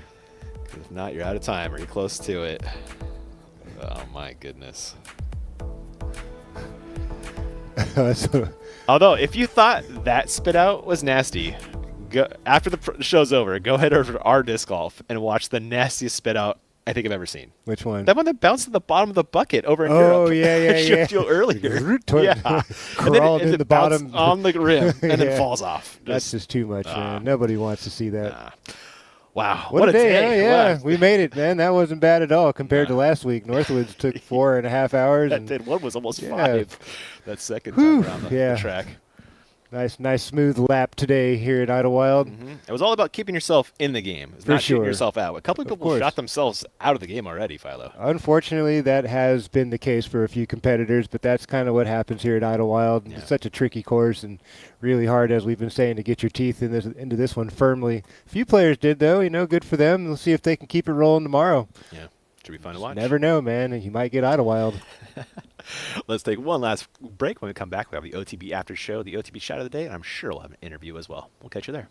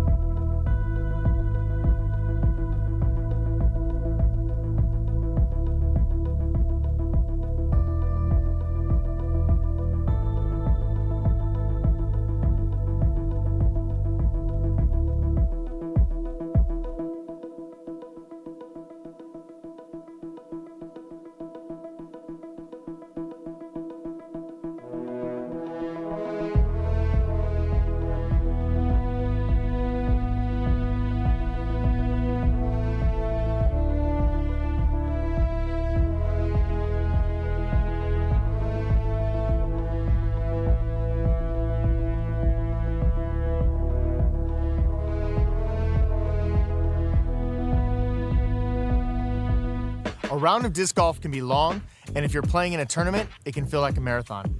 This can leave you physically and mentally fatigued by the end when your shots matter most. With space for your discs, water, and even a place to sit, a cart enables you to bring what you need, helping you feel more prepared and energized without carrying the extra weight. This can help you maintain your edge and save you strokes through every round.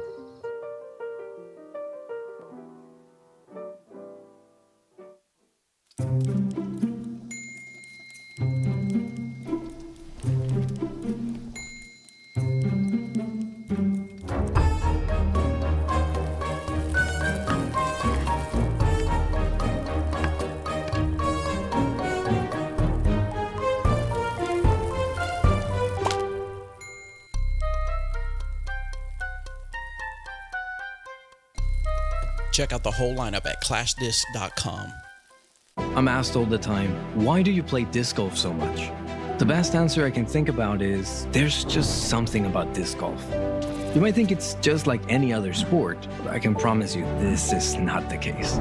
Disc golf is the walking nature, the closing of your computer, the discipline that it requires, that sound of those chains. I don't know what it is. The whole world should have the opportunity to try it. Let's grow the sport.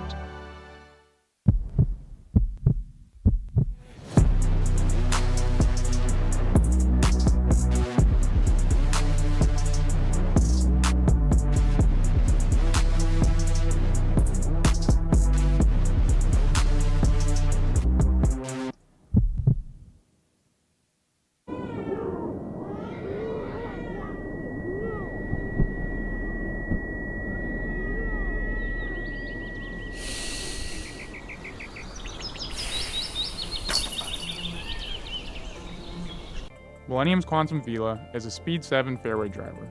It's great for hyzers out of the box and seasons into a straight disc. Play smart, keep it simple, throw Millennium. Get yours at golfdisc.com. I just think the plastic is very premium. It's a high quality material. The way the disc feels in my hand. I think it's the quality of plastic. It's unlike any other plastic that you'll find in the industry. The quality is better than any other company out there. Again, just consistent plastic. It's something I can consistently trust on every single throw. There's so many discs to choose from, and I guarantee if you tried every disc in the lineup, you're gonna wanna put multiple discs in your bag. It's extremely high quality. You can only say so much, but they have to eventually just try it themselves and see. Pulsate Disc Golf Academy is the world's biggest online platform for learning the curves and angles of the world's fastest growing sport. Register today and get access to clear and well-structured lessons and exercises from the very best ever to throw the disc. New content uploaded every week. Start learning today.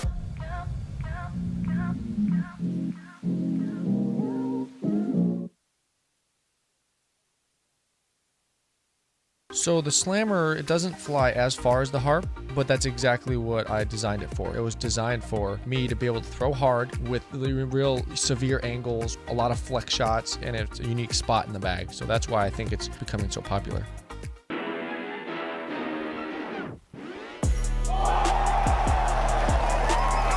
Open champion, Paul McNair.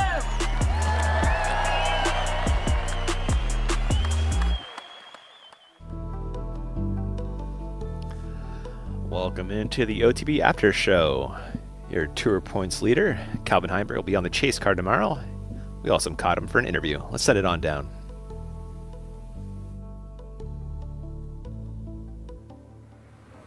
All right, we're here with Calvin Heimberg. 10 under opening round, solid start. Looking at the scorecard, we have pretty much a single blemish there on hole 7. How are you going to clean that up tomorrow? Really not going to change anything. I'm planning on attacking the course the same way. It's just went out OB off the tee there and didn't get up and down from the drop zone. So threw the disc pretty good today. Obviously didn't execute everything perfectly, but I'm satisfied with how I played and looking forward to coming out and trying to do better tomorrow. Weather could be in the forecast tomorrow. It's looking a little 50-50. We've been talking to some of the players about how that might affect the way that this course is played. If there's rain in the forecast, what do you think is a good number coming in with? I I don't know. I honestly don't know. Don't really have a good idea. I know I'm going to go out there and try to play it to the best of my abilities. I do know it does get kind of slick out here. The mud is pretty sticky and slick. So if it does get a lot of rain, if there's a lot of rain out here, it gets pretty messy, and scores will definitely be worse. There's some 12 unders, 11 unders, some 10 unders. You know, that's kind of the top of the MPO field right now. What do you think is going to differentiate the people that are sitting there in that top 10 between the 12 unders and the 10 unders and all that kind of stuff? What's going to make the big change tomorrow for everyone? It's really just seeing if you can come back out and do the same thing again. There's a lot of people came out and did it, once today, and then we'll see tomorrow. Some of those people will do it again, and there'll be some other people that shoot hot from slightly below, and we'll see how it all mixes up going into Sunday. All right. Calvin, thanks for joining us. Good start today, and good luck tomorrow. Thank you. Thank you. Thank you, Calvin and Danny, for that. Let's check out some Calvin Heimberg highlights.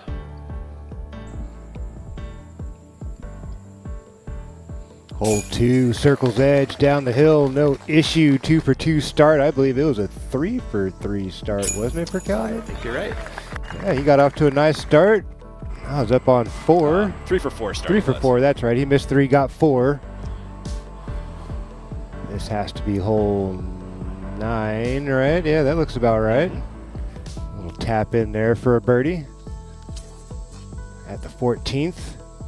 Oh my, this drive is unbelievable. This actually is a contender. This is a contender for OTB shot of the day. That was absolutely smashed. Big flare skip, 100-foot approach.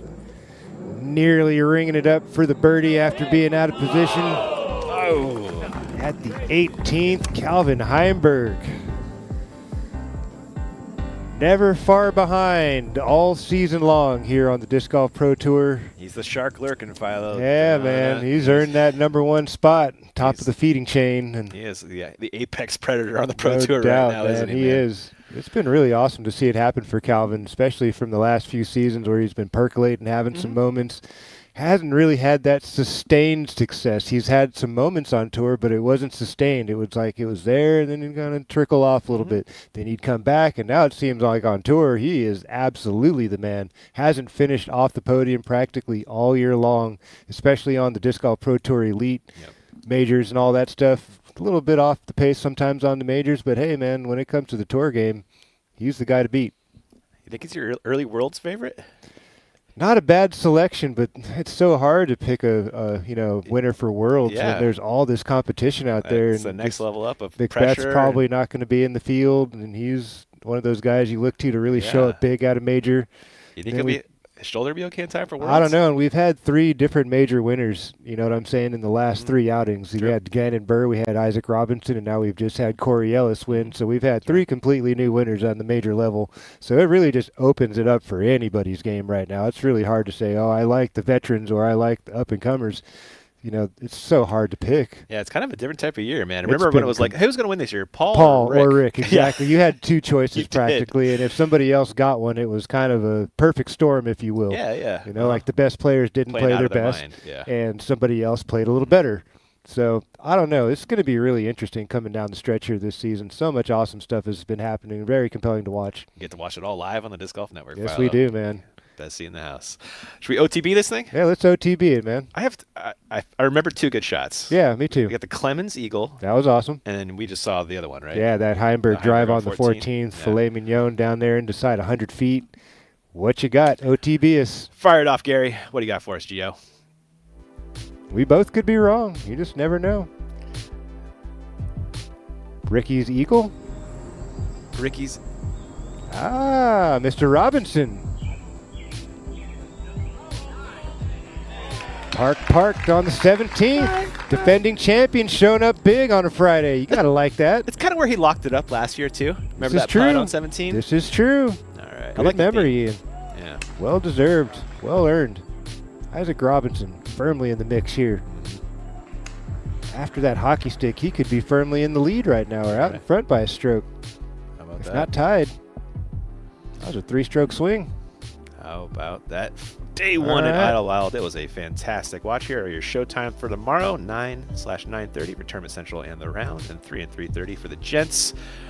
For Philo and me, everybody in the booth, everybody on the ground making this possible, thank you guys so much for watching, and we'll catch you tomorrow.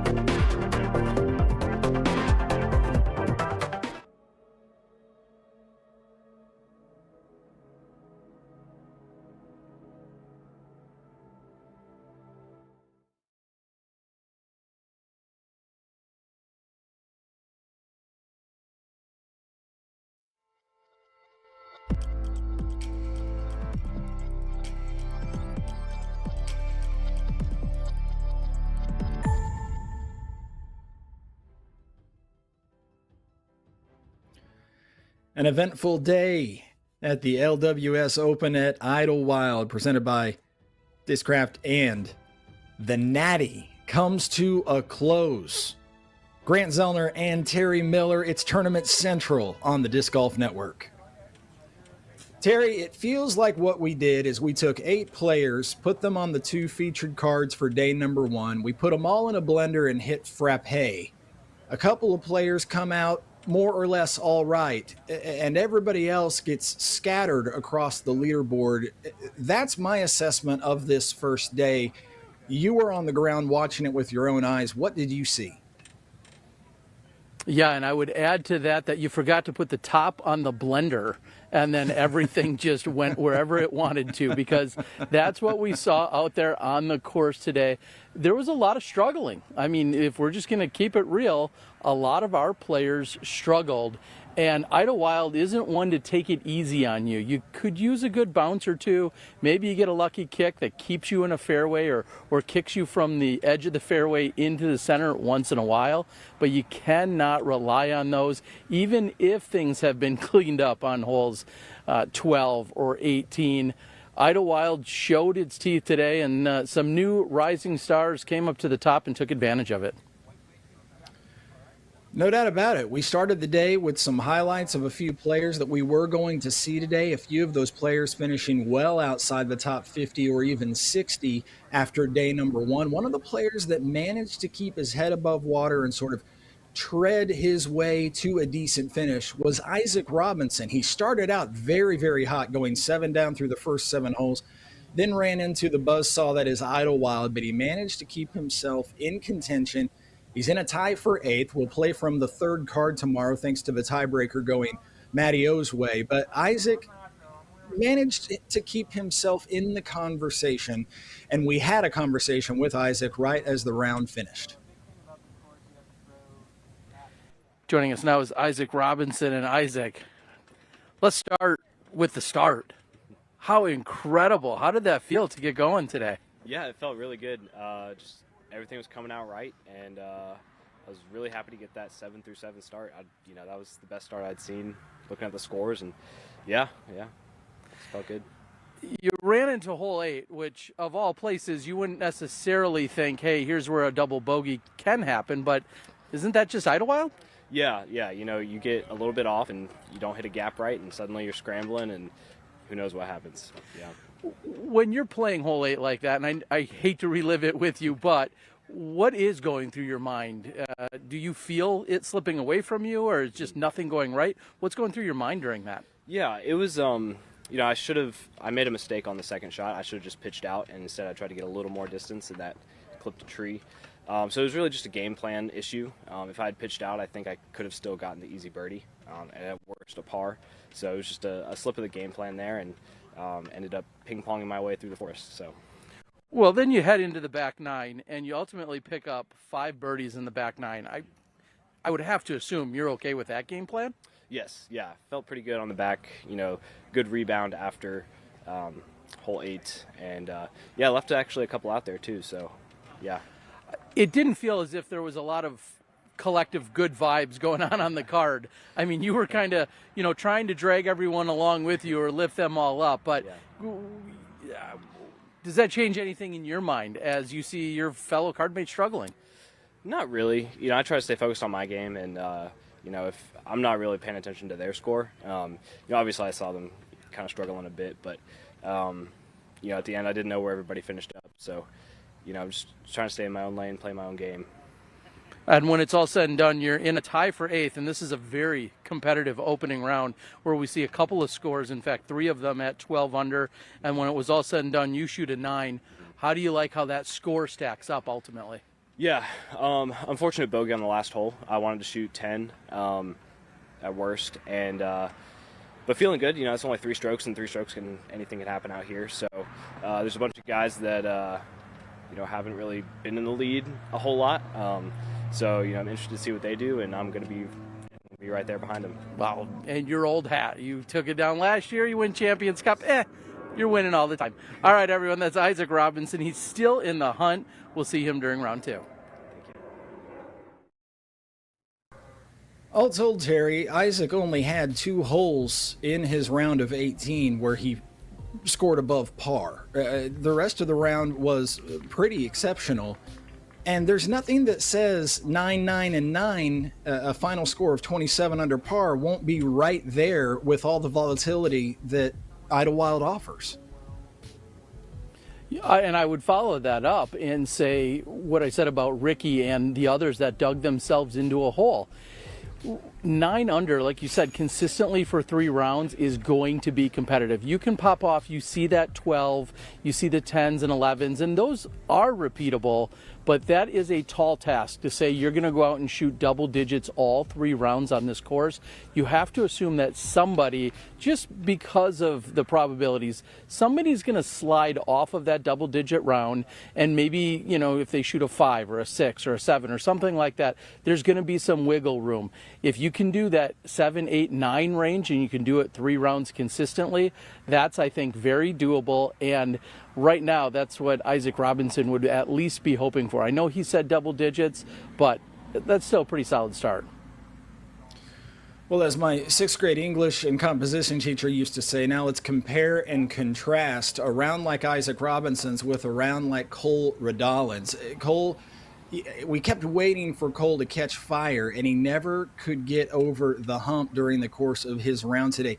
Do we just chalk this up to a little bit of a hangover after a win as big as Ledgestone was last week?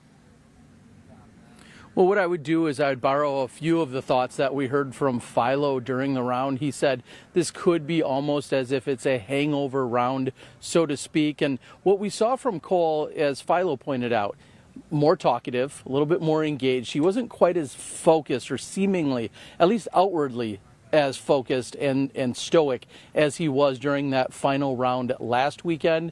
So that was a difference in his tone and his demeanor outwardly to the rest of the group. And really what I saw is he made the mistake on 1, he recovers with a par. He makes a mistake on 2, recovers with a par. And I thought, okay, he's just getting off to a slow start, but making those recoveries are a really good sign. And then from there, he never really seemed to get comfortable and get things going.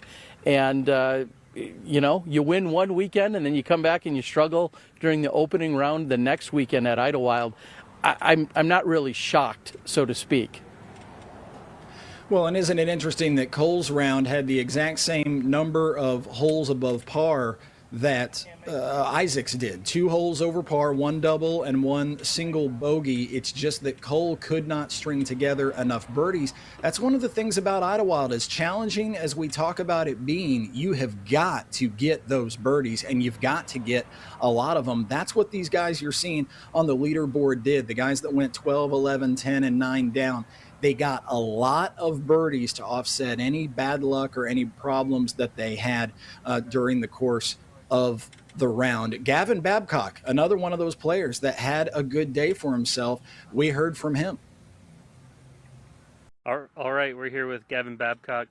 First of all, clean sheet, congratulations, bogey-free opening round, 12 under. Just in a word, how does that feel right now? Great. I mean, yeah, one chance. Sure. I would tend to agree. talking just a second ago before we started the interview about there's about a third of the holes out there that have the opportunity for OB. Here you had one OB and you recovered with a circle 3 make anyways, or saved the par. Scramble rate 100%, 2 circle 2 putts that you made. What of all those stats is the one that's really propelling you going into round 2? I mean, I haven't played well here in years past, but I was like thinking through it, and I'm throwing forehand tee shots, and my forehand's just been so dialed lately, and yesterday, and I got playing good out here, and so I just kind of carried that into today, and only I think a hole 13 I kind of got a couple lucky kicks, and yeah, and then everything else, just putting felt great. All my circle 2 bids were good, and yeah, just kind of giving it a chance from everywhere. All right. Yeah, so looking at round 2, is there anything else that you're going to focus on, like when you are visualizing tonight before bed or whatever? Is there anything running through your head? Just kind of slowing down like a couple of the backhands I'm throwing. Sometimes 2 of the 5 that I threw were just slightly pulled and just getting a little too excited and just slowing the footwork down, nice and controlled. So mainly that, and just great. Well, thank you for joining us. Good luck tomorrow. Thank you. Perchance. Gannon Buhr had a lot of parts of his game working today, including the putter. He wasn't sure how his round would hold up. We'll hear from Gannon and talk about where he's positioned in the field right after this on the Disc Golf Network.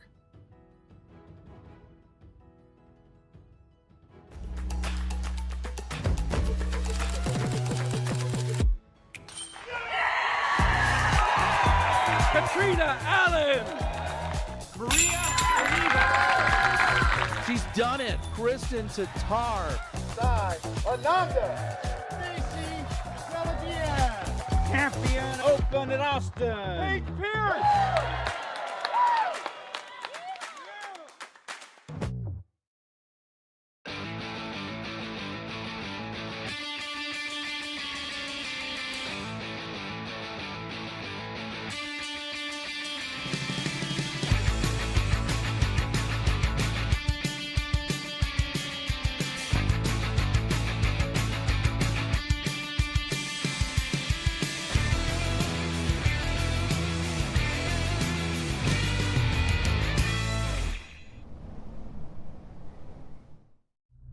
This is Latitude 64. We handle the smallest of grains with the greatest of passion. Always trying to improve, trying to be better, out of curiosity, excitement, out of thrill, for the player, for the game. Because we want to make disc golf awesome for you.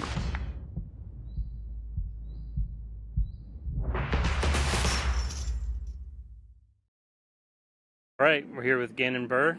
Gannon, 11 under opening round, solid start.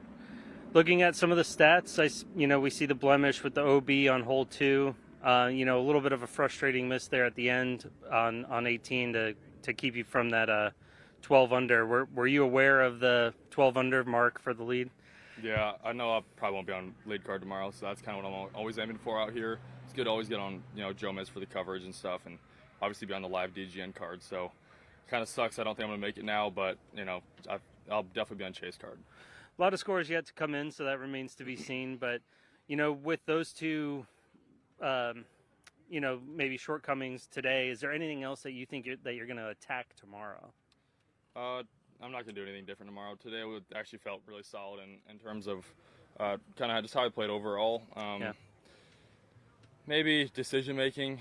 Like hole 2, I had like a circle 3 putt, so I was like just outside circle 2, and I ran it, and it got like the worst possible reaction off the basket. I skipped off the top, hit a tree, and then it rolled 30 feet in the water, and it's just like dumb stuff like that. And then just getting real shaky on 18, knowing what I had to do. I'm not sure. A couple like missed like long circle 2s, maybe like 60 feet-ish. I could maybe capitalize on a couple of those maybe, but overall it felt really good to come back after kind of a bad ledgestone. Sure, fair enough. Yeah, so when you are going home and you're relaxing and getting ready for tomorrow, what's that mental preparation? What's like the last thing that's going to be going through your head before you fall asleep? Just try to shoot solid again. You know, it's rough, but these days, especially at Idlewild, with the conditions being really nice, it's a course that people are going to shred. And I think I saw Isaac started like 7 through 7. Big Drum was like 10 down through 12. So Gossage is right up there. He could possibly shoot 13. So it's just kind of like one of those courses where like 11 almost doesn't even cut it. You know, you need to be shooting 12, 13 at least one of the rounds. And obviously you still have a couple of rounds to do that. But I think it's really important to stay on the lead card, because you want to make your competitors maybe mess up good shots. So you want to kind of put that pressure on, and if not be on lead card, likely, you know, it's gonna be kind of difficult. So maybe check scores and stuff, and you can kind of start hot in round 2, and you know, maybe they'll be checking and kind of shakes them up a little bit, I guess. I don't know. You clearly have a killer instinct, and you're ready to put on the gas tomorrow. So good luck tomorrow. A lot of golf left to be played, and you're right up there in the lead, or near the lead right now. So good luck, and thanks for joining us.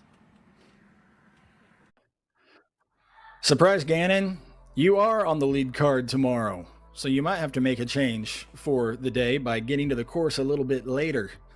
Gannon Burr, a member of that top foursome, just one back of the trio at 12 under par. And one of that trio that we haven't talked about yet is Aaron Gossage. We did get a chance to talk to Aaron Gossage after his hot round.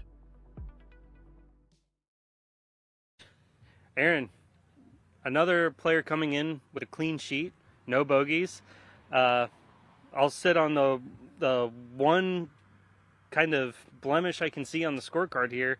Right out the gate, no B on hole 1, but then you didn't look back after that mentality after the first hole. Yeah, for sure. I'd like to pick up a birdie on hole 1. I think that I just caught a rock or something off the tee pad, and just a little bit, and that made me hyzer it out left. But threw a good upshot, made my putt. So the rest of the round, I was like, hey, you're throwing well. Just keep giving yourself opportunities. Sure. By contrast, on hole 8, we got a bright spot there with an eagle. You know, that's a relatively shorter hole, but challenging nonetheless. So what was going through your head there when you were attacking for that 3? Yeah, I got a little fortunate off the tee shot. I got like all the way through to a really good landing zone pin, but then I threw a nice soft zone all the way up to like 10 feet, had it tap in for eagle. Coming into the first round, what was your target for a score? And is that what you achieved today with the 12 under? Yeah, I didn't really have a number in my head. Course is it's one where you have to give yourself opportunities off the tee, try to hit the first gap on every hole, and then from there it gets a lot easier. If you're putting from circle 2, you're not taking any bogeys. So definitely accomplished that. Gave myself a lot of circle 1 looks as well. Sure. So 12 under, obviously that's a great score. Not a whole lot of room to like squeeze for birdies, but in particular that you might try to do for round 2. So it's actually going to be the opposite. I think that tomorrow is really going to be some tough conditions, and my goal is going to be play a very clean round within myself, get a lot of pars, and then birdie opportunities when they're there. And I think if I could shoot the same round again, that would be amazing. But from my standpoint, I'm just trying to get through the round tomorrow bogey-free. Sure. Looking ahead, that's great. Yeah. Aaron, thanks for joining us, and good luck tomorrow. Thank you. Here with Grant Zellner and Terry Miller here at the LWS Open at Idlewild, presented by Dynamic Discs and the Nati. Terry, all in all, we've heard now from a number of players that managed to finish very well. We've talked about a few players that finished a little bit off the mark. Did the course play as you expected it to play overall today? I wouldn't say there were any surprises out here. I know we talked about 18 and 12 maybe getting a little bit easier. At the end of the day, you still need to find the fairway on those 2 shots. You might be able to scramble easier if you're out of position, but if you want the birdie, if you're playing aggressive, you have to find the fairway on those 2 holes. The winds were relatively light throughout the day. The temperature was in the mid-80s along with some decent humidity. Overall, no major surprises, and we're going to keep our fingers crossed that we're going to have similar conditions tomorrow so that we can get all of the golf in that's scheduled. We started our day out talking about a number of players, including Calvin Heimberg. If I'm not mistaken, the highest rated player in the field. Calvin finishes up at 10 under par, solidly in the conversation. As we go through a highlight of his round, something of note, Terry, that I'm not sure if you've had a chance to look at the statistics yet. Every time Calvin needed to save par, it was a drop-in putt. His only bogey came on a hole where he took an OB stroke.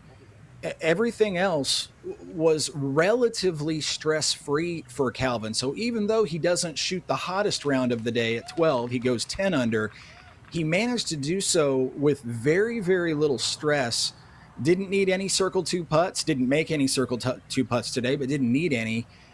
I think what we saw today is a lot of Calvin being Calvin, and I think that bodes very well for him with more than half of this tournament coming his way. Well, I guess I would turn around and ask you a question, though. Even if Calvin was stressed out, would we know? He did, as you said, had a stress-free day out there with all of the putting that he put together, had just that one blemish overall. Calvin Heimberg, of course, very stoic, very steady in his demeanor and tone out on the course, unless he's putting in an ace during the final round last weekend. Outside of that, Calvin Heimberg, always just even keel and maintaining. And I continue to preach about the word patience out here on this course. That is something that you feel like Calvin always has in his back pocket. You can get frustrated out here, but you have to remain patient, and a veteran and a superstar like Calvin Heimberg can certainly lean into that as the weekend moves on. We're going to be back first thing in the morning to set up round number 2 in the FPO division, and we're going to take this opportunity to tell you about what you might have missed. In short, the course played much the same for the ladies this morning as it did for the men. Players playing very well, players not really getting off the bus, and everything in between. We'll sum it up right after this.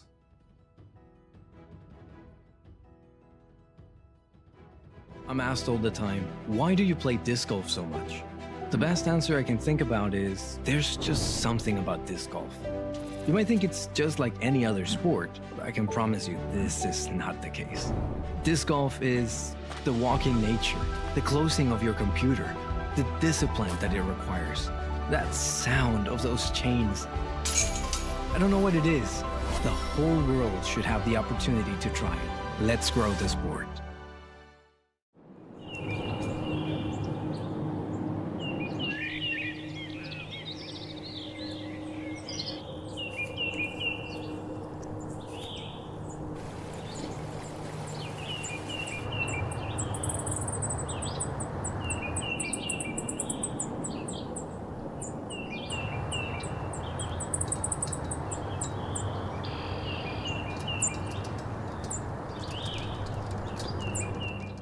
My name is Ricky Wysocki.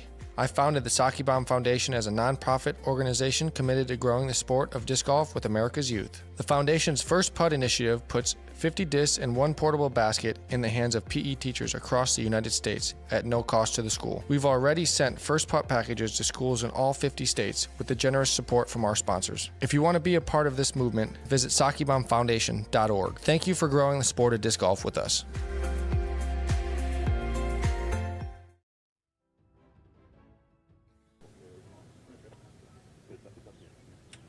You're back at Idlewild. Terry, one of the interesting things about the FPO division this morning is that they created a blueprint that the MPO division followed, right down to the fact that some of those who will lead the way on round number 2 played from earlier cards during this opening round. Talking about players like Madison Walker going out and shooting the hot round this morning of 6 under par. We had a chance to catch up with Madison after her round.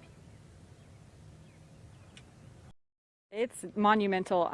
Coming back, I took 3 weeks off during the Europe swing, and during that time, a lot of things were up in the air about whether we were going to be playing and where we were going to be playing. So last week felt like it took a lot of work to get back into the swing of things. This week, I look forward to this all year. I'm not dealing with as many mental issues as I was last week from nature. So it was nice to come out here, and my sidearm felt really good, my backhand felt good, my putting felt on, and I'm just very excited that it went the way it did. I mean, I think just being on tour for a long time, playing these courses a lot, having a lot of injuries, getting older, you kind of start to doubt yourself. I could get deep and dark very quickly, so it's nice to remind myself that I can do something cool out there, and that I do have all the shots and I can string them together. So it was a nice reminder, and I don't really care what happens the rest of the weekend because today ruled. Yeah. Terry Madison looped the course a little bit ahead of you this morning, but you know her game very, very well, so you should be able to answer this question. Why is Madison Walker leading the way into day number 2? Madison bringing both sides of spin to the disc. She's throwing with both backhand and forehand, and we saw the most successful players out there today were doing just that. They were also, of course, keeping themselves short on the bogey side. Madison had the double bogey on 8, and that was her only blemish. But just a matter of being able to step up confidently. There's so many shots that bend from left to right on this course, and so if you're throwing that comfortably and confidently with a forehand, you're going to have better luck and better results ultimately on this course. The Mondahano sisters, as well as AM World Champion Cadence Burge, will join Madison Walker on the lead card tomorrow morning. That coverage right here on the Disc Golf Network. We'll take one more look, Terry, at how things sit in the MPO field to set things up for tomorrow. I want to shout out Evan Scott, the other player on the lead card for tomorrow that we haven't talked about much. We've seen Evan. He's also an amateur world title holder. We know he's got all the shots. Very, very young, part of this youth movement, Terry, in the field. Also, some other players that you might not have heard of include Nate Hecker will be a part of the round out of Ohio. He shot 10 under par today. Terry, I want to give you a chance for a final word before we wrap things up. Well, of course, I want to say thank you to everyone that was out here today. Idlewild always shows up. We talk about the galleries, the crowds, the excitement, the enthusiasm. We're out here on a Friday. Pretty solid galleries throughout. I expect those to only grow as the weekend moves on. I know everyone is out here hustling around, making sure that we're in place, giving you guys the best action. If you enjoyed everything here today, free on YouTube, we invite you to join us on the Disc Golf Network. We talked with Danny Voss of the PDGA earlier. You get a discount, and we've got a ton of golf coming up in these next few months for you guys, and you're not going to want to miss it. So those are a few of my plugs that I don't think I get paid extra for, but those are a few of the plugs that I got to get in there because I'm just so excited to see us as we move into the final portion of this 2023 season. And I appreciate you guys tuning in and coming along with this ride with us here at Idlewild. Coverage of day number 2 at the LWS Open at Idlewild, presented by Dynamic Discs and The Nati, will start tomorrow at 9 a.m. Eastern Time with Tournament Central setting up the FPO round. For Terry Miller, I'm Grant Zellner. We'll leave you this evening with Jeremy Colling, who we will see as well tomorrow. Take care. All right, we're here with the 2008 PDGA AM World Champion, Jeremy Colling. We were just talking before the interview. 1 of 12 today. You know, that's pretty impressive. That's, you know, a small percentage of the field. How does that feel to get that card, that 3 on that difficult par 5? It felt really good at that stage of the round because that was really when things started clicking for me. Had a 9 under stretch through 8 holes between 5 and hole 13, and getting that eagle in the middle of it was just it just felt like I missed the putt from, say, 3 feet out of bullseye on hole 2 for the birdie, and then from there I parred the next couple, and then got a little bit of a fortunate break on 5. I hit a tree and then redirected into the spotter. I hit his elbow, and then I stayed like 20 feet away, and that started the stretch. And but yeah, getting the eagle is always feels good. So what was the trick today? Was it that positive mindset, capitalizing on those good breaks, or was it the putting that really was clicking for you after that unfortunate miss? Like, what was the secret sauce today? Yeah, I mean, always out here at this course, staying clean off the tee. If you're staying clean off the tee, there's a lot of short par fours. Kind of crazy. We were just walking down 18. We're talking